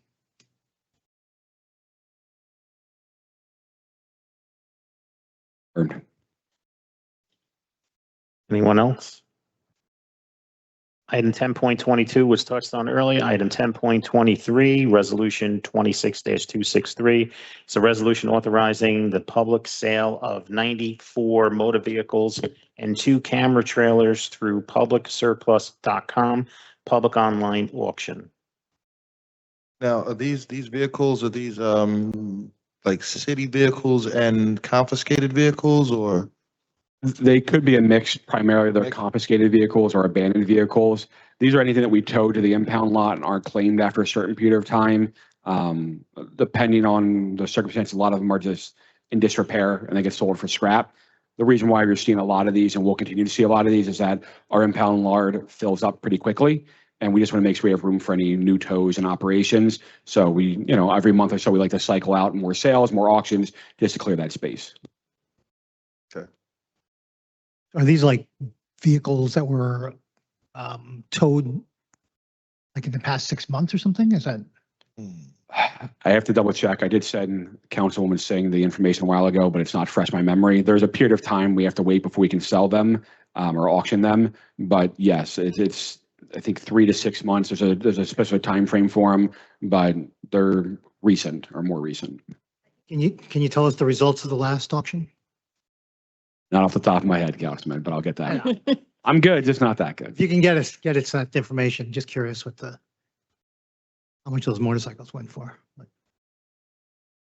I think there were some. Just trying to make sure you didn't lose that check like last time. You got to stay on top of us. Want the camera trailers, this one. Councilwoman Singh, you were saying something? No. Okay. Saying these were some ghost cars and ghost bikes. All right, Sean. All right. Should I proceed? No.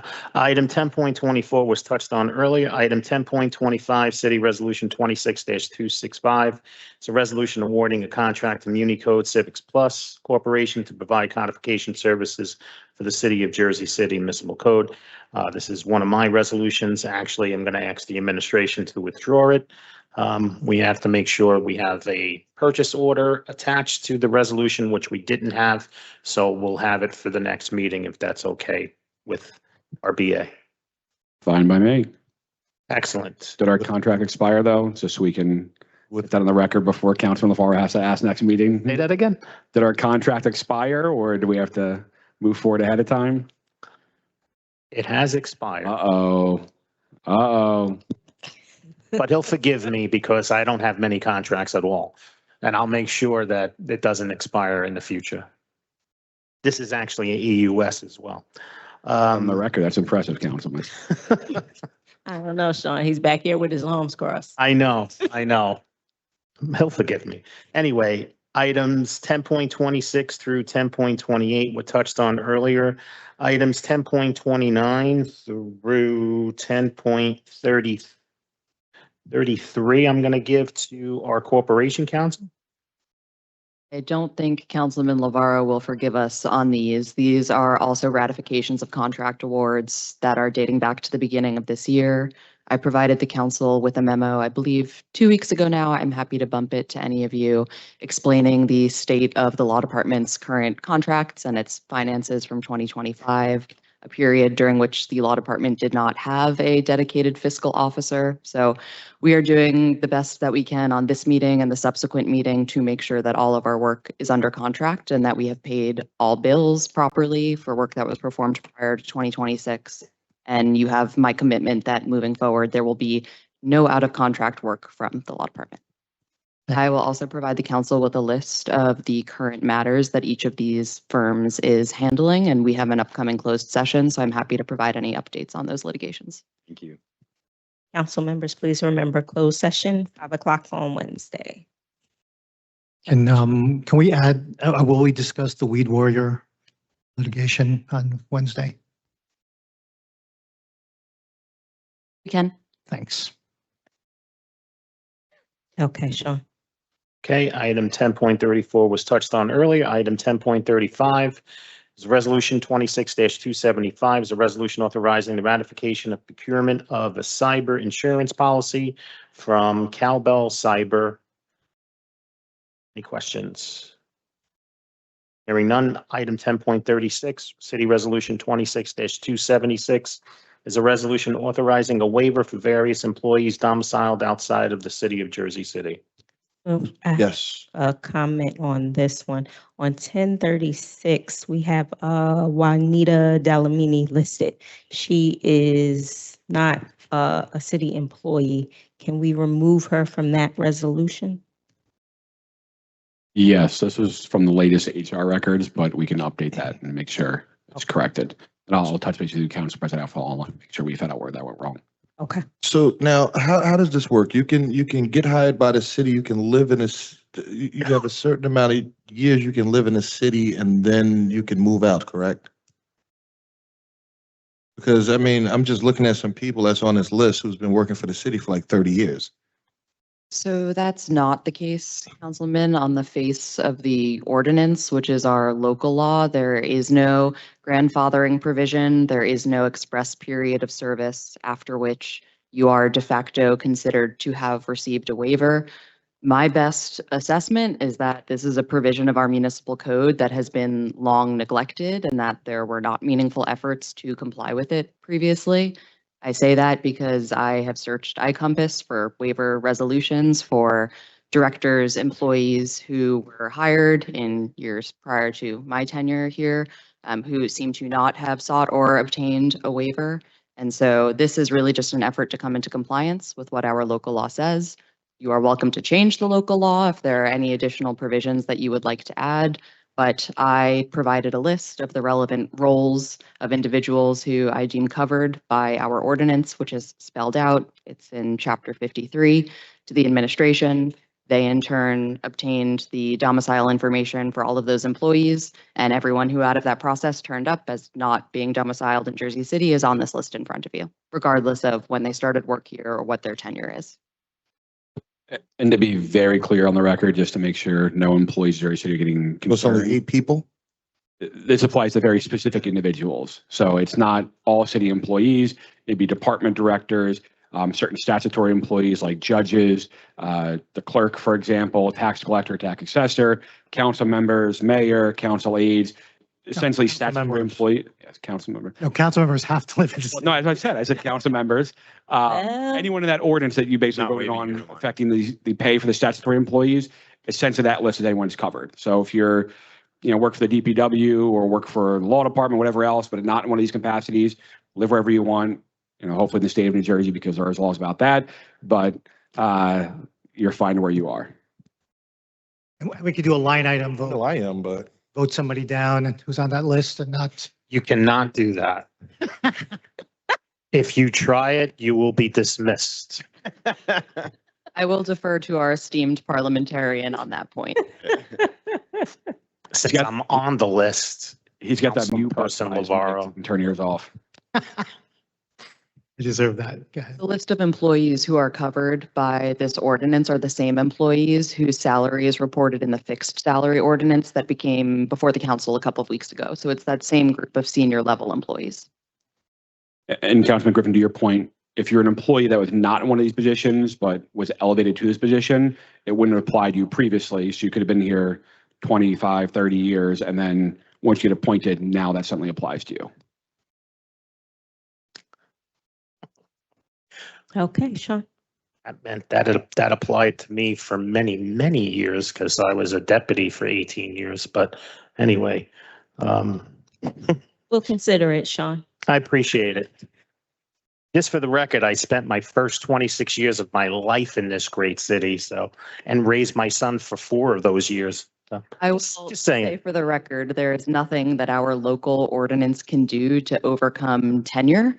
And so some might think that is a defect in our local ordinance, that it doesn't contemplate certain forms of employment protections that employees who, for whatever reason, did not previously receive a waiver have come to have. Appreciate that, Corporal. And I think I had Councilperson Lavarro on record saying that there was an exception made for me when I was first appointed. I can always give you the transcript if you need it. But anyway, item 10.37 on a more positive note, resolution 26-277, appointing Ruby Choi as the business administrator for the city of Jersey City. We have, would you like to approach the podium? Can we shine a flashlight on it, please? We don't have that capability yet. Okay. Hey, everyone, I'm Ruby Choi. I think I'm maybe one of the last. I didn't prepare a speech, but I think I'll keep it short. I had the privilege of meeting many of you guys, and I'm learning so much from today. Today's my first day here. I have much to learn, but I'm really excited to work with all of you. So, questions? First question, after sitting through this caucus, are you sure this is? I'm gonna wait. We survived this caucus with this council. I'm excited for the challenge. Council members, questions?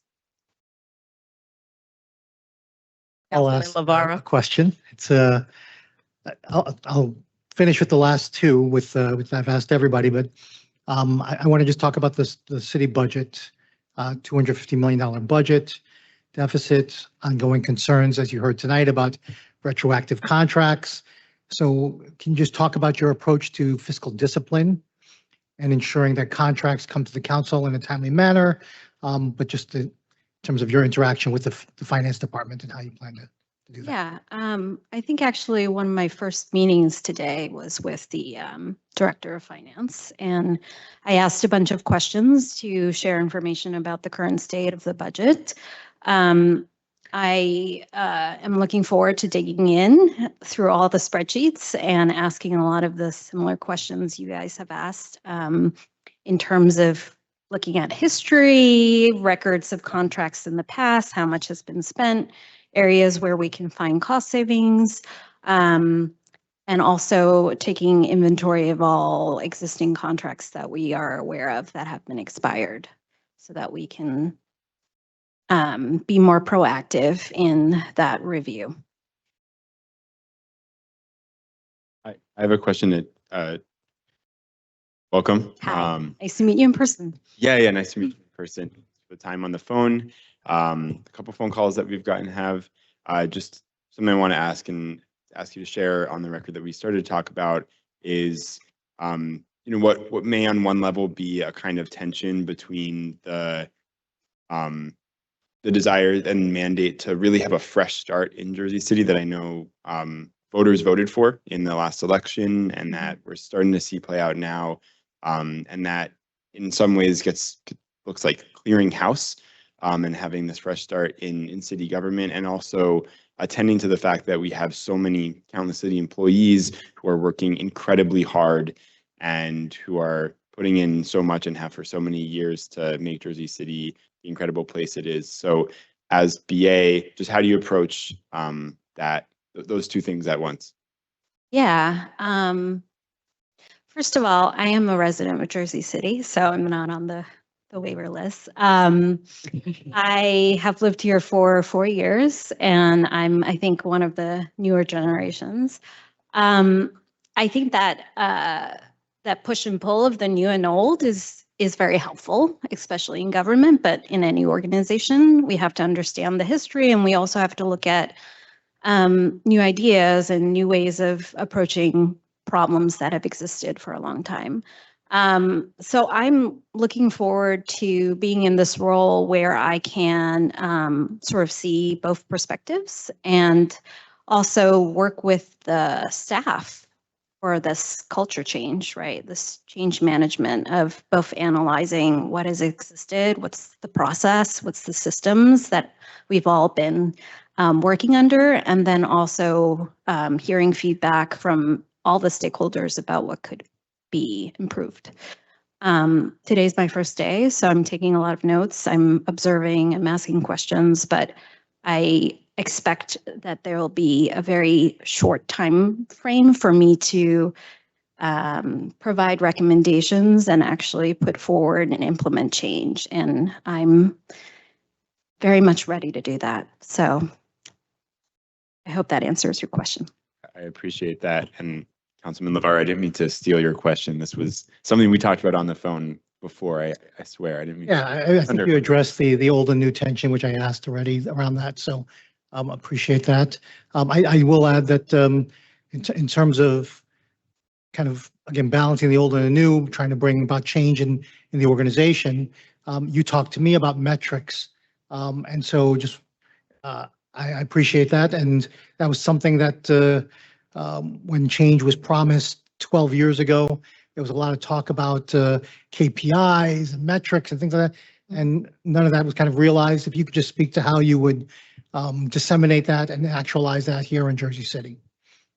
Yeah, in my past experience in New York City, I entered city government actually with a passion of looking at data and how data can inform government.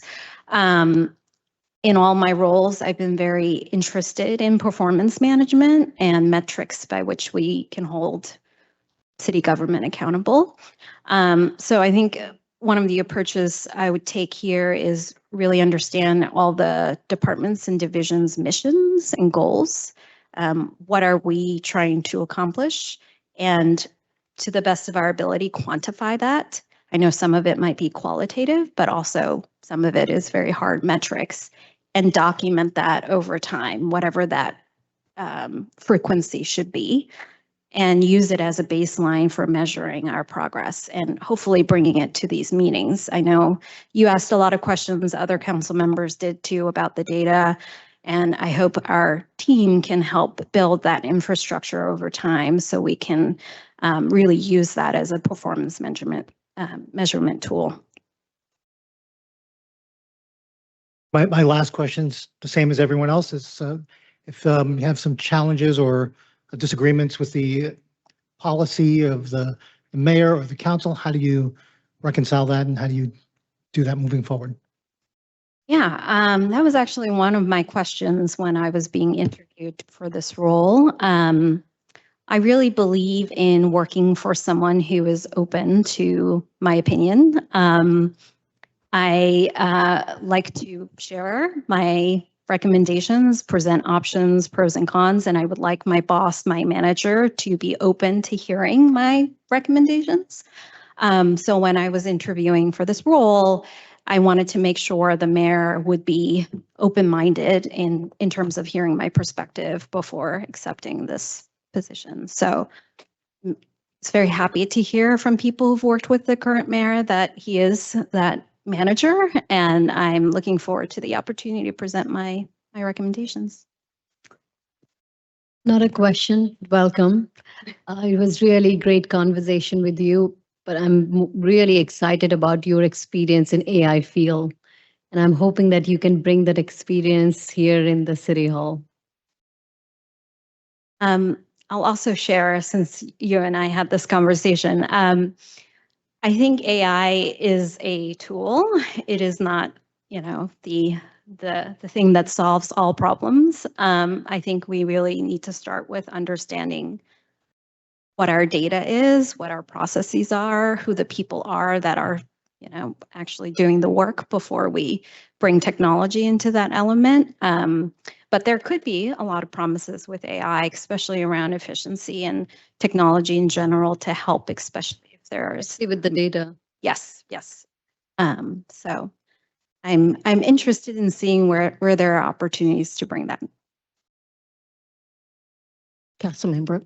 Thank you. I thank you for the time. It was last week. Today's Monday. Yeah, so it wasn't today.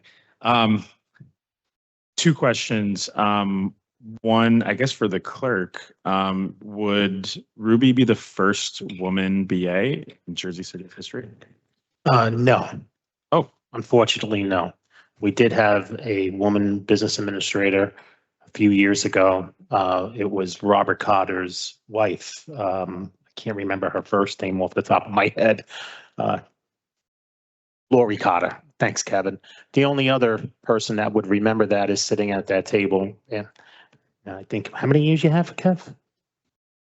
36, and I'm on my 33rd, so. And everybody's years on Maybe tonight. That is Asian. someone from old Jersey City told me that Ruby would be the first PA, but that person was mistaken. I won't out them. It's okay. Uh, But she could be the first Asian American female business administrator for Jersey City. Yes, Yeah. once we vote. Second question, could you talk about, and you and I spoke about this in our conversation, but your experience working at the NYPD during the pandemic and how that might translate to working here? Mhm.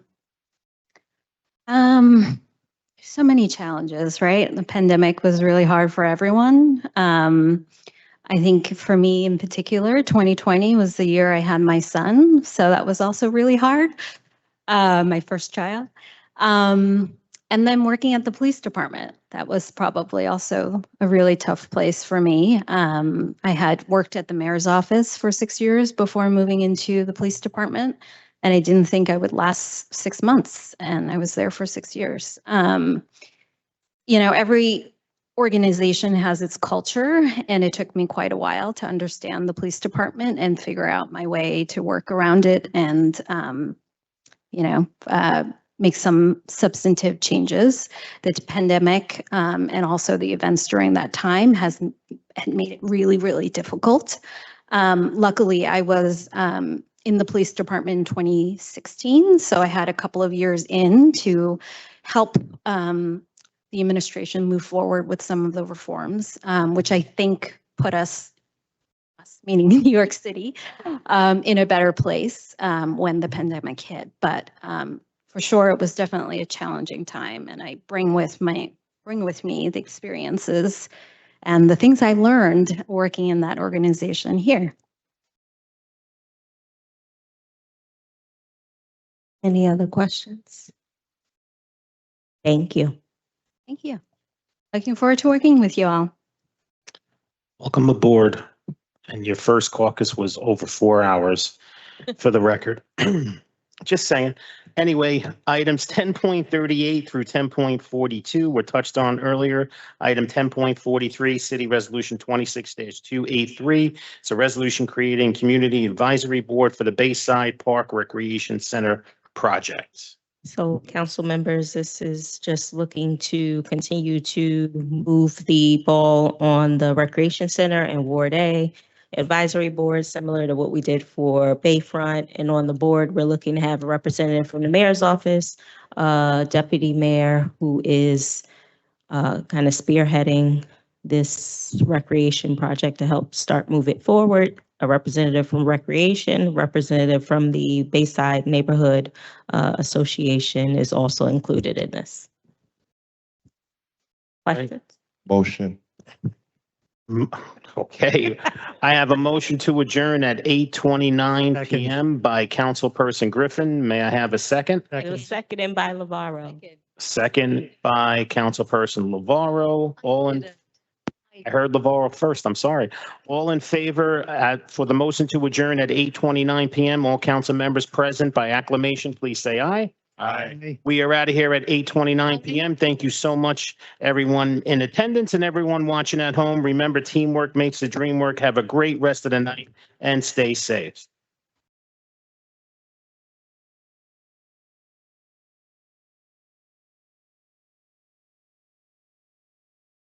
And I did not like the dress because we lost. Thank you so much.